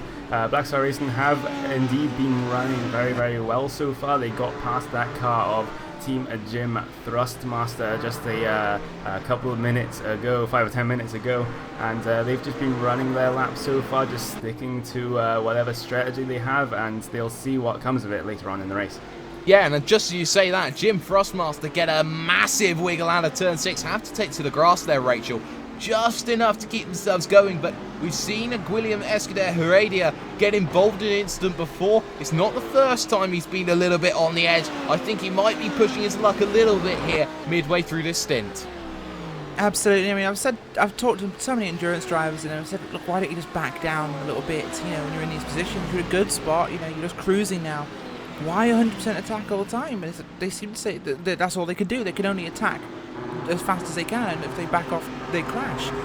And I think that's a skill we see with some of the top drivers in endurance racing, is they are able to back off, and they can just dial it down a notch and not go into full attack mode every single lap, because their normal speed is faster than most people's attack mode. So it has to balance out, but from what we see here, it's just still almost a 50-50 one there, with that people sometimes give it too much at the wrong stage of the race, and this is too early to be going full out. Yeah, it certainly is. Carl Mogdig then coming out for KRT Motorsports there, the number 80, third in class then in your C-Spec division right now. Gets himself back going behind at the moment Timo Ilvonen then of the Last Minute Racing car. That's the big fight then going on in that division right now, but also you have to look at Last Minute Racing really starting to close up that gap then on what is Phoenix Motorsports, but of course a lap down here, Alvin, which means that overtake, if it does happen, won't really mean anything. Yeah, it does, but there's still, there's still plenty of time to go. We have 6 hours 20 minutes to go. Plenty of time to go. Even though you may be a lap down, yeah, you can still go for a good finish, as we just have a battle here for between the 29 and 228 here for the 6th position between Team GTC7 and the Evolution Racing Australia number 228. Now they're going down right through the S's, but pretty much a nice battle here. A good gap there for Diego Comuni to work his way around this circuit. But yeah, pretty much just because you are one lap down at this stage of the race doesn't mean it's over yet. There's still plenty of racing to go here. Plenty of stuff can happen, as we have seen. So do not just give up just because you are one lap down. Yeah, I have to agree with Alvin there, actually, Jake, because last year at Petit Le Mans we saw 5 different leaders in your prototype class when each one of those leaders was taken out in the S's. So anything can happen, especially at Road Atlanta. For Road Atlanta then, pretty much a cruel mistress right now. This battle's still going on though. This is for 6th place on circuit right now, 6th place in your prototype division. Tom R. Jones of the Evolution Racing Australia team trying to get past Diego Comuni for the 2nd time here today in that Team GTC7. Of course, we did see Tom R. Jones have that big spin across the front of the circuit, managed to keep the car going, but it's one of these things, Connery, looking forward. You get these battles, you start battling the same people, and you think, oh, it's a case of deja vu, maybe I don't need to concentrate as much. You always have to be on it at 100%, but sometimes you do need to lift off it on your pace, but your concentration has to stay there. Yeah, it goes back to what Rachel said about the best drivers in endurance racing are able to just tone it down a little bit, just dial it down, just run at a consistent pace instead of going 100% for every corner, every single apex, every single exit, because that can just lead to mistakes when you just don't get it quite right. So if you can back down and just concentrate, you will do very well, as Tom R. Jones tries to pick up a little bit of the draft of Diego Kumni of that Team GTC 7 car. I do not think he'll be close enough this time by. You're going to see he's going to get close, but he's going to have to back out of this once they go down onto the brakes, into 10A, into 10B, and then up the hill and back down it again, under that Suzuki bridge, and then down this hill. You can see not going to go left then for the other pits. It would be right for the pit lane that you need to go down under that Yokohama and Advan bridge, then that footbridge, and then you start yourself onto their 172nd lap of this motor race. To think that they've done 172 laps, well, time has certainly flown by, but for the moment here, Rachel, looking for that opportunity, just still waiting, biding the time, waiting for that moment to happen, and at the moment, not happening at the moment for Tom R. Jones. It certainly isn't, but there is a long way to go, and there's a lot of pit stops and cycles here, so plenty of time for these guys to wait and be patient, of course. We are starting really early in the morning for the Aussie drivers, so they have to be very careful with that one. But the benefit is it'll get more daytimey as this race goes on for them, whereas everybody else races into the night, so they could have an advantage later on when typically, non-nocturnal Europeans start to get tired because it's dark. Whereas the Australians will be racing in broad morning daylight. They'll feel a bit more awake. They might have gone to bed early last night. They'll be prepared for this one, and they might have a slight psychological advantage in just staying alert. Yeah, certainly will. On pit road right now is your C-Spec leader. This is the huge ass team, and a new driver coming in the form of Jeff Tyler now, coming out of pit lane for the moment. We also see on pit road here struggling right now is IRJA Flat 6 Racing. The Japanese outlet team has had themselves an incident somewhere on circuit. Their race is pretty much over and done with, but at the moment, coming out in traffic there is not the best ideal, as Tom R. Jones has found a way through there on Diego Comuni. Gets out of the way there does Jeff Tyler, but now it's all about this game, Alvin. They're going to be playing up against what is their drivers that they've played against all race long, and that's Rupe Tequila then in that Phoenix Motorsports car. Yeah, it is. Now this is pretty much this is pretty much a game now of what drivers you have in and when you are gonna put each driver each stint trying to counter each other, as pretty much this is pretty much the part of the race that you now know who you are battling with for the win, assuming nothing else happens. So now you know pretty much most of the drivers that are on each team. So now it's all a matter of trying to pair them to see who you have, if you can exploit a mismatch here. Now, for example, we know that Rupe Tequila is not only he is fast, but he can also go fast with using less fuel than most of the people here on the C-Spec class. So what does Huge have in store for countering that tactic? We will have to see.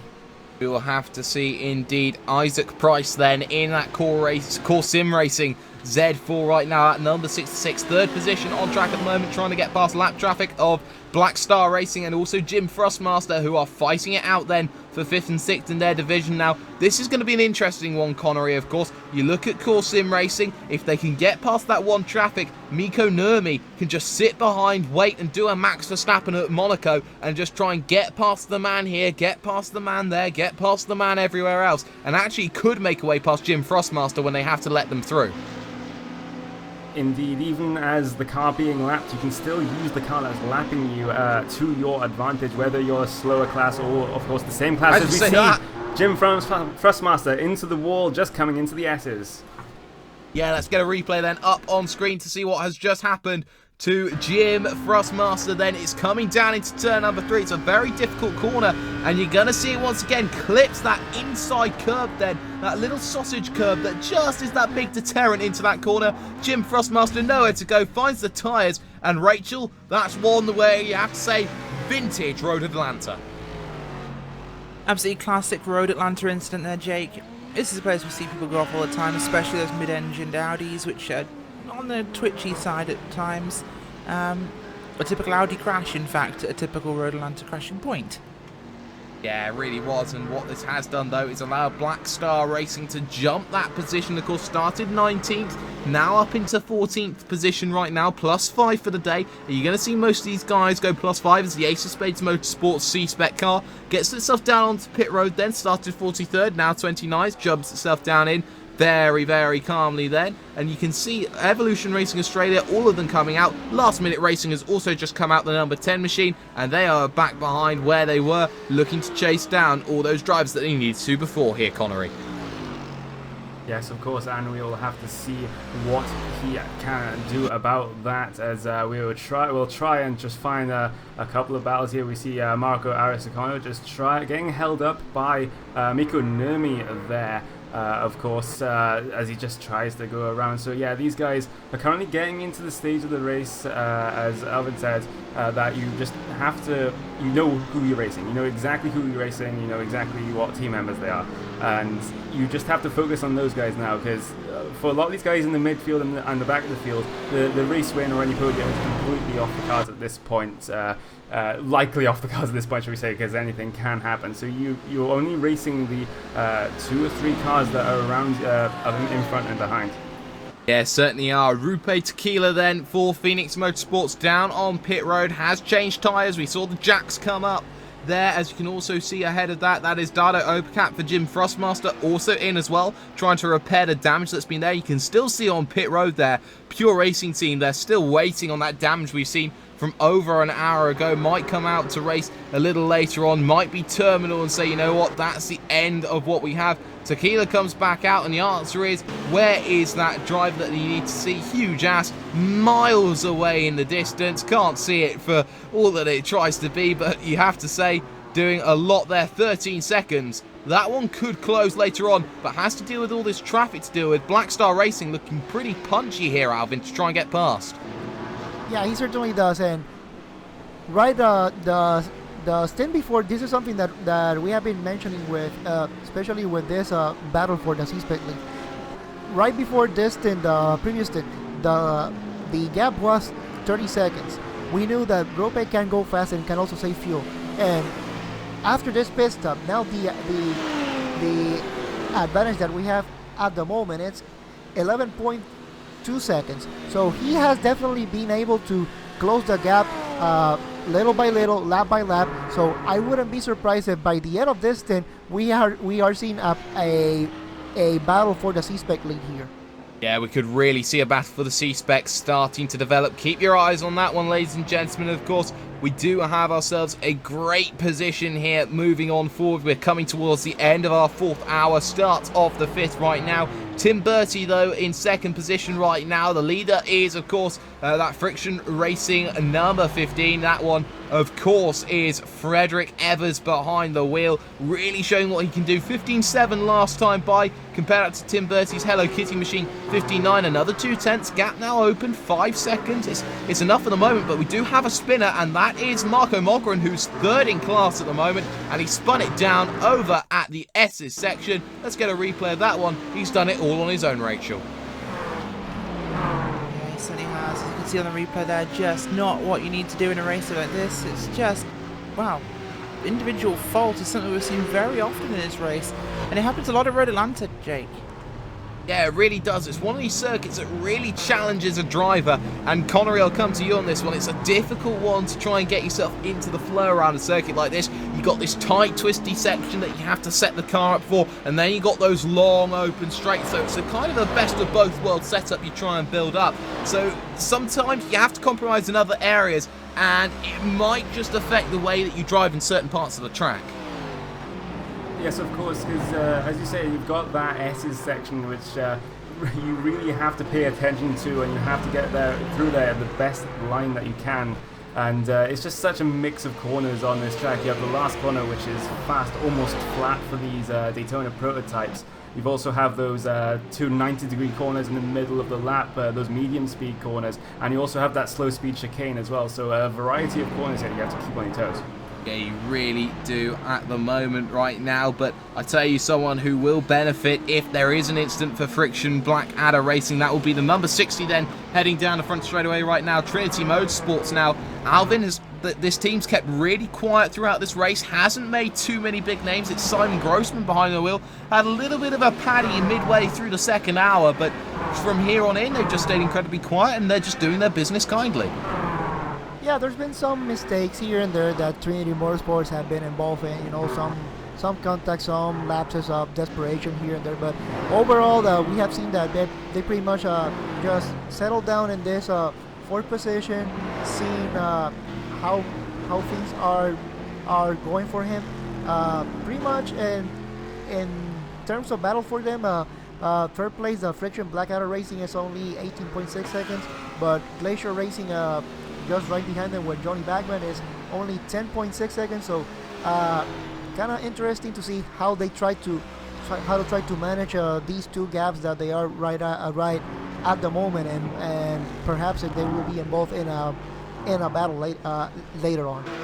Yeah, that could be the situation moving forward. You also have to remember there is still a battle going on for your GT3 lead as well. Ricardo Castro-Ledo at the helm for the Radicals Online Pro-Am, and Rachel, he's done a good job, but you know, Patrick Pichler has a habit of closing in gaps, and you can see they're both on the same straight now. So Patrick Pichler really showing what he can do right now. He's dragging that Pure Racing Team 1 back into a position, so maybe it isn't all doom and gloom after Beneke's incident earlier on in the race. Yeah, that absolutely seems so, and the PRT guys are definitely known to get involved in the fight very actively, and Patrick Pichler, one of those drivers who can do just that.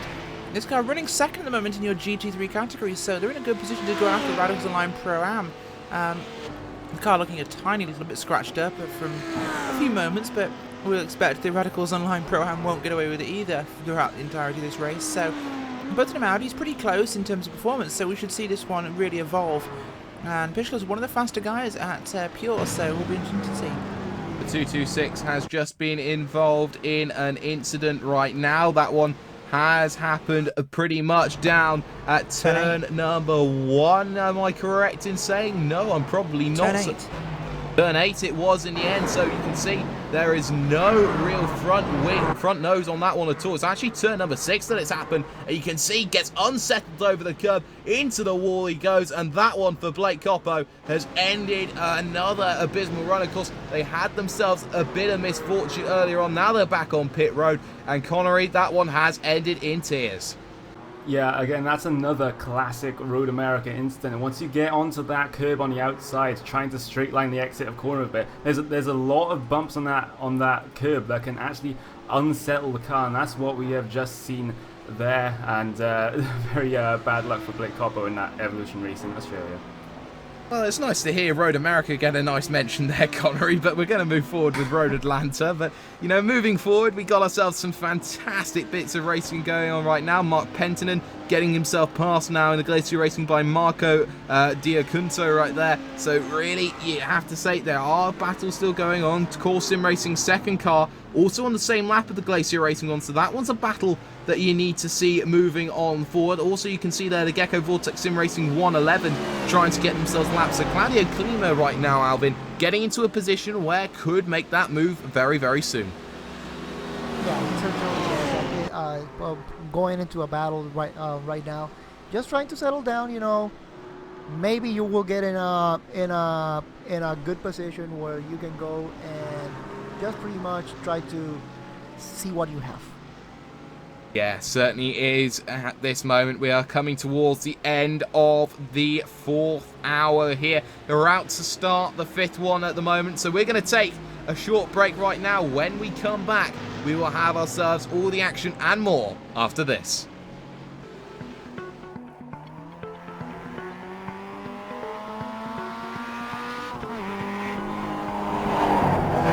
I'm Eric Hudek. I'm an engineer at iRacing. I put together vehicle models. Started earlier in the year with a partnership with Mazda and Long Road Racing Engineering, where they supplied us with access to the car data, access to their drivers to allow us to put together really high-level vehicle model, and it's turned out really well so far in the development stages.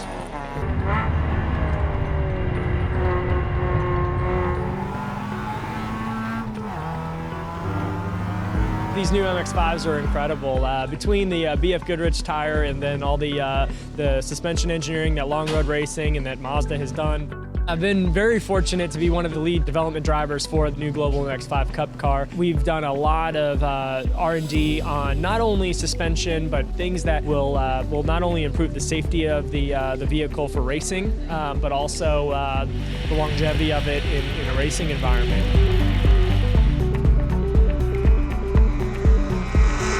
A couple fun aspects have been for us, not only on the suspension development side, but the virtual world side with iRacing, actually mirroring some of the same, for instance, damper settings or brake pad changes that we've made for different compounds and such, and then we'll actually mirror that in iRacing. It's incredible to me how similar both when we're driving the car on the test day and then we're on the sim, that we're actually able to make changes in iRacing to the damper valving, and it correlates exactly to our findings on the racetrack. It was quite interesting. It was sort of the first time in iRacing where we developed a car in the sim along with the manufacturer and a race team.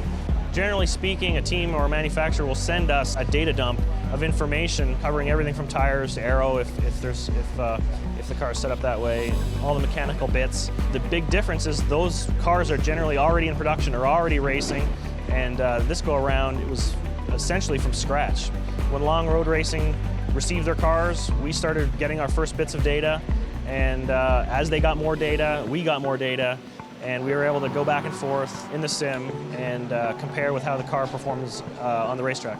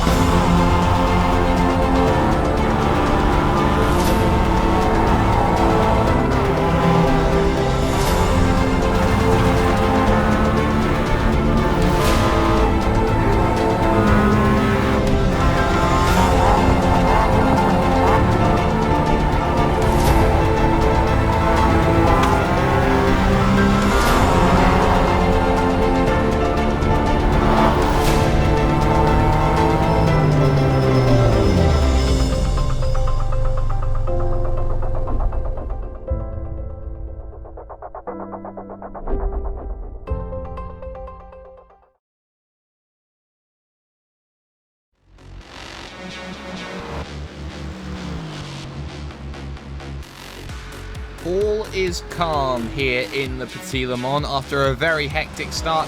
We are here on hour number 5 here of what is this 10-hour endurance race, one steeped in tradition and history here on the iRacing service. But the big thing is, all the gaps are closing in. You have to look at your C-Spec division right now to get yourself a real opportunity to see just how this is playing out. The 338, the Hugh Jass team, has led since around about hour number 1 and is being caught back in again by Phoenix Motorsports. Rupe Tequila then behind the wheel of that one. That gap has got itself to within 10 seconds, more like within 5 now, as that one looks to close further and further in this one. You also look at your GT3 category, the 114, which has led since the Maximilian Benecke incident. It is the Radicals Online Pro-Am, Ricardo Castrolero behind the wheel, but look out because Patrick Pichler is waiting within 10 seconds as well. Good afternoon, good evening, ladies and gentlemen. We got ourselves Jake Sperry here in the commentary box, and Ricardo Castrolero, as we just say that, has just found himself into the barrier. So already we can see here as hour 5 comes into fruition, it has all gone wrong for the Pro-Am team. They are in a load of troubles. Yes, of course, as I believe that was an incident down into turn 6. Yet again, he just gets over the curbs, gets over the bumps, just unsells the car, has a little bit of a hard lick into the outside wall there, manages to keep going, but that car won't be handling very well now. Well, it'll be interesting to see now, will he drop himself down onto pit road? We are at 4 hours. It is realistic to be in the window, but no, he's going to stay out the damage, arguably not enough. But now you look at Patrick Pichler here, Rachel, within 3 seconds. This is going to be huge, as Pure Racing team from out of nowhere, you could say, are now going to put themselves right into the fray. Yeah, they certainly are, and of course that incident's really cost the Radicals Online Pro-Am team. And this is really pushing them back up, as you said. Pure Racing team now looking to get back into the fight. We said they could do it, Patrick Pichler. He will take advantage of this. In fact, you can see him just ahead. That is, between the lap car, that is your leader in GT3. So this will all change. Another wiggle there coming out of turn 6. Not feeling confident in that corner after that incident. So here he comes. Big gains for Patrick Pichler in the Pure Racing 1 car, as they are right on the back now of the Radicals Online car. Nerves and a little bit of bodywork damage really equalise this one out. We should see Pichler make a move very soon. Very soon indeed. Gap now under a second. Out of the way went Matti Kaidajola then of the Vendaval Sim Racing white team right now. So you can see Pichler closing. And Alvin, this one, it had been threatening and now it is surely threatening. The big warning lights are now flashing on the dashboard. Yeah, he certainly is. Pretty much, they had Verticals Online had a pretty healthy advantage going in, but now we see some actually drops down to pit lane. Yeah, he's gone down onto pit lane. But speaking of warnings, Rupert Tequila right behind that huge ass C-Spec. Yeah, now you can see these battles really starting to play effects here. You can see everything happening all at once. Jeff Tyler now's got to play the defensive game. Frederick Evers then goes through for Victory Racing. Big slide, though, from Jeff Tyler. Gets himself going again. Makes contact, though, with Claudio Klima's Core Sim Racing Z4 number 2. It's a huge ass. The moment the pressure's there is the big incident. Trying to turn the car around. Jeff Tyler has just single-handedly thrown away a race lead. And you have to say here, Rachel, Rupe Tequila really put the pressure on. He certainly did, and that incident was exactly the result of that. Huge ass C-Spec was just under huge amounts of pressure there. Jeff Tyler couldn't do what he needed to do. Rupert Tequila had us pushing. You don't need to pass someone. Sometimes just turn the heat on like that and they'll make the mistake for themselves. He got through. He's now leading. Yeah, huge ass, maybe a little bit crumpled right now, you could say. And Connery, that one just testament to your own mistake. We've seen 2 changes of race leads in different classes in the last 2 minutes, and it really does show you how everyone is really trying to put everything on right now. Castrolado still in pit lane. The damage is pretty much going to remain one that they really couldn't afford to have had. Yes, very unfortunate for that team there, as yes, Phoenix Motorsports now at the lead of your C-Spec division, and Rupe Turka, he's just shown us a masterclass of how to apply pressure and how to get the car ahead of you and force them into a mistake. That was an absolutely amazing amount of pressure building and just staying on his bumper, waiting for a mistake. Let's get a replay then of the number 6 machine, because they've gone off at turn number 6 as well. Miko Melchior then getting himself up over the curb, gets a big wiggle, hits one wall, hits the other. It's a bit like pinball. Alexi Usiakola at Watkins Glen back in the WCS series here. And while Alvin, that one isn't good. He was 4th in class, and that is a big mistake to have had. Well, you know, it's been we are almost 1 hour to halfway through the race to approach halfway, and these curves they really don't forgive. They really don't forget. It's been just a matter of drivers know that these curves you have to respect them. You know, there's no other way around it. You can use them, but you have to respect them. These curves are coming out of the SS, and the curves out of turn 3, those are curves that you really have to respect, and if you want to disrespect them, well, there are consequences. There certainly are consequences right now. We are seeing a battle come back here from what was a battle before. We got the Team GT C7, that's the number 21 car, fighting against Evolution Racing Australia, the 228. Haven't really broken away. They will have to let that Trinity Motorsports car through of that number 60. Simon Grossman then in 4th position on track at the moment as they look to try and get past Patrick Pichler, who now leads your GT category right now. So Tom R. Jones just holding station at the moment, and what has to be said here, Connery, they were up as high as 3rd at one stage, Evolution Racing Australia. They fell all the way back down to about 9th. They're now back up in this race to the top 6. And, well, if something happens to one of these top 4, as we have seen a couple of incidents here before, we could see ourselves with a top 5 for the Evolution Racing Australia team. And that, of course, would be great, a great result for that team, considering the instance that they've had earlier on in this race. But right now, they have to concentrate on staying ahead of Diego Cumni in that Team GT C7 car. These two drivers are no strangers to each other. These two teams are no strangers to each other. They've had their fair share of battles in this race already, as Cumni just gets it a little bit loose coming through turn 1. Does not seem to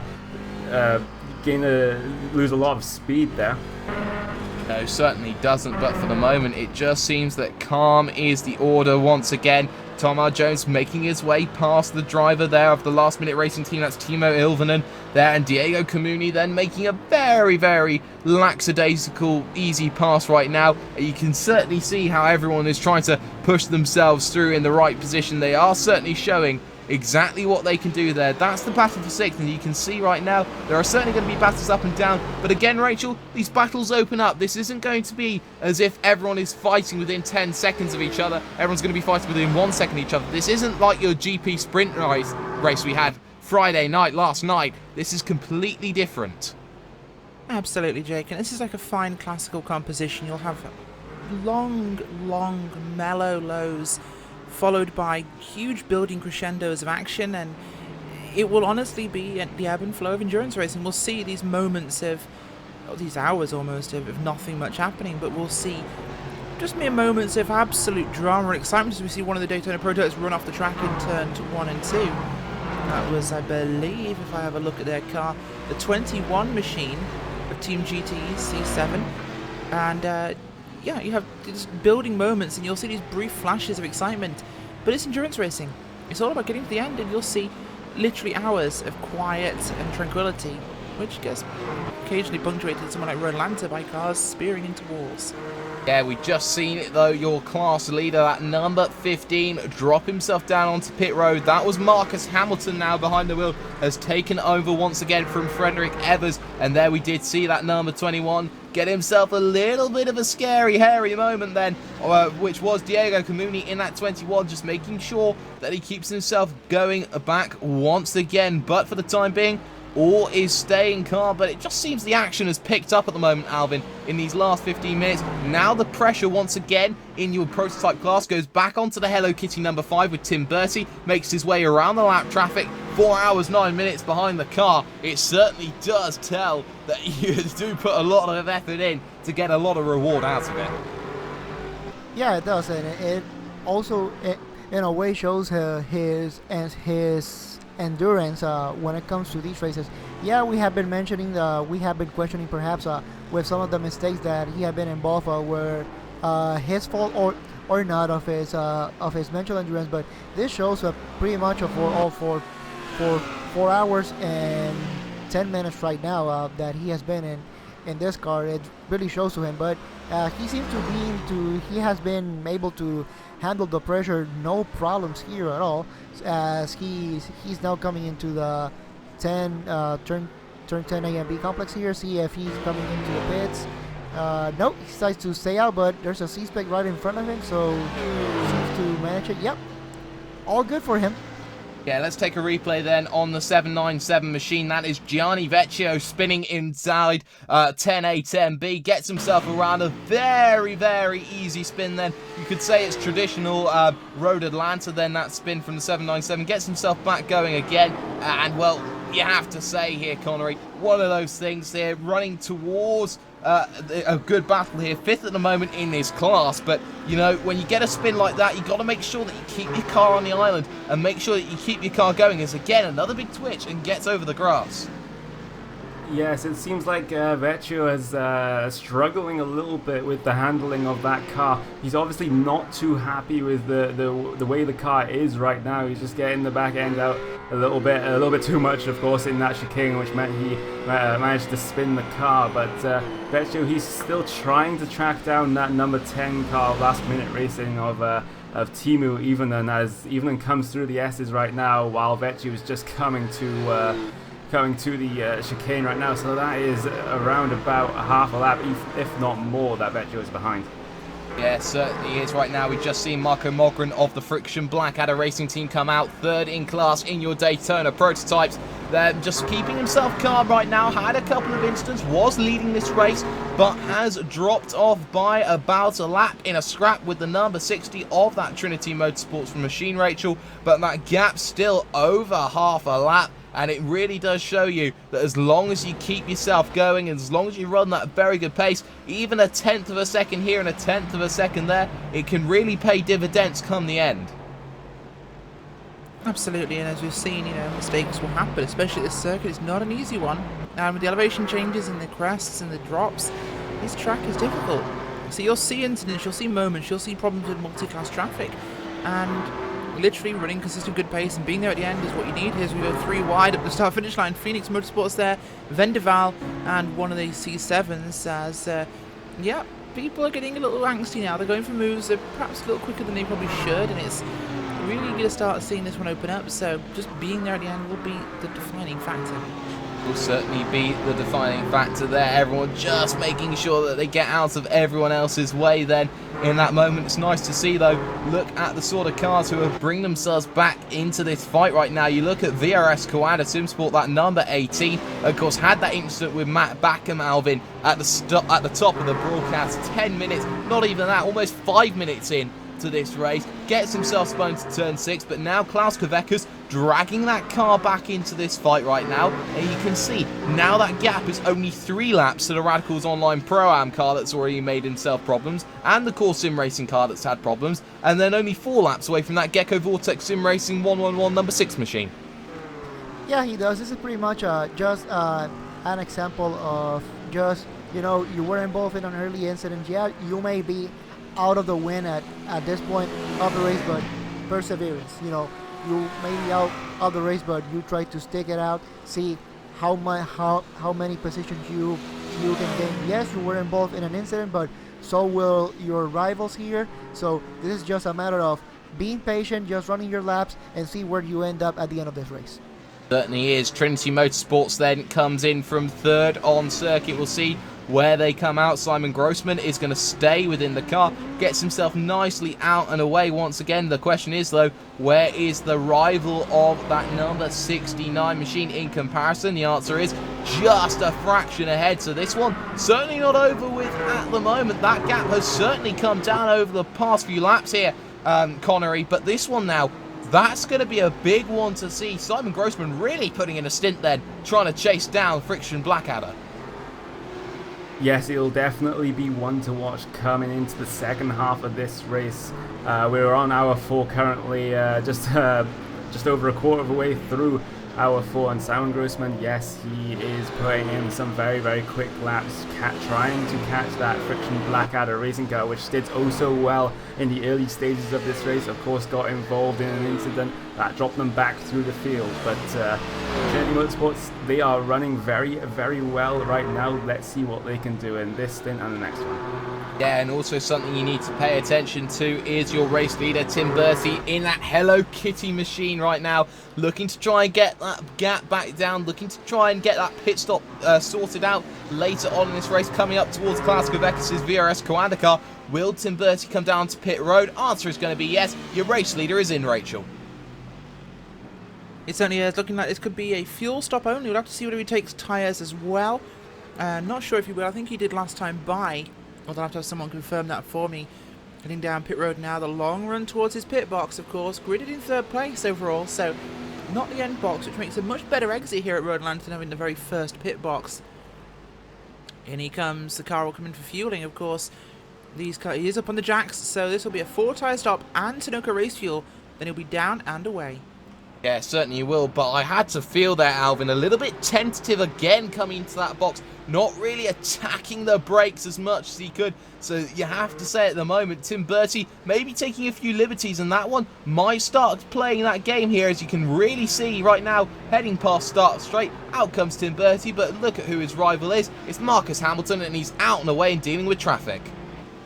Yeah, he certainly is, but if you think about it, he is running this race on his own, so yeah, there may be some mental fatigue coming in here and there, but if you're trying to play the safe game here, might as well try to come into your pit box just a little bit conservative. That is way better than running over your pit stall and trying to reverse. If there is one that is gonna lose you the least amount of time, will definitely be the trying to come in a more conservative way. Yeah, most certainly it will be right now, as we're going to see just how everything is starting to play its game right now. You can see everyone just looking to try and fight for every sort of position they can. But let's focus then with a bit of Racebot TV fan immersion. And let's go on to the number 22, a fan favourite. This is Mad Cow Racing, and this is Bessie.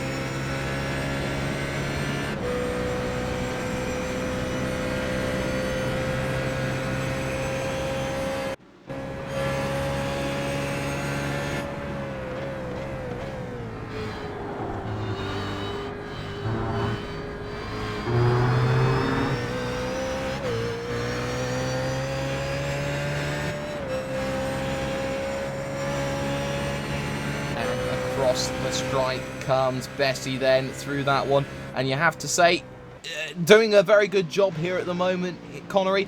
They're running very calmly, very nicely in 6th position. They're just staying on the lead lap of Glacier Racing. Doesn't have to make that overtake on Glacier Racing, but you know, they can wait. They can just keep their lap times going the same way that they have, and they've just done a very good job and stayed out of trouble, which is what you need to do. Yes, they've pretty much actually, last time by, set the exact same lap time as that Glacier Racing 3 car behind the wheel of that one is JJ Nylander, so a new driver behind the wheel of that car there as he comes across the stripe. So Craig Hunter in that Mad Cow Racing car, he has been doing very, very well. The team has been doing very, very well. They were earlier in the race back down in the bottom end of the GT1 field in about 13th place. They've made their way up the field because of incidents and spins ahead of them, and they've just kept it on the grey stuff, and they haven't really had any trouble. They really haven't had any trouble at all to deal with right now, and I'll tell you who isn't having any trouble to deal with is the number 80 KRT Motorsports car. It's 3rd in its class right now, having to deal with a bit of traffic then, letting that Glacier Racing car of JJ Nylander get himself through.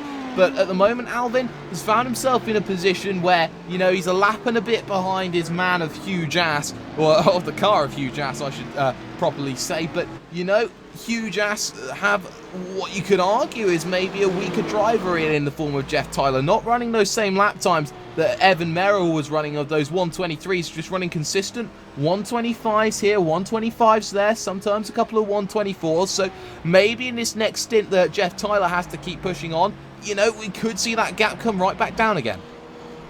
Yeah, he is definitely from the drivers that have been driving on that huge ass. He seems to be the slowest at the moment, and it really showed when Robert Tequila just put the pressure on him and he just spun, and Robert Tequila just got in the lead of the C-Spec. That's for the Phoenix Motorsports. But KRT with Carl Muddy, they have been pretty much they have been having a quiet race all day, sitting now in 3rd place, you know, minding their own business here and there. So this is pretty much now just them trying to do the best job they can as best as possible and see if perhaps they can go for the 2nd place. Yeah, most certainly. We are almost 200 laps into your 10 hours of this race. We have seen quite a few retirees, the likes of Team WFO, Team Maya ready. We've seen Sim, RC.DE798. DRS Racing has gone, so has Reactive and Kronos. We've lost the 24 Hours MSP Drivers Home Machine, likes of which also a Pure Racing Team. BSR Black has gone. IRJA Flat Racing 6 also has gone. And we've seen for the past 35 laps a lack of Team Jim Thrustmaster, which has been such a big benefit since the Spa 24 Hours. But for the moment, calm has resumed once again. You look at the battle up at the front of your field, the number 15, that Friction Racing car hasn't got himself a massive gap at the moment. The gap now only 7 seconds over Tim Bertie. But that last lap, you could see there, Rachel, 1 second the difference in lap time. Yeah, and that even will create a lot of difference, even at this stage in the race, Jake. So, gotta make sure you're in a good position to actually keep that one going. But 1 second lap is critical because the next driver near the car could be doing the same or worse. It's all about balancing the strengths and weaknesses of your own drivers on a team. Sometimes having a driver that is a second or a second and a half off, you know, your fast guys, isn't a bad thing. If you know that when they get in the car, they will run it for 2 hours, 3 hours, and nothing will happen to the car. It will be there at the end. Sometimes having the car be at the end of the stint is worth more than how fast it got there. Yeah, it certainly is right now, as we do see a couple of cars down on pit lane. Black Star Racing is one of those. You can see the cars filing themselves down this front straightaway. Marcus Hamilton fantastically getting himself past through that Core Sim Racing Z4 second car. That's Maxim Pauli behind the wheel then in the number 77, 7th in class and 3 laps down compared to Mad Cow Bessie at the moment. But you know, you look at what has been happening with that Black Star team here right now, Connery. They have done a fantastic job. Antti Pajala now will stand behind the wheel once again and really showing what they can do. They have done a fantastic job to get to 3rd in class. An absolutely fantastic job by that Black Star Racing team. Yeah, as you say, Antti Pajala back in the car now as he did a couple of stints earlier on in the race. He's still in his pit stall currently, so getting tyres and fuel for that Audi GT3 car. He is still on the pit road. This is a bit of a long stop. Yeah, it certainly is a bit of a long stop right now, but, you know, still trying to get themselves out there, still trying to get themselves going. Now they get the car away, now they get themselves back out on circuit. Compared to that, we need to find out where that number 16 is, and he's finding himself now coming down his front straightaway, so might come out then and start to be a little bit worried about that car behind, but won't have to worry too much. That car is an extra lap down for the moment, so on their own at the moment here, Rachel, in what is that number 3 machine right now, and Glacier Racing, well, not even Glacier Racing, 14 Black Star Racing even, doing a fantastic job.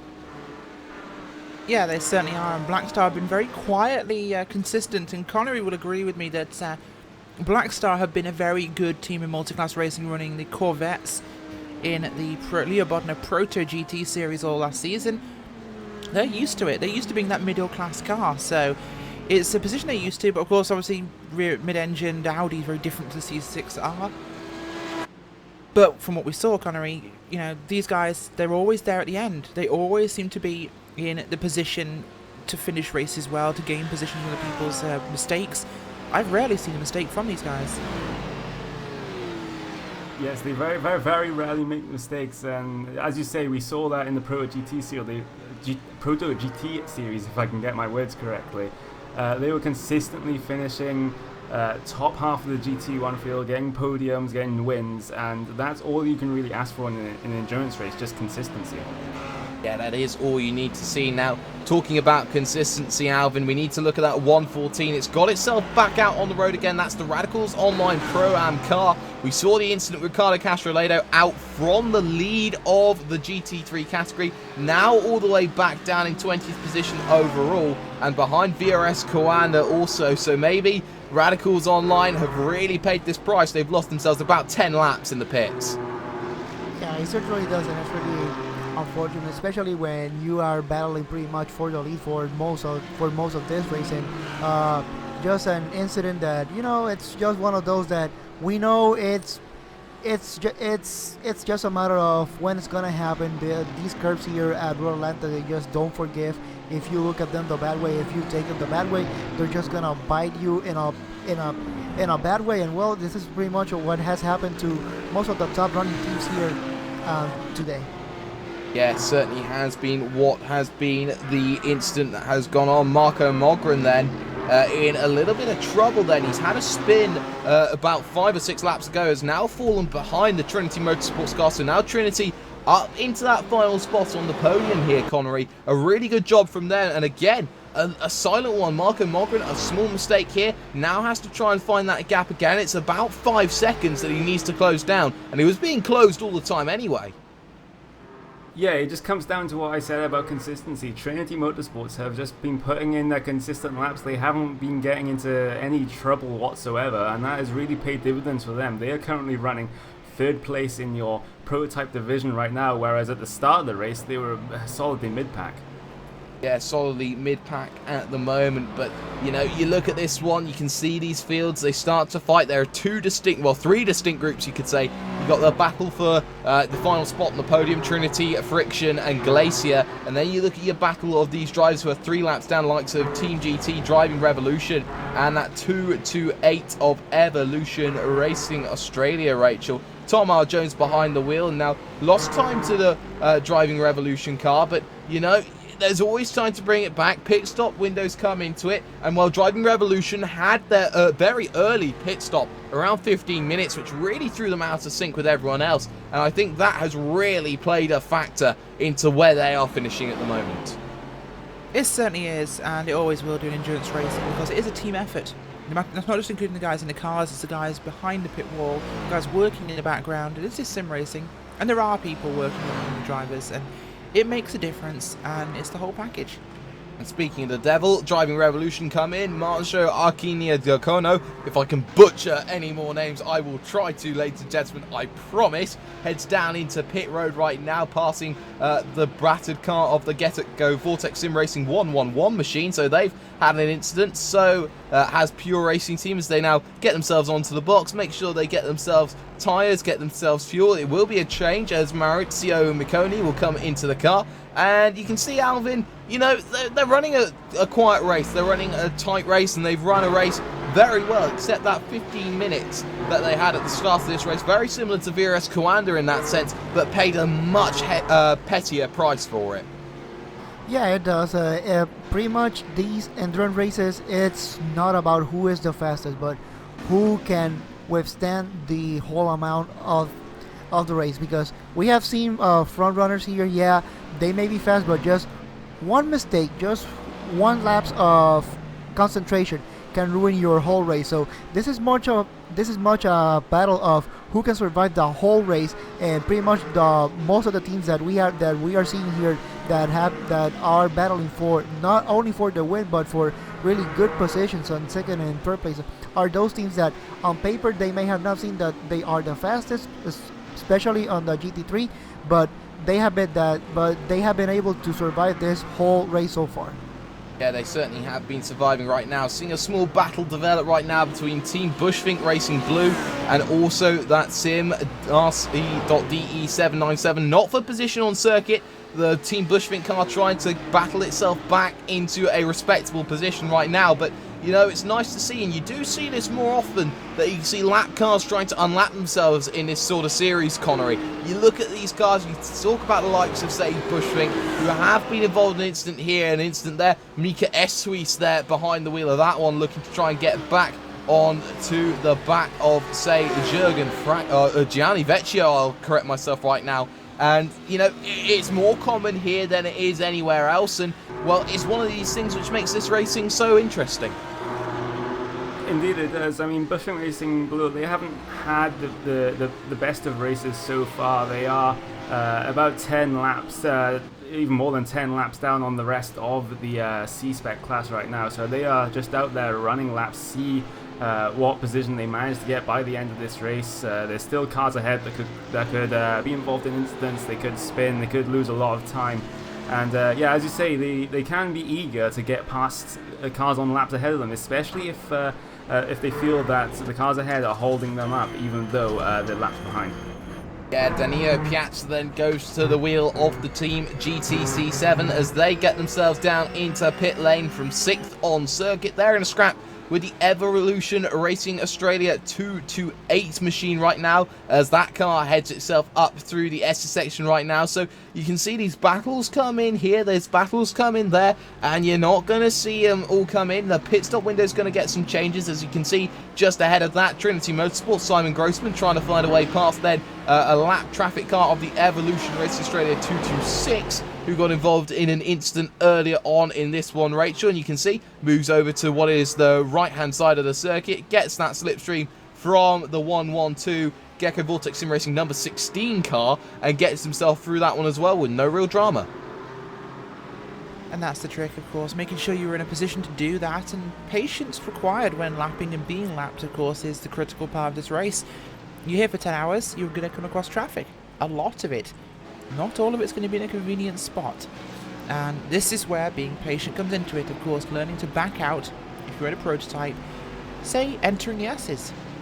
Because chances are you're not going to clear a GT car in the S's, and if you do, there's a very real chance you'll end up tangled with them and heading towards something very solid that is not victory lane. So you've got to learn to be patient, you've got to find the optimal spot to pass, and when you arrive, it's not the time to pass a car. It can be sometimes, but not always, and you have to make sure you are looking for opportunities, trying to minimize the time you spend behind another car, but sometimes you can't always get past without losing some. The trick is just to lose the least. Yeah, that certainly is the trick in the book right now, but I tell you what is starting to happen here as we look at this race further and further, Alvin. Look out for KRT Motorsports. They are sitting very, very pretty at the moment in what is third in class at the moment, and actually chasing down that huge ass team 338. Led the race for quite a fair bit after the pressure came though from Phoenix Motorsports. They dropped the position, but you can see Carl Modig now having to get himself onto pit road. That gap was coming down, so you have to say a big lockup as well. A lot of pressure then on the pit lane to get themselves as close as they can in these stops.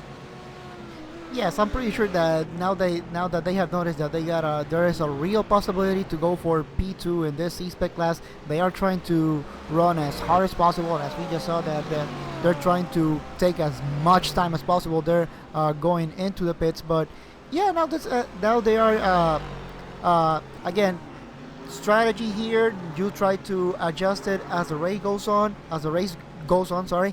So you see that you were in third place, you were comfortably, but there is a real possibility that you can go for second place. So now you start making some adjustments here and there and see if by the end of the race you can go for that second place.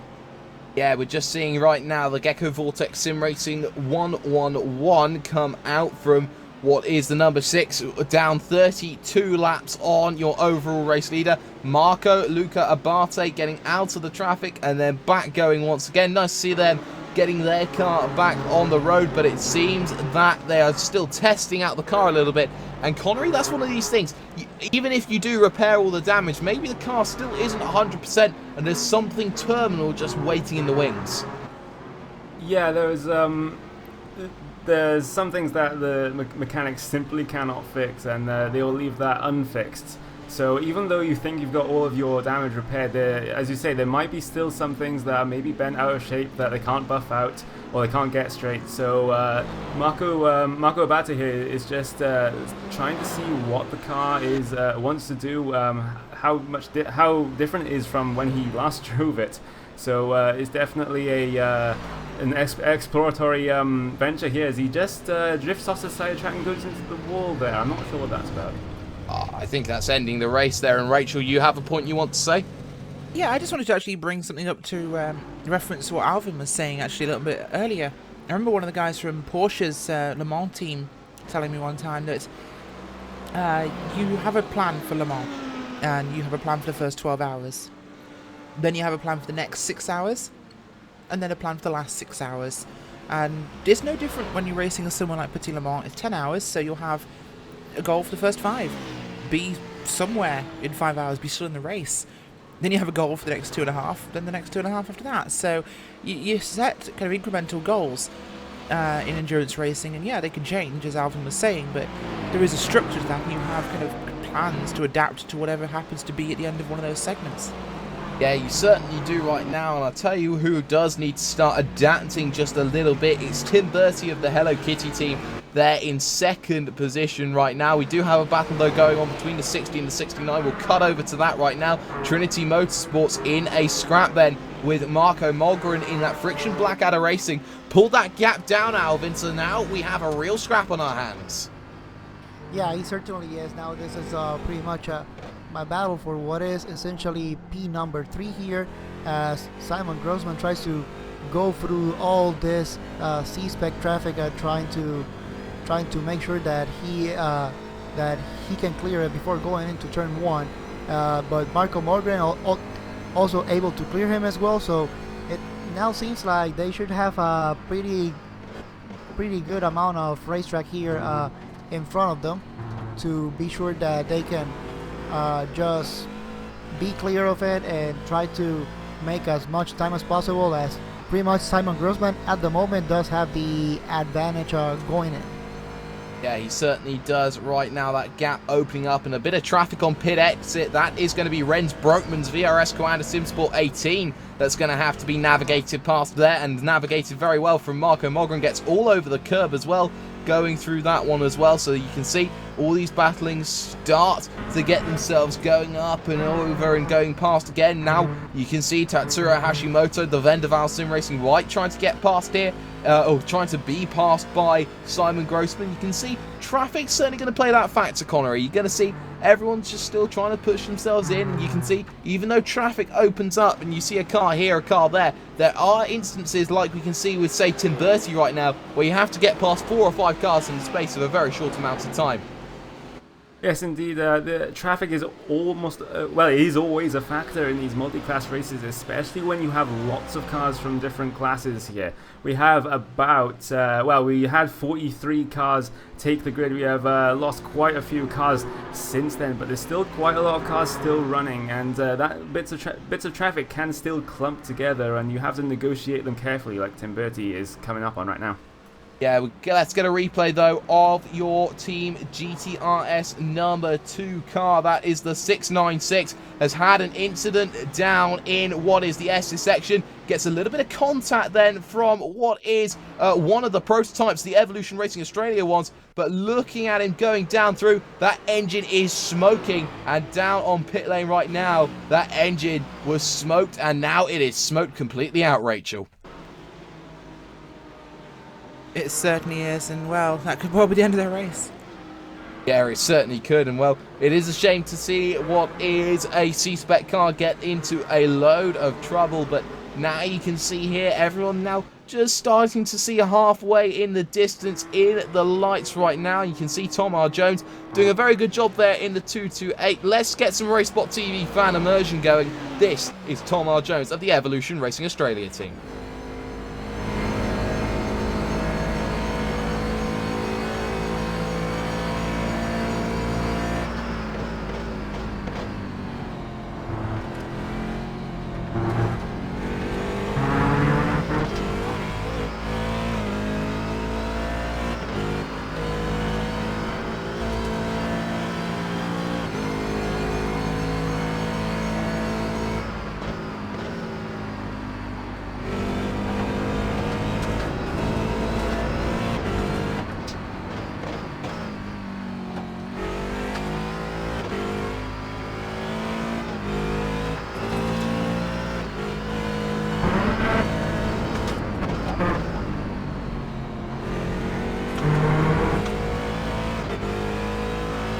You can see Evolution Racing Australia, the 228 car, 6th in class in your Daytona Prototypes. Coming out of pit lane right now, though, is Last Minute Racing here in that number 10 machine. Timo Ilvonen then behind the wheel as they play a game trying to play against KRT Motorsports, who are down the road by about half a lap right now. Here with Corey Davies behind the wheel. You look at it though, Phoenix Motorsports out and away in your C-Spec class, as Hugh Jass has also come down into pit road, and it's certainly going to be a name here, Alvin, that's never going to get old.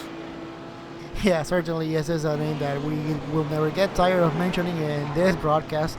But yeah, pretty much now after that mistake, it's pretty much just a matter of, you know, just settle down, do your own race, and try to see where you can end at the end of this race. As you pretty much now, in essence, they will be battling the number 80 in KRT Motorsports. That's who they are battling at the moment. Yeah, the gap is it's a lot bigger than just 3 seconds. It's around 12 seconds. So yeah, that's pretty much the battle that they are at the moment. But at the front, Robert Turquila just pretty much setting on the class of the field here on the C-Spec.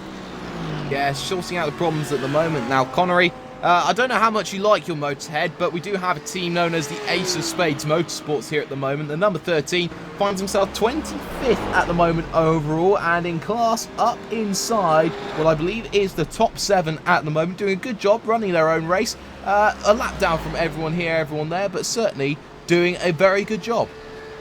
Yes, just a slight correction from our director there. They are actually P7 in that C-Spec class right now. But yeah, as you say, they've been running well. There are a couple of teams currently still out there that have just been running their own race, and they find themselves gaining some very, very good positions. As we see, going back to the AT car, if AT car has problems, that is Corey Davis in the KRT Motorsports car. I believe that is coming out of turn 6, and he just gets it on the grass and just heavy impact into the inside wall.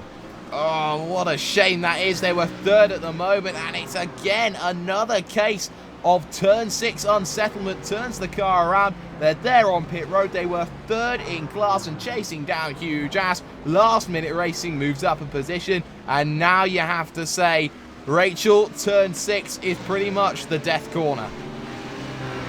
Yeah, the safety crews might as well just move all their cars and park them at the escape road entering turn 6, because they're going to have a very short commute to most of their customers for the entirety of this race. In all seriousness, that's a very tricky corner because it's technically almost flat in most of the cars here. You can really haul out of that corner, and in doing so you do run across the exit curbing quite aggressively, almost entirely across it. And if you try and accelerate when you're just a little too far across it, it can unsettle the car, and you'll get a wiggle on, and when the wiggling starts, nothing's going to stop it, because that car will go around.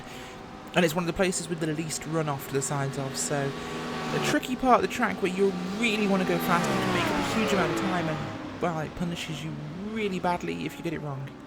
Yeah, it really does. It's a case of risk versus reward then down at that corner, and quite a lot of times risk doesn't sometimes outweigh the reward that you can get for it. But we do need to talk about our leader right now. Friction Racing, the number 15, Marcus Hamilton, behind the wheel of that one, leading by almost 10 seconds over the Hello Kitty machine. And you have to say here, Alvin, it's just been a case of just keeping the car on the island and just breaking away like they have done. But remember, the last time Marcus Hamilton had a gap like this, they had themselves in a lot of problems, as the 60 and the 69 are going at it once again.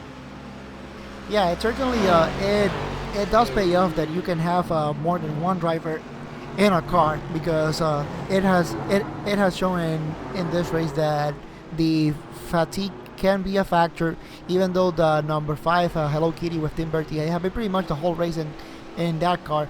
It does help to have 2 or more drivers, you know, to kind of distribute the race load that we could go here, as this battle for 3rd place here between Trinity Motorsports and Friction Black Arrow Racing. This is a battle that has been pretty much still going on for the last 1.5 hours. Trinity Motorsports right now in front of this battle, as they are approaching some GT3 cars, the Radicals Online, which was leading for most of this race before just after the Maximilian Benecki crash that took him out of this race. So yeah, that's pretty much as it stands right now. If you are running in the top 3, perhaps top 4 position of each class, it's pretty much an achievement in itself, because it just shows that you have been able to survive this whole ordeal with all what's been happening, as the Blackadder, the Trinity, the Friction Blackadder just got caught there in traffic, but no problem there. 3 wide they went, but they all got through nice and cleanly then. 4 hours 45 minutes then on the clock so far, just 5 hours 14 to go then before the end of this one. This is your battle for your final spots on the podium right now. Marco Mogren versus Simon Grossman. This is Trinity Motorsports versus the Friction Blackadder Racing right now for the final step on your Daytona Prototype podium right now. And you can see they're actually fighting back here a moment here, Connery. You can see they fought back. They had themselves a little bit of an incident in Marco Mogren's car. They lost all that time, lost about 5 seconds, but they fought it all back. Again, a massive wiggle over the curb, and really looking to be super aggressive here as they look to try and make that big move for track position. Yes, as Marco Morgan gets the car a little bit loose coming into turn 7, coming into turn 8 now. It's important to get a good run out of this corner because there's a very, very long straight after it. And Marco Morgan will just get around that C-Spec car of John Hall. That is just C-Spec leader in the Phoenix Motorsports car. But Morgan will just stay in the draft here. Not close enough this time by. But you've got, if you're picking favourites here, you've got to pick Marco Morgan. He's managed to close that gap back up after a mistake, and now he's looking for the pass. Yeah, he certainly is looking for the pass, trying to set it up. But Rachel, you do get into this pattern if you do have cars ahead of you that are trying to get lapped, and they are getting that advantage time and time again. You're just setting up for the sake of setting up for the next lap, for the next lap, for the next lap. And maybe there may be a time where that next lap does come, but you have to be so vigilant for that next lap to happen. Yeah, absolutely, and you've got to be in the right place because, of course, traffic can be the right opportunity to slow down the guy in front of you, and you can use that as a pick. So it's very important to keep your eyes ahead of you and your competition because opportunity might be in the distance.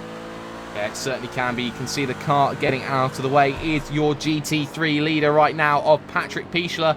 Gets himself through turn number 7 nice and calmly. Turn 8, you can see here, just everyone just trying to get themselves on the brakes right now, making sure that everything happens around the outside. Then goes the car of Marco Mogren just for the time being, and you can see Marco Mogren losing that gap a little bit more. A second now opens up then between Friction and Trinity, and again, Alvin, you can see this one is just starting to play that game where you get a little bit desperate. Why is this car getting away from me when I've worked so hard to push it back? Yeah, it is. This is pretty much just a game of, yeah, you will gain some seconds, you will lose some seconds. So this is just a matter of maintaining your composure and trying to just keep that distance as it is. Yeah, you will gain time, you will lose time, but you are just pretty much trying to just sit behind, trying to see what your rival in front or behind has, and perhaps just relaying that information to your pit crew, and maybe after the next cycle of pit stops trying to figure something out to come out ahead. Yeah, most certainly so. We can see car leaving pit lane again is that 111 Marco Luca Abate, once again trying to get that Gecko Vortex Sim Racing car back on circuit. But for the benefit of those who haven't been here so far, we're about 10 minutes away from halfway. Let's take us through then exactly what has happened in your race so far. And we're going to start with Connery here in your Daytona Prototype class. Yes, as things stand, the Friction Racing 15 machine is currently leading with Marcus Hamilton behind the wheel, closely followed by about 9.4 seconds behind. It is Tim Bertie doing what seems to be a solo race in that Hello Kitty Daytona Prototype car. Next up in third is Trinity Motorsports, and they are being chased down by Friction Blackadder Racing, who had a very good run early on in the race, but through incidents and just incidents, they've just managed to drop back through the field. But then they are starting to come back. If they can get past Trinity Motorsports here, they will be up into third place. Yeah, certainly they will, and you can see there's other cars in those as well. Glacier Racing have kept quiet. Evolution Racing Australia 228 was up as high as third at one stage, hasn't worked out for them. Likes of Team GT, they had an incident down at turn number 1 early on in the opening couple of hours with Driving Revolution making early stops. Same with Frostmaster Movano. They've had themselves into a position to move on forward, but we have seen quite a few drivers drop out, the likes of Team Mai already, the MSP drivers home car. We've lost the likes of Evolution and Racing Australia 223 and the 226 still racing itself along now. Rachel, we have had a very interesting GT3 category right now. Let's take us through that one then. What's happened so far in that race for them? Well, it's certainly been an interesting one, and in the time I've been here with you, of course, which has only been a fraction of the race so far, we have, in fact, lost your leader from the GT3 class. And, we lost also Jim Thrustmaster, of course, earlier on. They were running in the mid-pack. But they lost also the team that was leading. They are still running now, and that was the Radicals Online Pro-Am car, who had an incident coming off, I believe it was turn 6, only about an hour ago now. So they lost that lead. That's put Pure Racing Team 1 back in the lead of this race in the GT3 category.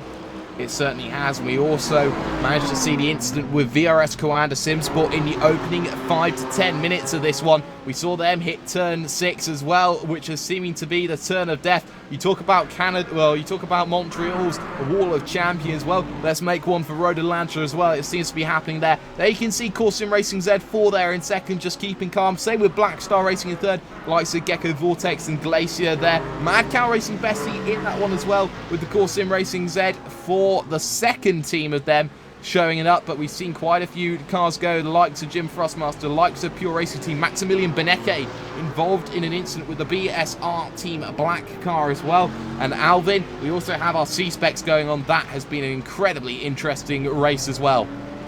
It has indeed. Pretty much since the drop of the green flag, this has been a battle between Phoenix Motorsports and huge ass C-Spec. Most of the field in the C-Spec pretty much quiet. Yeah, some incidents that had happened. We had one just at the drop of the green flag with Team WFO. He got tagged and went for a good tumble right there at turn 10. But in terms of major incidents, the most recent one was with KRT Motorsports and the car number 80. They were running in third place and they lost it. And what has been now this corner, turn 6, which has been one of the corners of doom here. Yeah, it certainly has been one of these corners of doom. We have lost quite a few cars, the likes of DRS Racing from them. The SimRC.de 798 machine has gone. So is the German SimRacing.de Blue. The likes of the IRJA Flat 6 Racing, the number 87 machine, has had problems all race long, and they are pretty much done and dusted here around this fantastic circuit of Road Atlanta here in Brazelton, Georgia. Let's focus then just for the moment here on things going on. Let's look at the front of your field. The gap opened up a little bit here for Friction Racing to Hello Kitty. This one here, Connery, 10.2 seconds now, so looking a little bit more decisive. But again, you have to stress, the gap was up at one stage at 15, 16 seconds. One small mistake with traffic, and Marcus Hamilton just brought that gap back down. It was 5 seconds at one stage. Yes, indeed.